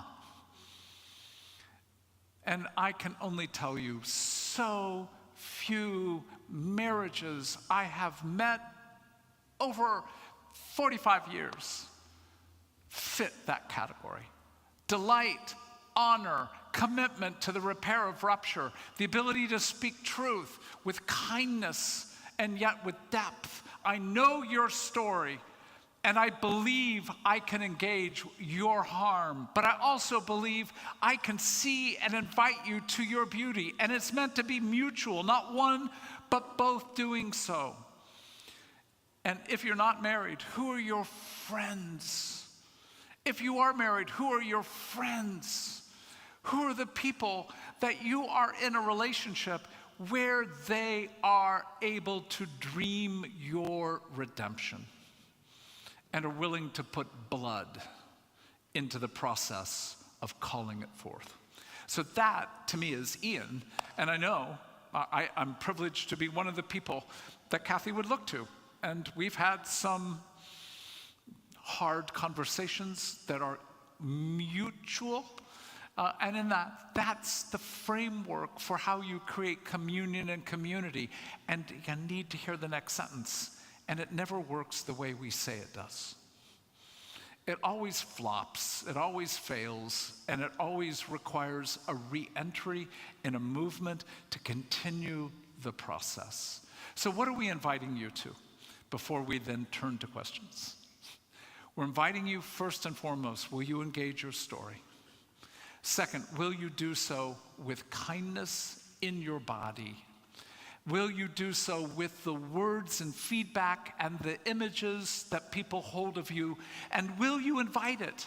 Will you begin to say, of the three categories, orphan, stranger, widow, widower, what do you see to be most true of my own woundedness?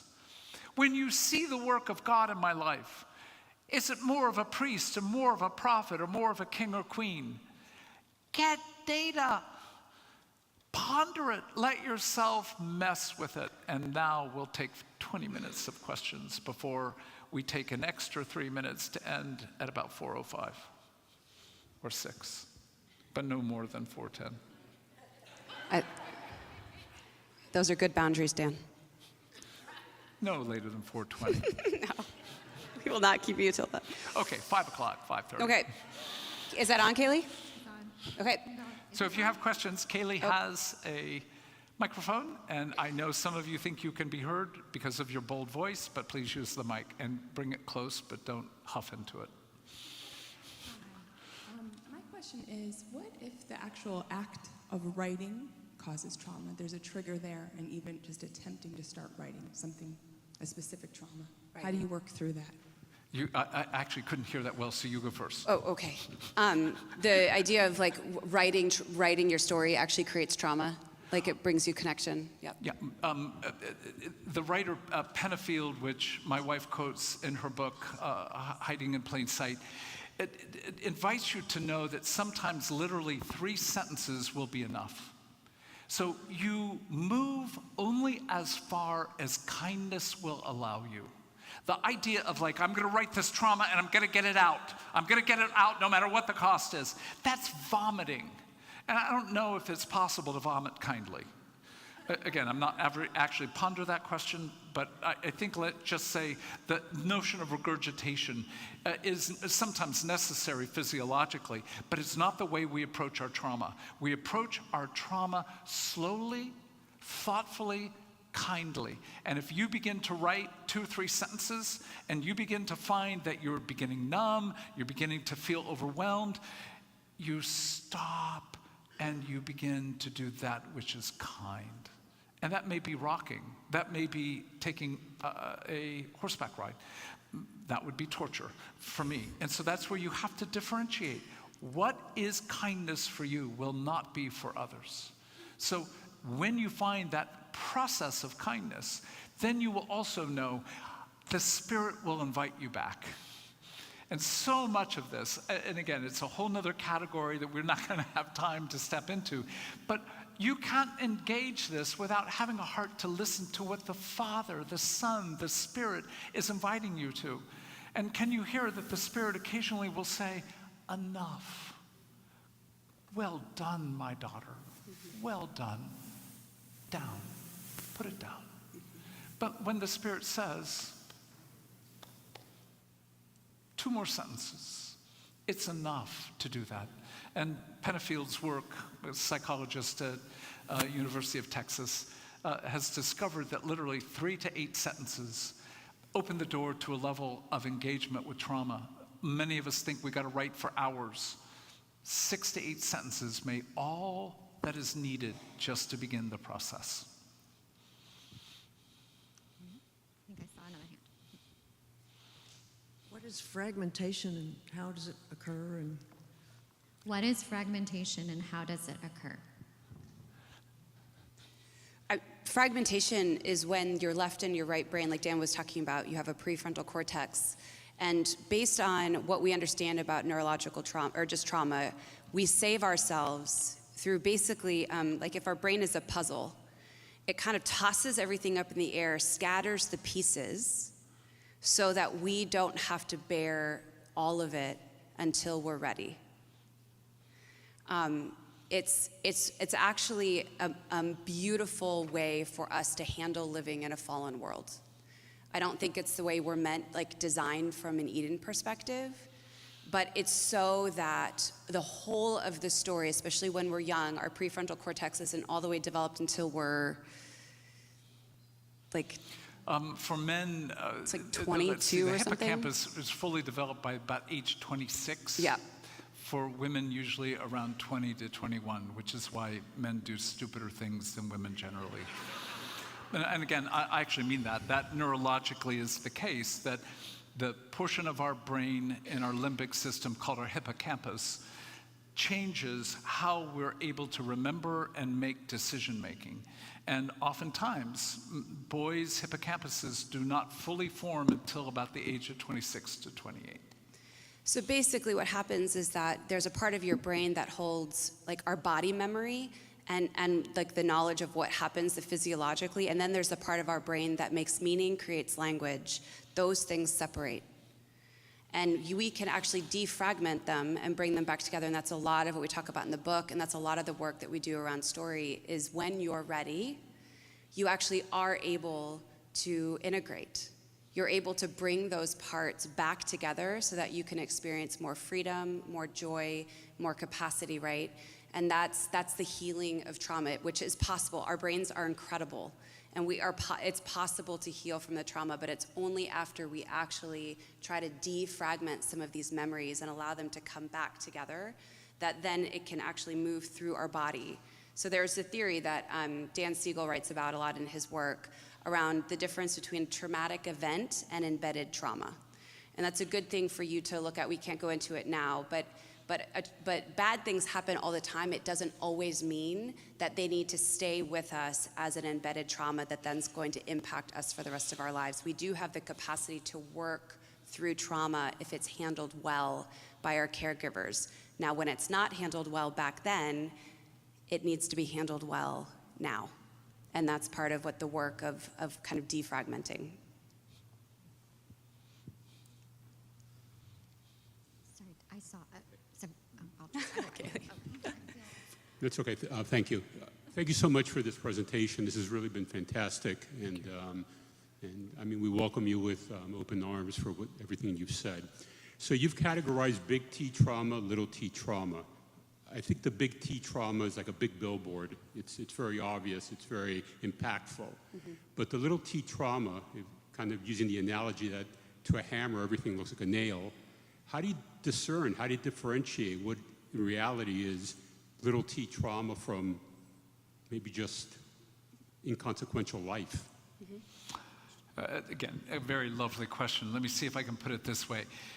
The dilemma with small t trauma is it looks inconsequential, often because it's more subtle than the severity of capital T trauma. Does that make sense as a beginning point? It's more subtle, it looks inconsequential. Having friends who are part of the BIPOC community. In Seattle, which is considered to be an incredibly liberal environment, the amount of assault on the streets verbally for our friends who are of the Asian community, the Hispanic community, it's just extraordinary. The things that get spoken out loud, violent, degrading things, as kind of almost like a normal day-to-day experience, certainly in comparison to being physically assaulted or sexually violated. It seems smaller. So whether it's referred to as microaggressions, whether it's referred to as small t trauma, being called derogatory names on the street, I don't think of that as small t trauma. That's a deep violation of human dignity. But when you've got somebody who says something like, "Oh, so you're going to get to Florida. Ah, how wonderful for you to get some sun. Well, the rest of us, mere mortals, are going to have to stay in the midst of the rain." Ha ha ha.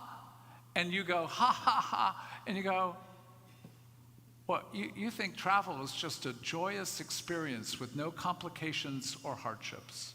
Yeah, I'm really glad to be here, really honored to be here. But there's always a cost.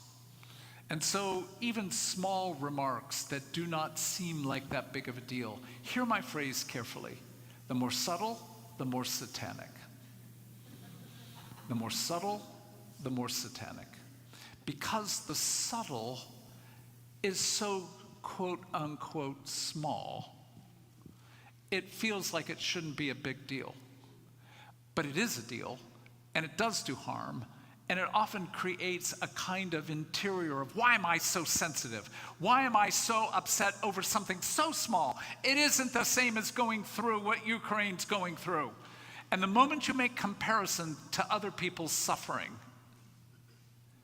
2 days ago, I had a paper cut. 40-some years ago, I got stabbed. The paper cut 2 days ago still hurts in a way the stabbing I don't remember that well. So you need to have categories that allow you to be able to honor the small, honor the subtle. 1,000 paper cuts, in some sense, will kill you. So that would be the point I would want you to know. Yes, they're capital T traumas, and they are deeply needing to be addressed. But please don't misunderstand. Small t traumas, when they're repetitive, small t traumas when they become patterns, small t traumas in friendships or marriages or in communion with other believers becomes a kind of bleeding out slowly without actually even being aware of the wound itself.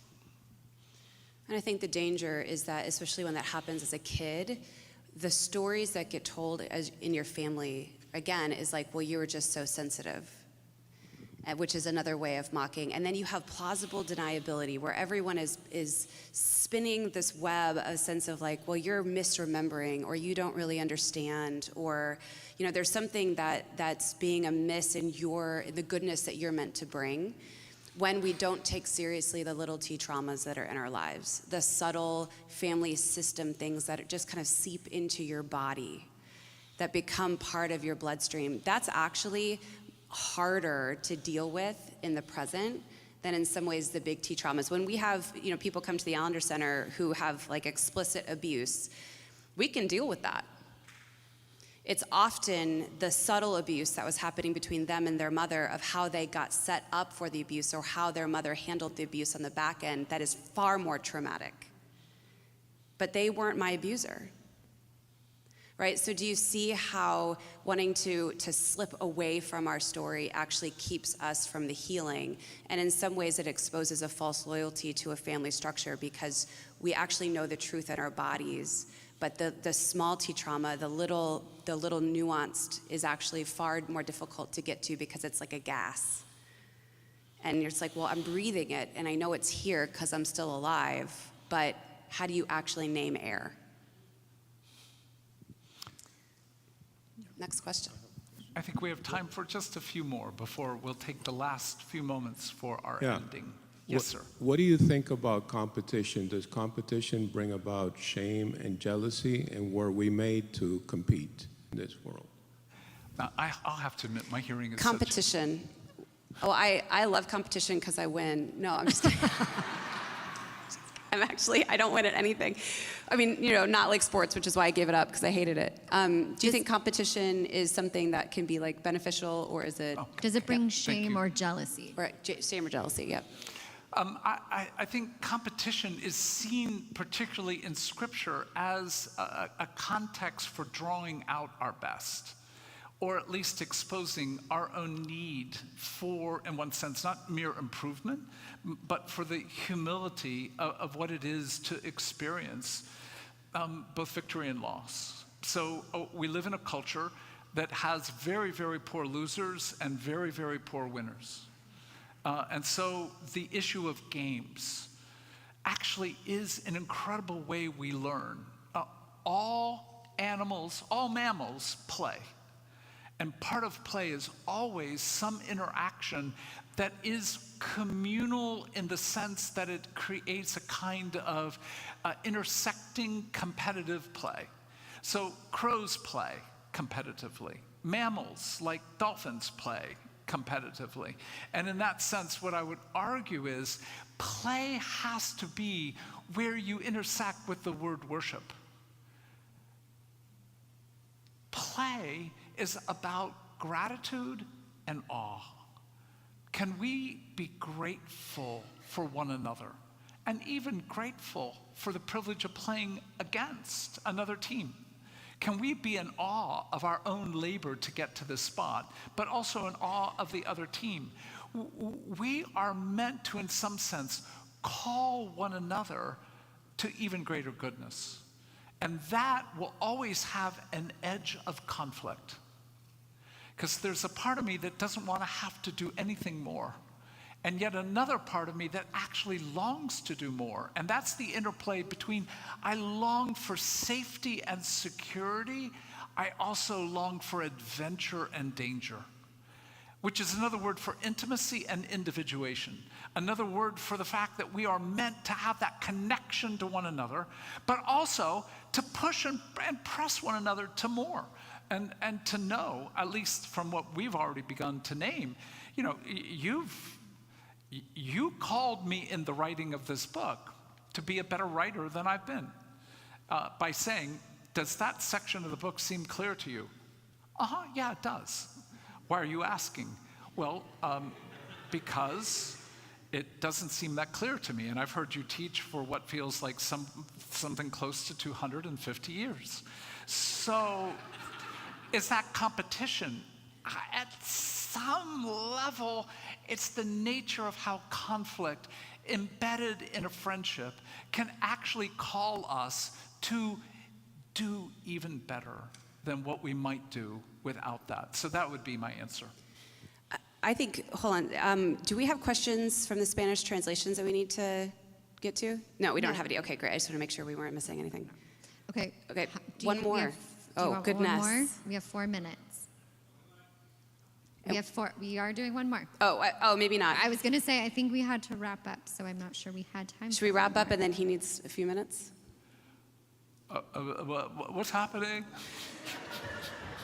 I think we're actually trying to, okay, I see all your questions. That is so fun. And we're going to sign books in the back after this. And so if you want to come, we might not have time for a lot of questions, but at least some engagement. And also, you know, we do stuff. And you guys can come hang out with us and do other things with us too. You don't actually have to even come to Seattle, so that's the good news. But we are just so grateful for your engagement and all your questions, and I wish we could answer all of them. I love the fact that this is making you think. That's really fun. I will say as well, you can come to Seattle. We do story workshops, some of which we do online. But we have a May 13th through the 15th, which I know is really, really soon. But what we're doing in that context is returning to an on-site work with marriages. And in this case, we're only taking about 30 couples and inviting folks to begin the process of engaging their story, their style of relating, the issue of prophet, priest, king, everything that we've been putting words to. So again, if you'd like to learn more, look at our website, theallendercenter.org. We'd love to be able to play with you in the future. So as we end, with about 3 minutes to go, let me underscore what we're most hoping for, and it's the word worship. No one changes at the level that we intend without an engagement with Jesus. And Jesus is the one who, in the cry of dereliction, was orphaned and estranged and widowed. Jesus bore all of our death and all of our brokenness and sin. And in that, the honesty of Jesus is that he says, is it possible for this cup to pass. And then the phrase, not my will, but yours be done. We need to be able to ask with deep, deep, deep desire, is it possible for this trauma to pass? Is it possible for the harm I've endured to pass? And as Cathy has underscored, and I couldn't agree more, we can be healed. Our brains bear a plasticity that is stunningly beautiful, but we will never be without scars. And that's true in Revelation chapter 5. Jesus stands before us, the lion and the lamb. And as the lamb, he bears the scars of the cross as part of his glorified body. I don't know if that staggers you. Jesus is fully man and fully God now in a glorified body. In Revelation 5, the scars of the cross remain. Our scars are meant to be healed, but they will never go away because they're not intended to. They're intended in some sense to be worn before others with an invitation to say, death, where is your sting? The mockery of evil is one of our great delights. Oh, death. Essentially, Paul is looking at death and saying, come on, baby. Come meet me. You want to take me down? Come into the arena with me. Because guess what? Death does not get the last word. So if we understand the resurrection, we are the people who can walk into Treblinka and not turn away from the emaciated bodies of my family. And we can go back 400 and actually further than 400 years to the Middle Passage, slave trade, and say that America was built on the bodies of black men and women. And we can look face to face at our Asian friends, particularly the Chinese, and to say the railroads that ran and created incomes for most of white America were built on the backs of Chinese men and women. And we can look at men and women from the Hispanic community who have been slurred and misused and violated, and say that the brilliance of culture, of language, of song bears a beauty that is beyond compelling. So we can tell the truth, and the truth is full of death, but the truth is greater that it is full of life. And we can say, we can be attuned, and we can contain, and we can repair rupture. And if we are willing to do that, I promise you, the Christian community can find its bearing. We have lost our primary calling of making known the glory of Jesus Christ. We can find our way of talking about death and resurrection and the ascension that invites people back into the play of worship. And worship is where we can hold Him and one another with delight and awe, with gratitude, with praise, with grief, with thanksgiving. And if that's the life you want, then all we can invite you back to is, will you tell the truth about the brokenness of your stories? Will you begin to ponder and look at them and begin to invite them into the realities that indeed need your care and need the care of the Spirit of God and need the care of good story hearers, good therapists, good pastors, good spiritual directors, to be able to expand your understanding and your taste of how goodness can grow your heart to become who you are meant to be. And when we do that, not just personally, but we do that with a couple friends in a Bible study. We do that as we begin to gather together, and as we do that in a larger community. And people begin to see there is a new freedom and a new passion, a new capacity to hold death, but be able to speak life. Then indeed what we're going to find is our place in this culture, in this time of decay, before the Lord returns, will be well. We are all waiting for the day where we will hear the words, welcome. Welcome, stranger. Welcome, orphan. Welcome, widow, widower.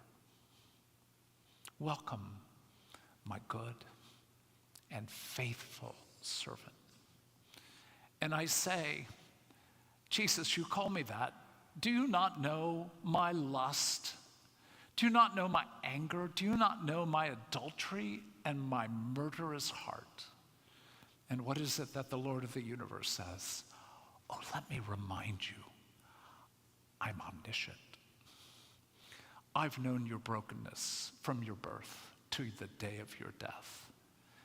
And it has not kept me from being delighted and honoring and inviting you back home. So if there is a desire of our hearts on your behalf, on our behalfs, it is that you are welcome to come back home.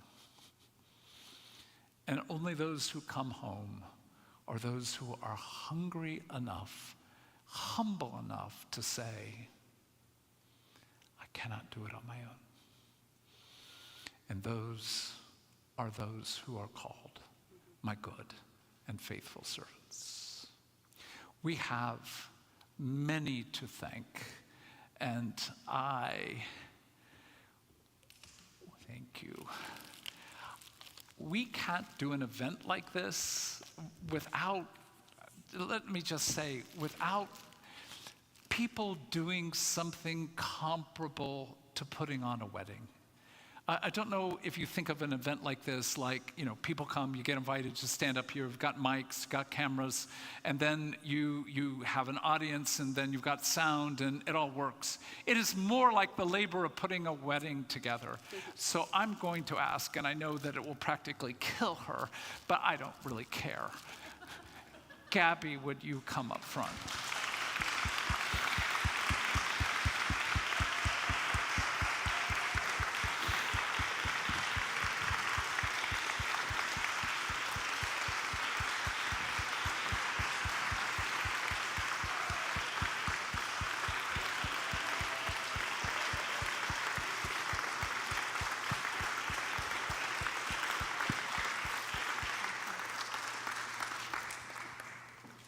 Grace and kindness are often seldom in the interplay with extreme competence.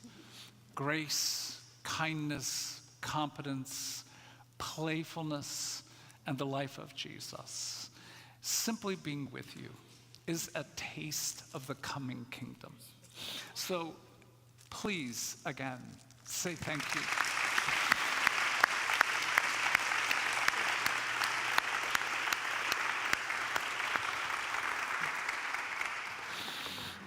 And I'm going to ask two men, pastoral presences in this church.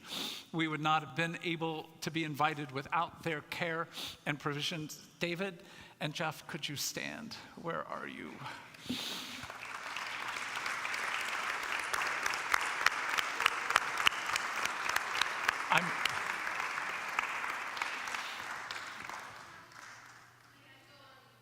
They're busy. Oh.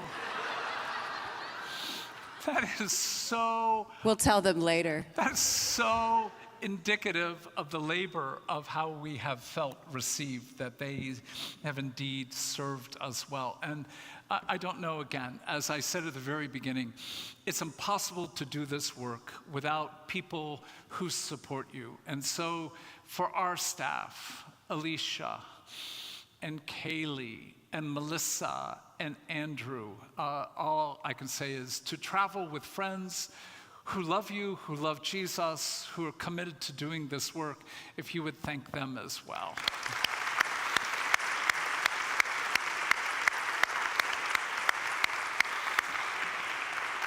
And not to say last or least, but simply to say, the idea of trying to I think it's unquestionable. Translating you would have been really good, sweet, good.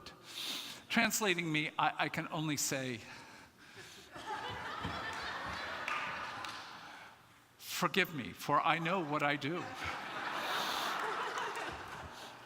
To the translators, thank you so much.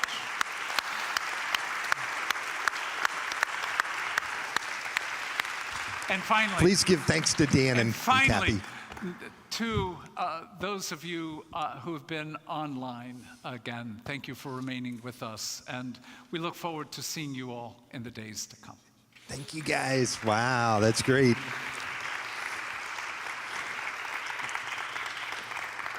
Yeah, it's amazing to have a great team. Robert has been working cameras, and Charles, and you've seen Gabby, and there's so many others who make this possible.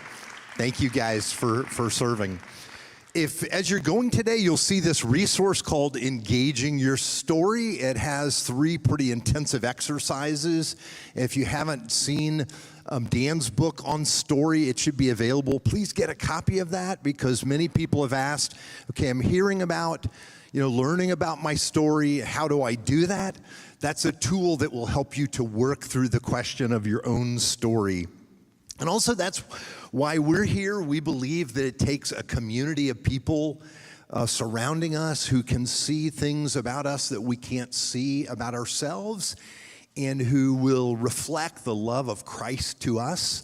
And so if there's any way we can be supportive of you, if you don't have that community around you, as the sign says, this is what we say every day. It wasn't just for this weekend. Everyone belongs here. There's a place of belonging for you. Would you pray with me? Would you pray? Father, sometimes we feel like we've been at a banquet and our eyes are almost so much bigger than our stomachs. We want to eat everything. We want to take everything in, Lord. And you've given us so much in the great feast. And we feasted today, Father. And so even as we go away from here, help us to be grateful for the gifts that you've given to us in brothers and sisters who come across the country to share your word and grace with us, who will speak prophetically into our lives, not as those who are foreigners to us or aliens, but those who are a family to us. And Lord, as we go, also help us to be grateful for the gospel, that you're redeeming God, that every one of us not only has a story, but because of Jesus, we're living a redemption story. And help us to see how you have redeemed us and how you continue to redeem us in the way we live those lives going forward. And we know, Lord, that isn't a work that you require. You give us this all of grace, but it's a joy and an opportunity to worship you. And we thank you. Thank you for this privileged time and for each other, for this place, for all of the servants, for everyone. We pray together in Jesus' name with gratitude. Amen. Thank you.